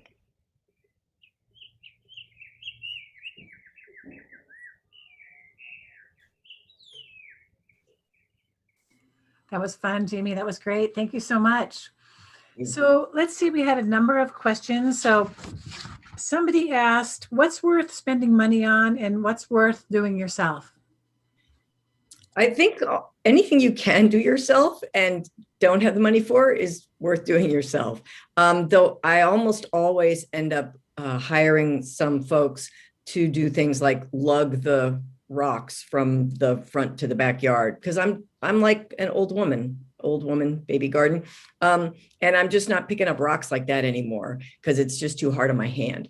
I think any of that hardscaping stuff you should pay someone to do, even if you quote unquote design it yourself. It's much better to have someone who knows what they're doing, because poorly done hardscape can just be a pain for a long time. So I think for sure I would have someone do that and help with that irrigation, and even help you with your first, like those anchor plants and things that are going to do well in your garden and are going to be real important pieces. And then after that, you can play with it. Like you put something in, it doesn't grow. Oh, well, that wasn't a great plan. Put it somewhere else or put something else there. And did you sheet mulch yourself, or did you get help with the sheet mulching? No, I pretty much did that with myself. And so some of the people you saw, my godson was in there killing the vines. And so he came around, and he works pretty cheap. And some of the other guys I hired who did the heavy duty removal of the big weedy crap that was all over the place and hauled that away. And then I went to Monahan's and just loaded up. I thought I'd have enough because I just moved a couple of years ago. I had all these packing boxes I saved and didn't even cover a third of the yard. So that I did that myself and then had them dump mulch. I am really happy these days you can use Be Green, which is an Oakland source for things like mulch and compost and dirt. They used to have to go all the way out to Richmond. And so I have a little old truck, you probably saw it, and I can go and load it up with mulch myself. They'll dump it right in the back of your little truck, or you can get bags there. Even they bag it right there for you, or they'll deliver it for pretty cheap. So I love using them for that kind of stuff. And then I hadn't heard of them before. Thank you. Yeah, BEE Green. They do also beekeeping stuff, and yeah, they're very cool. They're down by the Coliseum, actually, in that kind of weird zone. Okay. Somebody asked about your trellises. They saw a lot of beautiful trellises in your yard. Any stories behind those? Well, when I built, I do a little woodworking. I did someone asked about the raised beds. I worked on those too. I built one of the trellises, bought the other trellis at Economy Lumber, because I don't like those cheapy diagonal ones. That square one, I actually bought that one. And then on the other wall, I used this thing called hog wire that you can buy now that they make like for, I don't know, different things. And I just put some 4x4s on the fence so it would be raised off the fence and put it on top of that. And it grew right up that thing. Nice. So I loved your living fence, your hedge along the fence, the prunus, elizabolium, the toyon, coffeeberry, the lilac. Like that's going to be fantastic when your fence is really just a green living fence. Yeah, and there's nothing back there worth looking at either, but I also didn't want to put big trees there that would actually end up shading the whole yard. So I got things that were, going to be more like in the 10 to 20 foot range, hopefully. So they seem to be really going crazy back there. Super happy. Those are all the keystone species. So you took care of all of them except for the oak. But I mean, the Prunus lucifolium is a great one. You don't see that very often. And it's also very high on the Doug Tallamy Index. Yeah, there's even a golden currant over there I forgot to say about on the right-hand side there. So that area is really strong. And then on the other side, it's sages. So hopefully that back wall is going to be just like monstrous. Mm-hmm. So your solar fountain, how do you have it fed like by your drip system? Is it constantly dripping or you feed it with a hose? So that there's that little black thing in the middle. That's the solar fountain. It's like $20 on Amazon. I bought the one that seemed to be the highest reviewed. I figured it would work for 3 months, but you know what? It's its second year. It's still going. I have to go out there and sort of spray it out every day, every other day, and just top it off. So it's not great. I want to do a recirculating thing that is stays better and has more different kinds of features for different kinds of birds and things. But it's been great in terms of like everybody goes there. I was having a crow problem for a while. This guy was bringing hot Cheetos. One day there was a piece of pizza in there. The next day there was literally a leg of chicken. He had brought half a chicken with him. I don't know. Anyway, he seems to have gone off now. Like, thank the Lord. Yeah. So lots of compost. Yeah, lots of compost in there. And they seemed fine with it. I know compost is rich, but I don't know. I had nothing but compacted clay and wanted to do something about that. Well, let me say that your trailer was one of the highlights of having to do a virtual tour again this year. So I want to thank you for the late night video production, and thank you for showing us your garden. If Okay. you want to stick around and answer any more questions that people might have online, I'm sure they'd be grateful. Okay. Be Green in Oakland. All right, Jamie, thank you so much. Okay. Thank you all so much. Have a great one.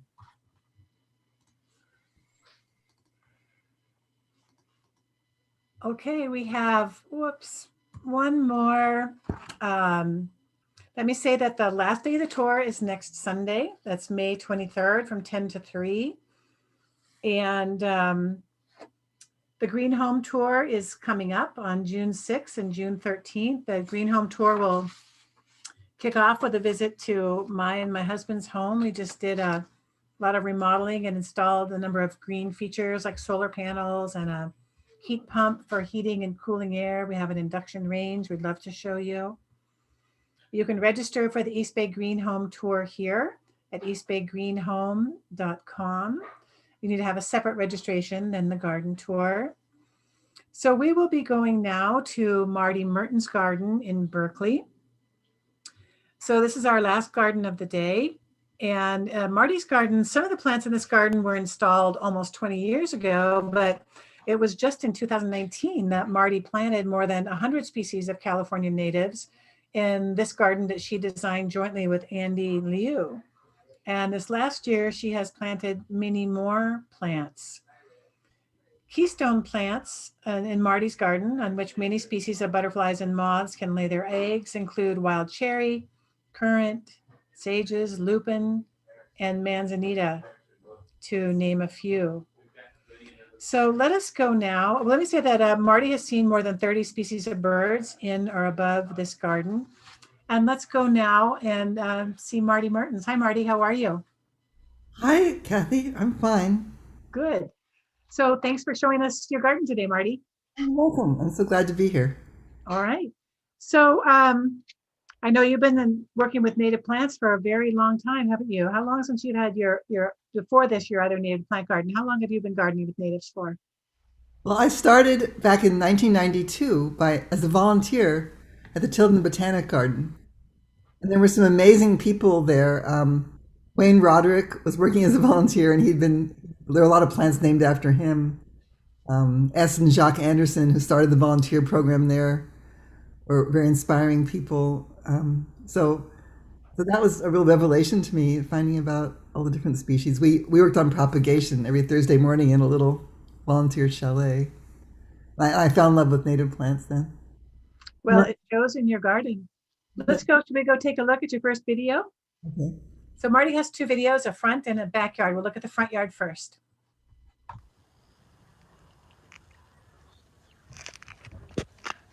Go ahead. Welcome to my native plant garden. My name is Marty Mertens, and I'm here to talk about gardening for wildlife and the advantages of growing native plants. Native plants are drought tolerant. We live in a Mediterranean climate. These native plants are adapted to this dry weather, 5 months of almost no rain. Also, a native plant garden gives us biodiversity, which is a great variety of different kinds of plants. There are over 6,500 native plant species in California. And here I'm growing just a mere fraction, 120, but it still seems like a lot of species. And this garden is designed to attract, support, nurture wildlife, especially urban pollinators. These include bees, butterflies, hummingbirds, and what do these pollinators need? They need food in the form of nectar, and they need water in the form of water features. I have 5 bird baths. They need shelter, so we let the plants grow a little bit wild to give them shelter, and places to raise young. Food, water, shelter, and places to raise young.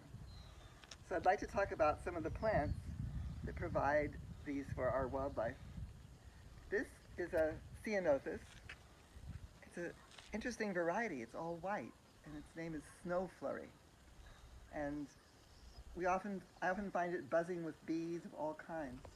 Berkeley has more than 500 kinds of native bees, and they seem to love to nectar and gather pollen from this ceanothus. And here we have a plant called yampa. This plant is a host plant. That means it's for caterpillars. Remember, butterflies have four stages of life. They start out as an egg. The egg becomes a caterpillar. The caterpillar becomes a butterfly. And then, the caterpillar becomes a pupa first, a little chrysalis. And then the butterfly emerges from the chrysalis. So each butterfly is a specialist. And the beautiful Anna swallowtail can only lay its eggs on plants in the carrot family. And here's some information about the Anna swallowtail. So they start out as an egg. The egg becomes first a small caterpillar. They lose their skin 5 times and get bigger and bigger. And then they go into the pupa stage. And finally we get this beautiful magical butterfly, the Anna swallowtail. So grow host plants, because if you want butterflies, you have to have caterpillars. Here's some more. This is a time of year when we can celebrate the great glory of spring wildflowers and their colors, bringing colors to our gardens. More host plants include native grasses, which grow in bunches. And these grasses used to cover the hillsides of California. They stay green year-round. They're drought tolerant. And wildflowers grow in between them. Here's some of the wildflowers we have. These are bird's eye gilia. These are yarrow, Achillea millefolium. These are frying pan poppies. And I highly recommend this plant for any garden. It's called verbena. It's a native verbena. And it blooms year-round, and it's a great nectaring plant. Butterflies like to have a little platform to land on. So you see butterflies nectaring on this. Bees like it too. These grasses are a host plant. The skipper butterflies, little kind of peanut butter colored butterflies, lay their eggs on it. These are buttercups, which self-seed. These are in the poppy family. They're called cream cups. And then if you come up here, there's kind of a beautiful combination of California wildflower color. These are Penstemon heterophyllus, foothill penstemon. And you can see this kind of, it's like a palette of colors with the cream cups, the white monkey flowers, the beautiful deep purple iris.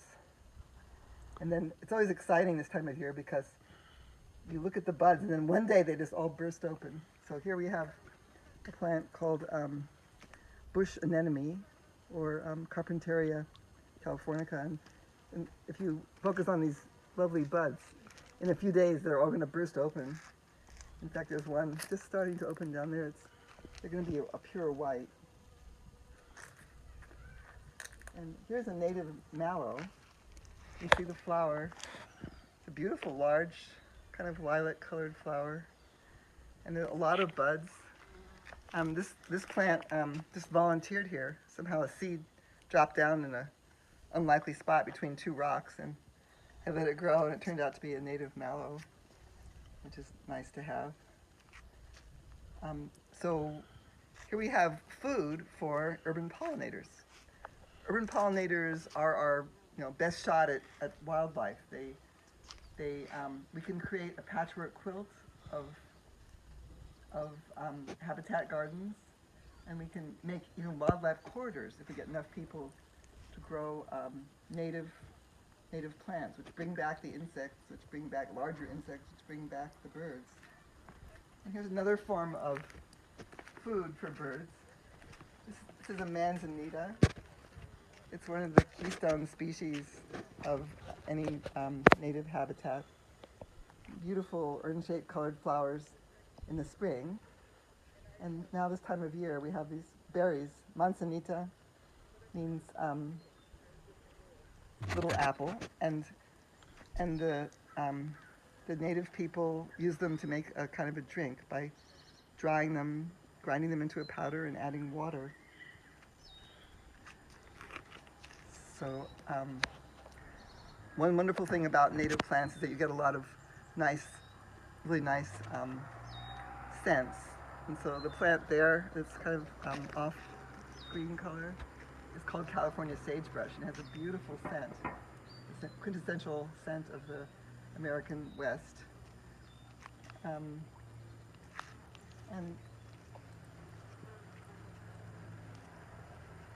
you can see it's nice that the leaves are a little bit a different color. They're calmer, kind of pastel color than the rest of the greens. And I mentioned the ceanothus, that beautiful snow flurry plant. This other very tall plant with blue flowers is another species of ceanothus. And then here on the ground we have a Yankee Point ceanothus, which stays low, never grows up into a shrub. And then right to the left of the fountain is another type of ceanothus. I think there are probably 60 to 80 species of ceanothus. That's the wonderful thing about biodiversity. You could just plant one. You have a whole garden of ceanothus. So here's one of our native bumblebees.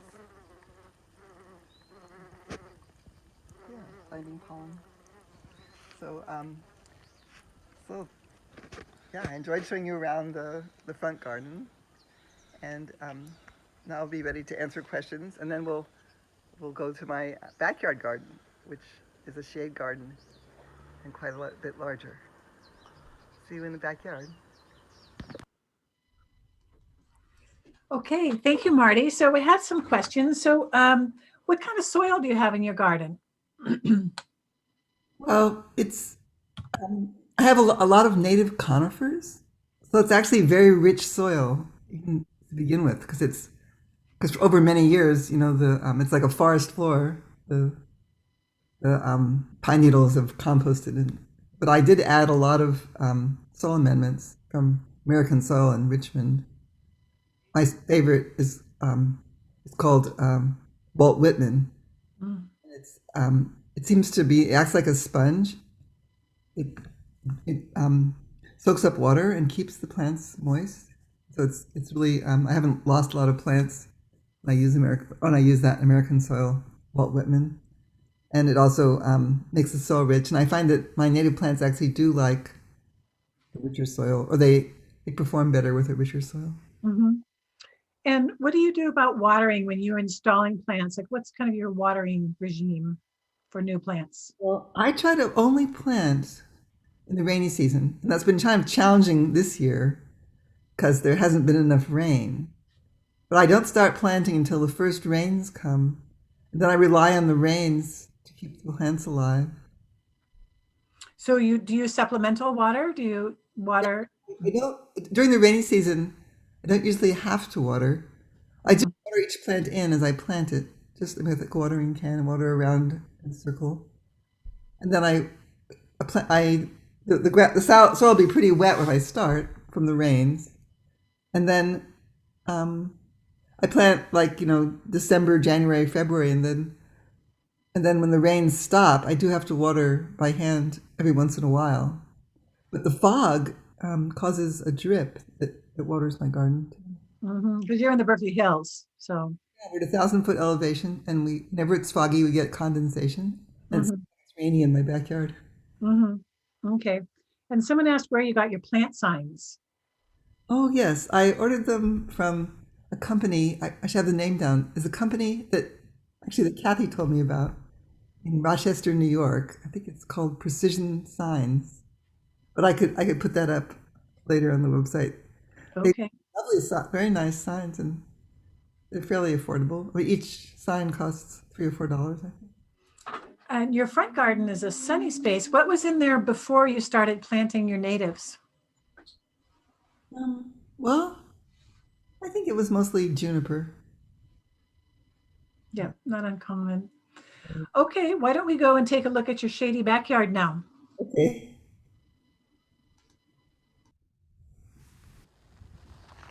Welcome to my backyard garden. My garden is located in the Berkeley Hills, nestled against Tilden Park. Today is April 18th, and we're right in the middle of spring bloom. So the backyard garden also has many plants that support wildlife, and it's basically a shade garden because we're surrounded by 5 large native conifers. So looking over here, we have a Sequoia gigantea, giant redwood. This is a Monterey cypress. On this side, we have a Douglas fir, a Monterey pine, and a ponderosa pine. So I'll talk about gardening in the shade. And so coming here, one of the things that we need for wildlife is food. And I have about 12 different kinds of berry plants, which I'll point out. I love to grow berries. We can eat them too. These are thimbleberries. And thimbleberries are like a delicious wild raspberry. Birds love them, people can eat them.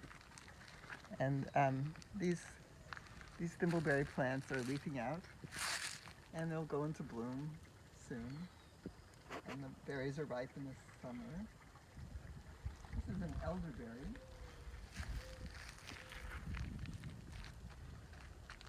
Elderberry can be used to make elderberry wine, elderberry jam. Can be delicious with sweetener added. These are snowberries, Symphocarpus Tilden Park. The species name is Tilden Park, which is where I live, right next to Tilden Park. So this is truly native here. Those are kind of a currant, a wild currant with the waxy leaves, native to Southern California. It's Catalina perfume. And here we have a Catalina cherry turned into a tree, but it has actual kind of wild cherries. And just in the last couple of days, these beautiful native iris have come into bloom. It's Iris Douglasiana.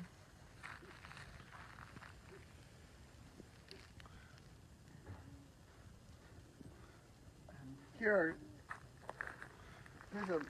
a very lovely spring blooming wildflower. It's closely related to miner's lettuce or Indian lettuce. It's called candy stripe. Its name is Claytonia siberica. And here's another type of berry. This is, where is it? This is coffee berry.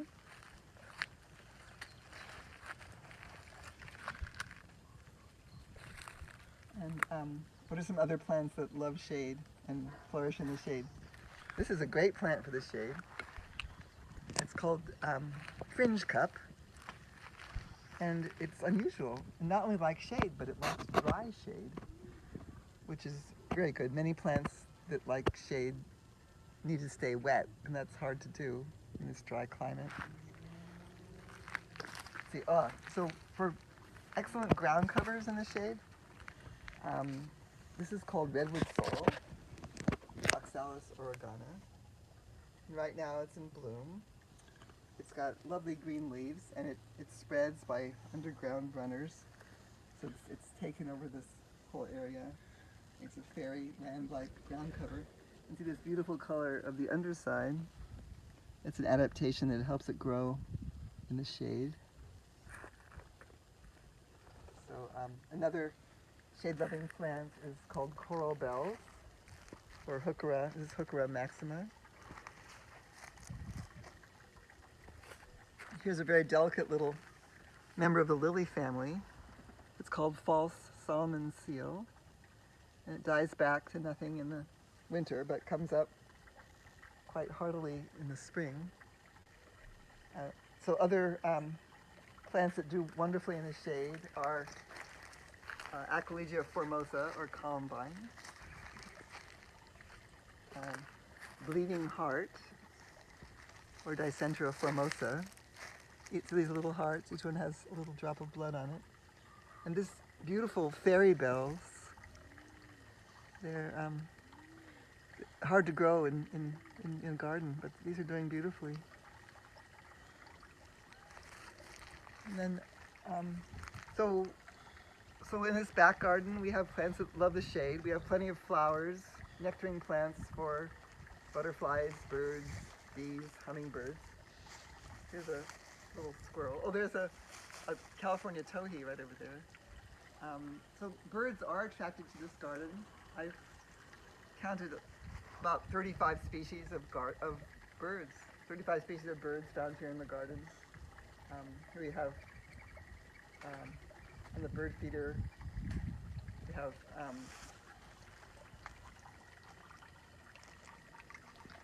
can't think of the name. Birds that like to travel with goldfinches. The pine siskin.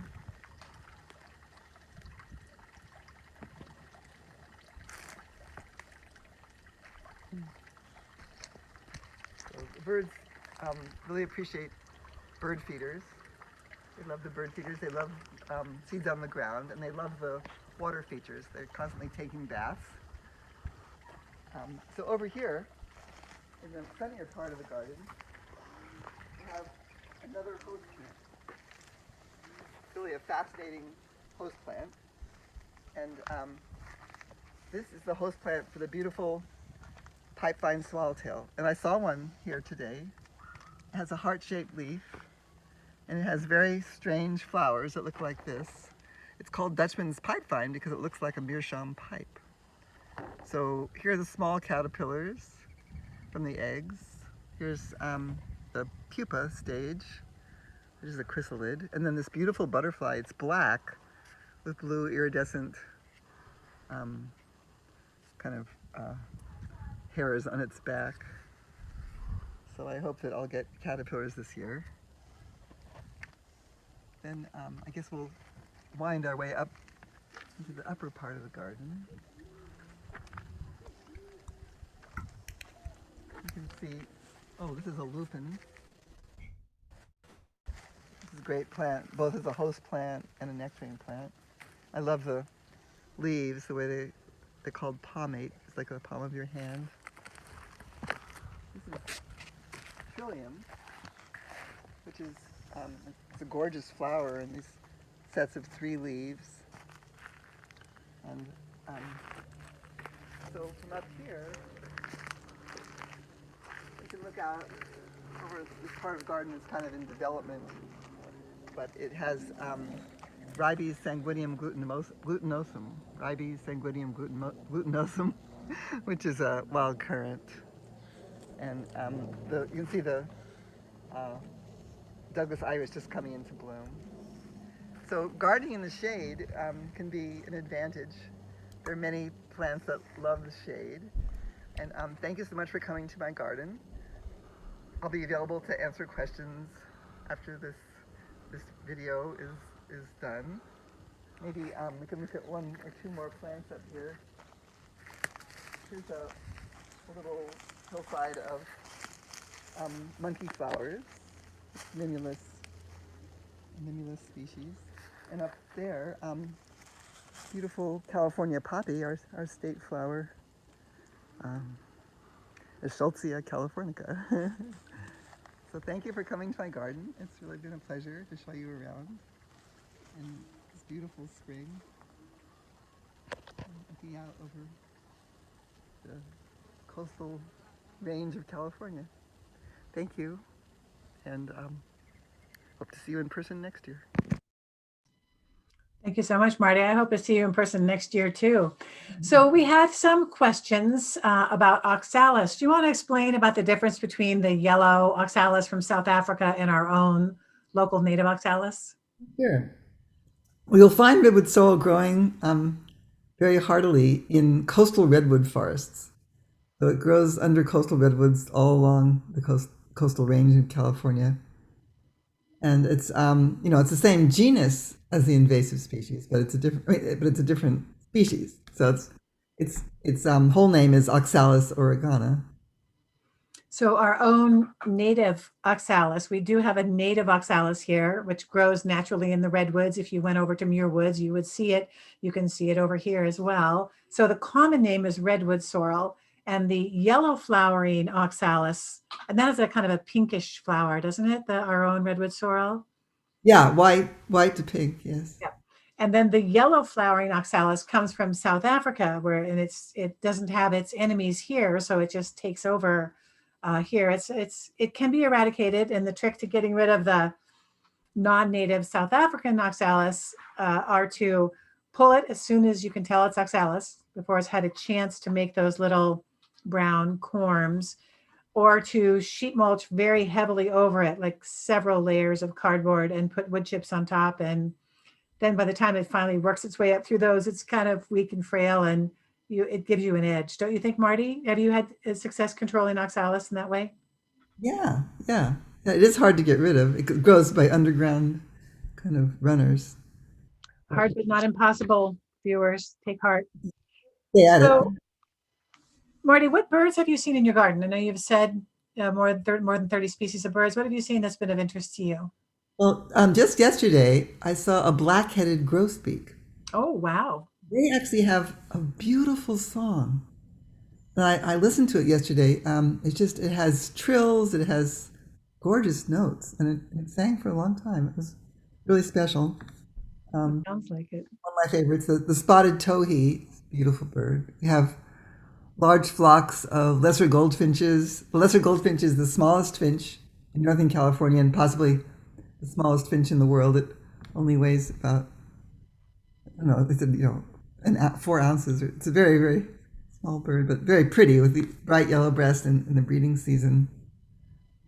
The other favorites, I love the pine siskins. I had flocks sometimes with 30 to 35 pine siskins. Year round, I have the dark-eyed junco, which is a sweet little bird. I have, what are some others? Well, of course, the California towhees. It's nice every once in a while to see a Buick's wren. They have a tail that sticks straight up.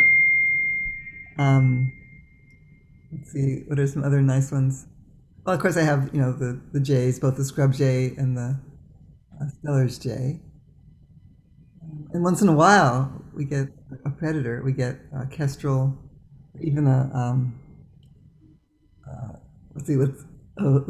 even the peregrine falcon has come. Wow.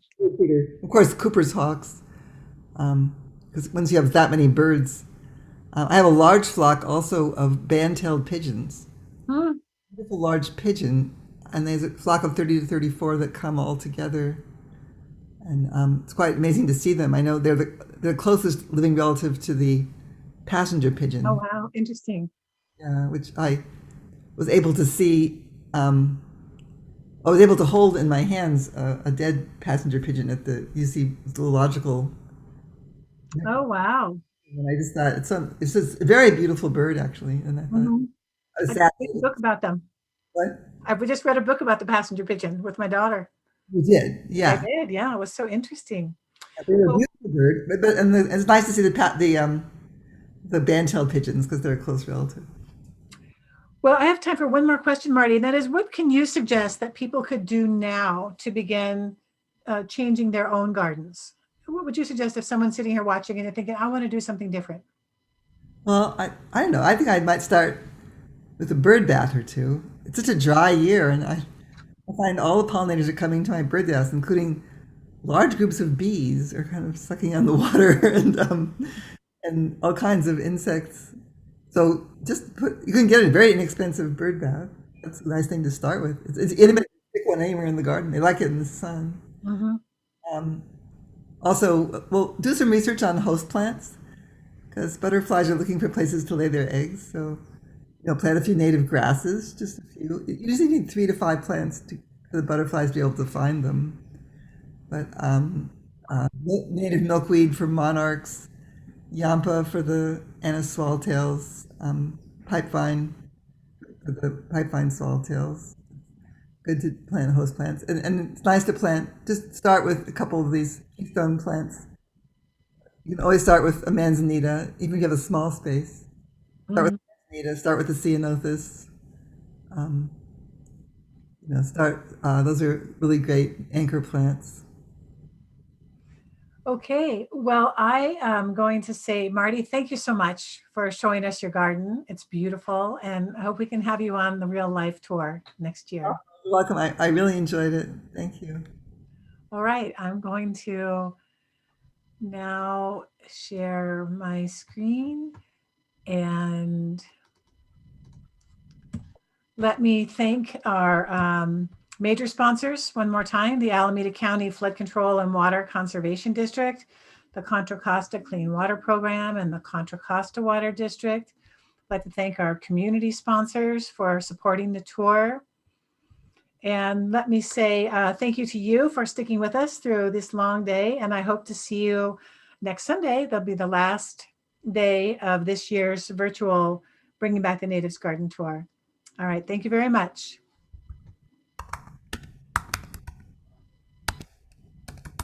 How do I stop it?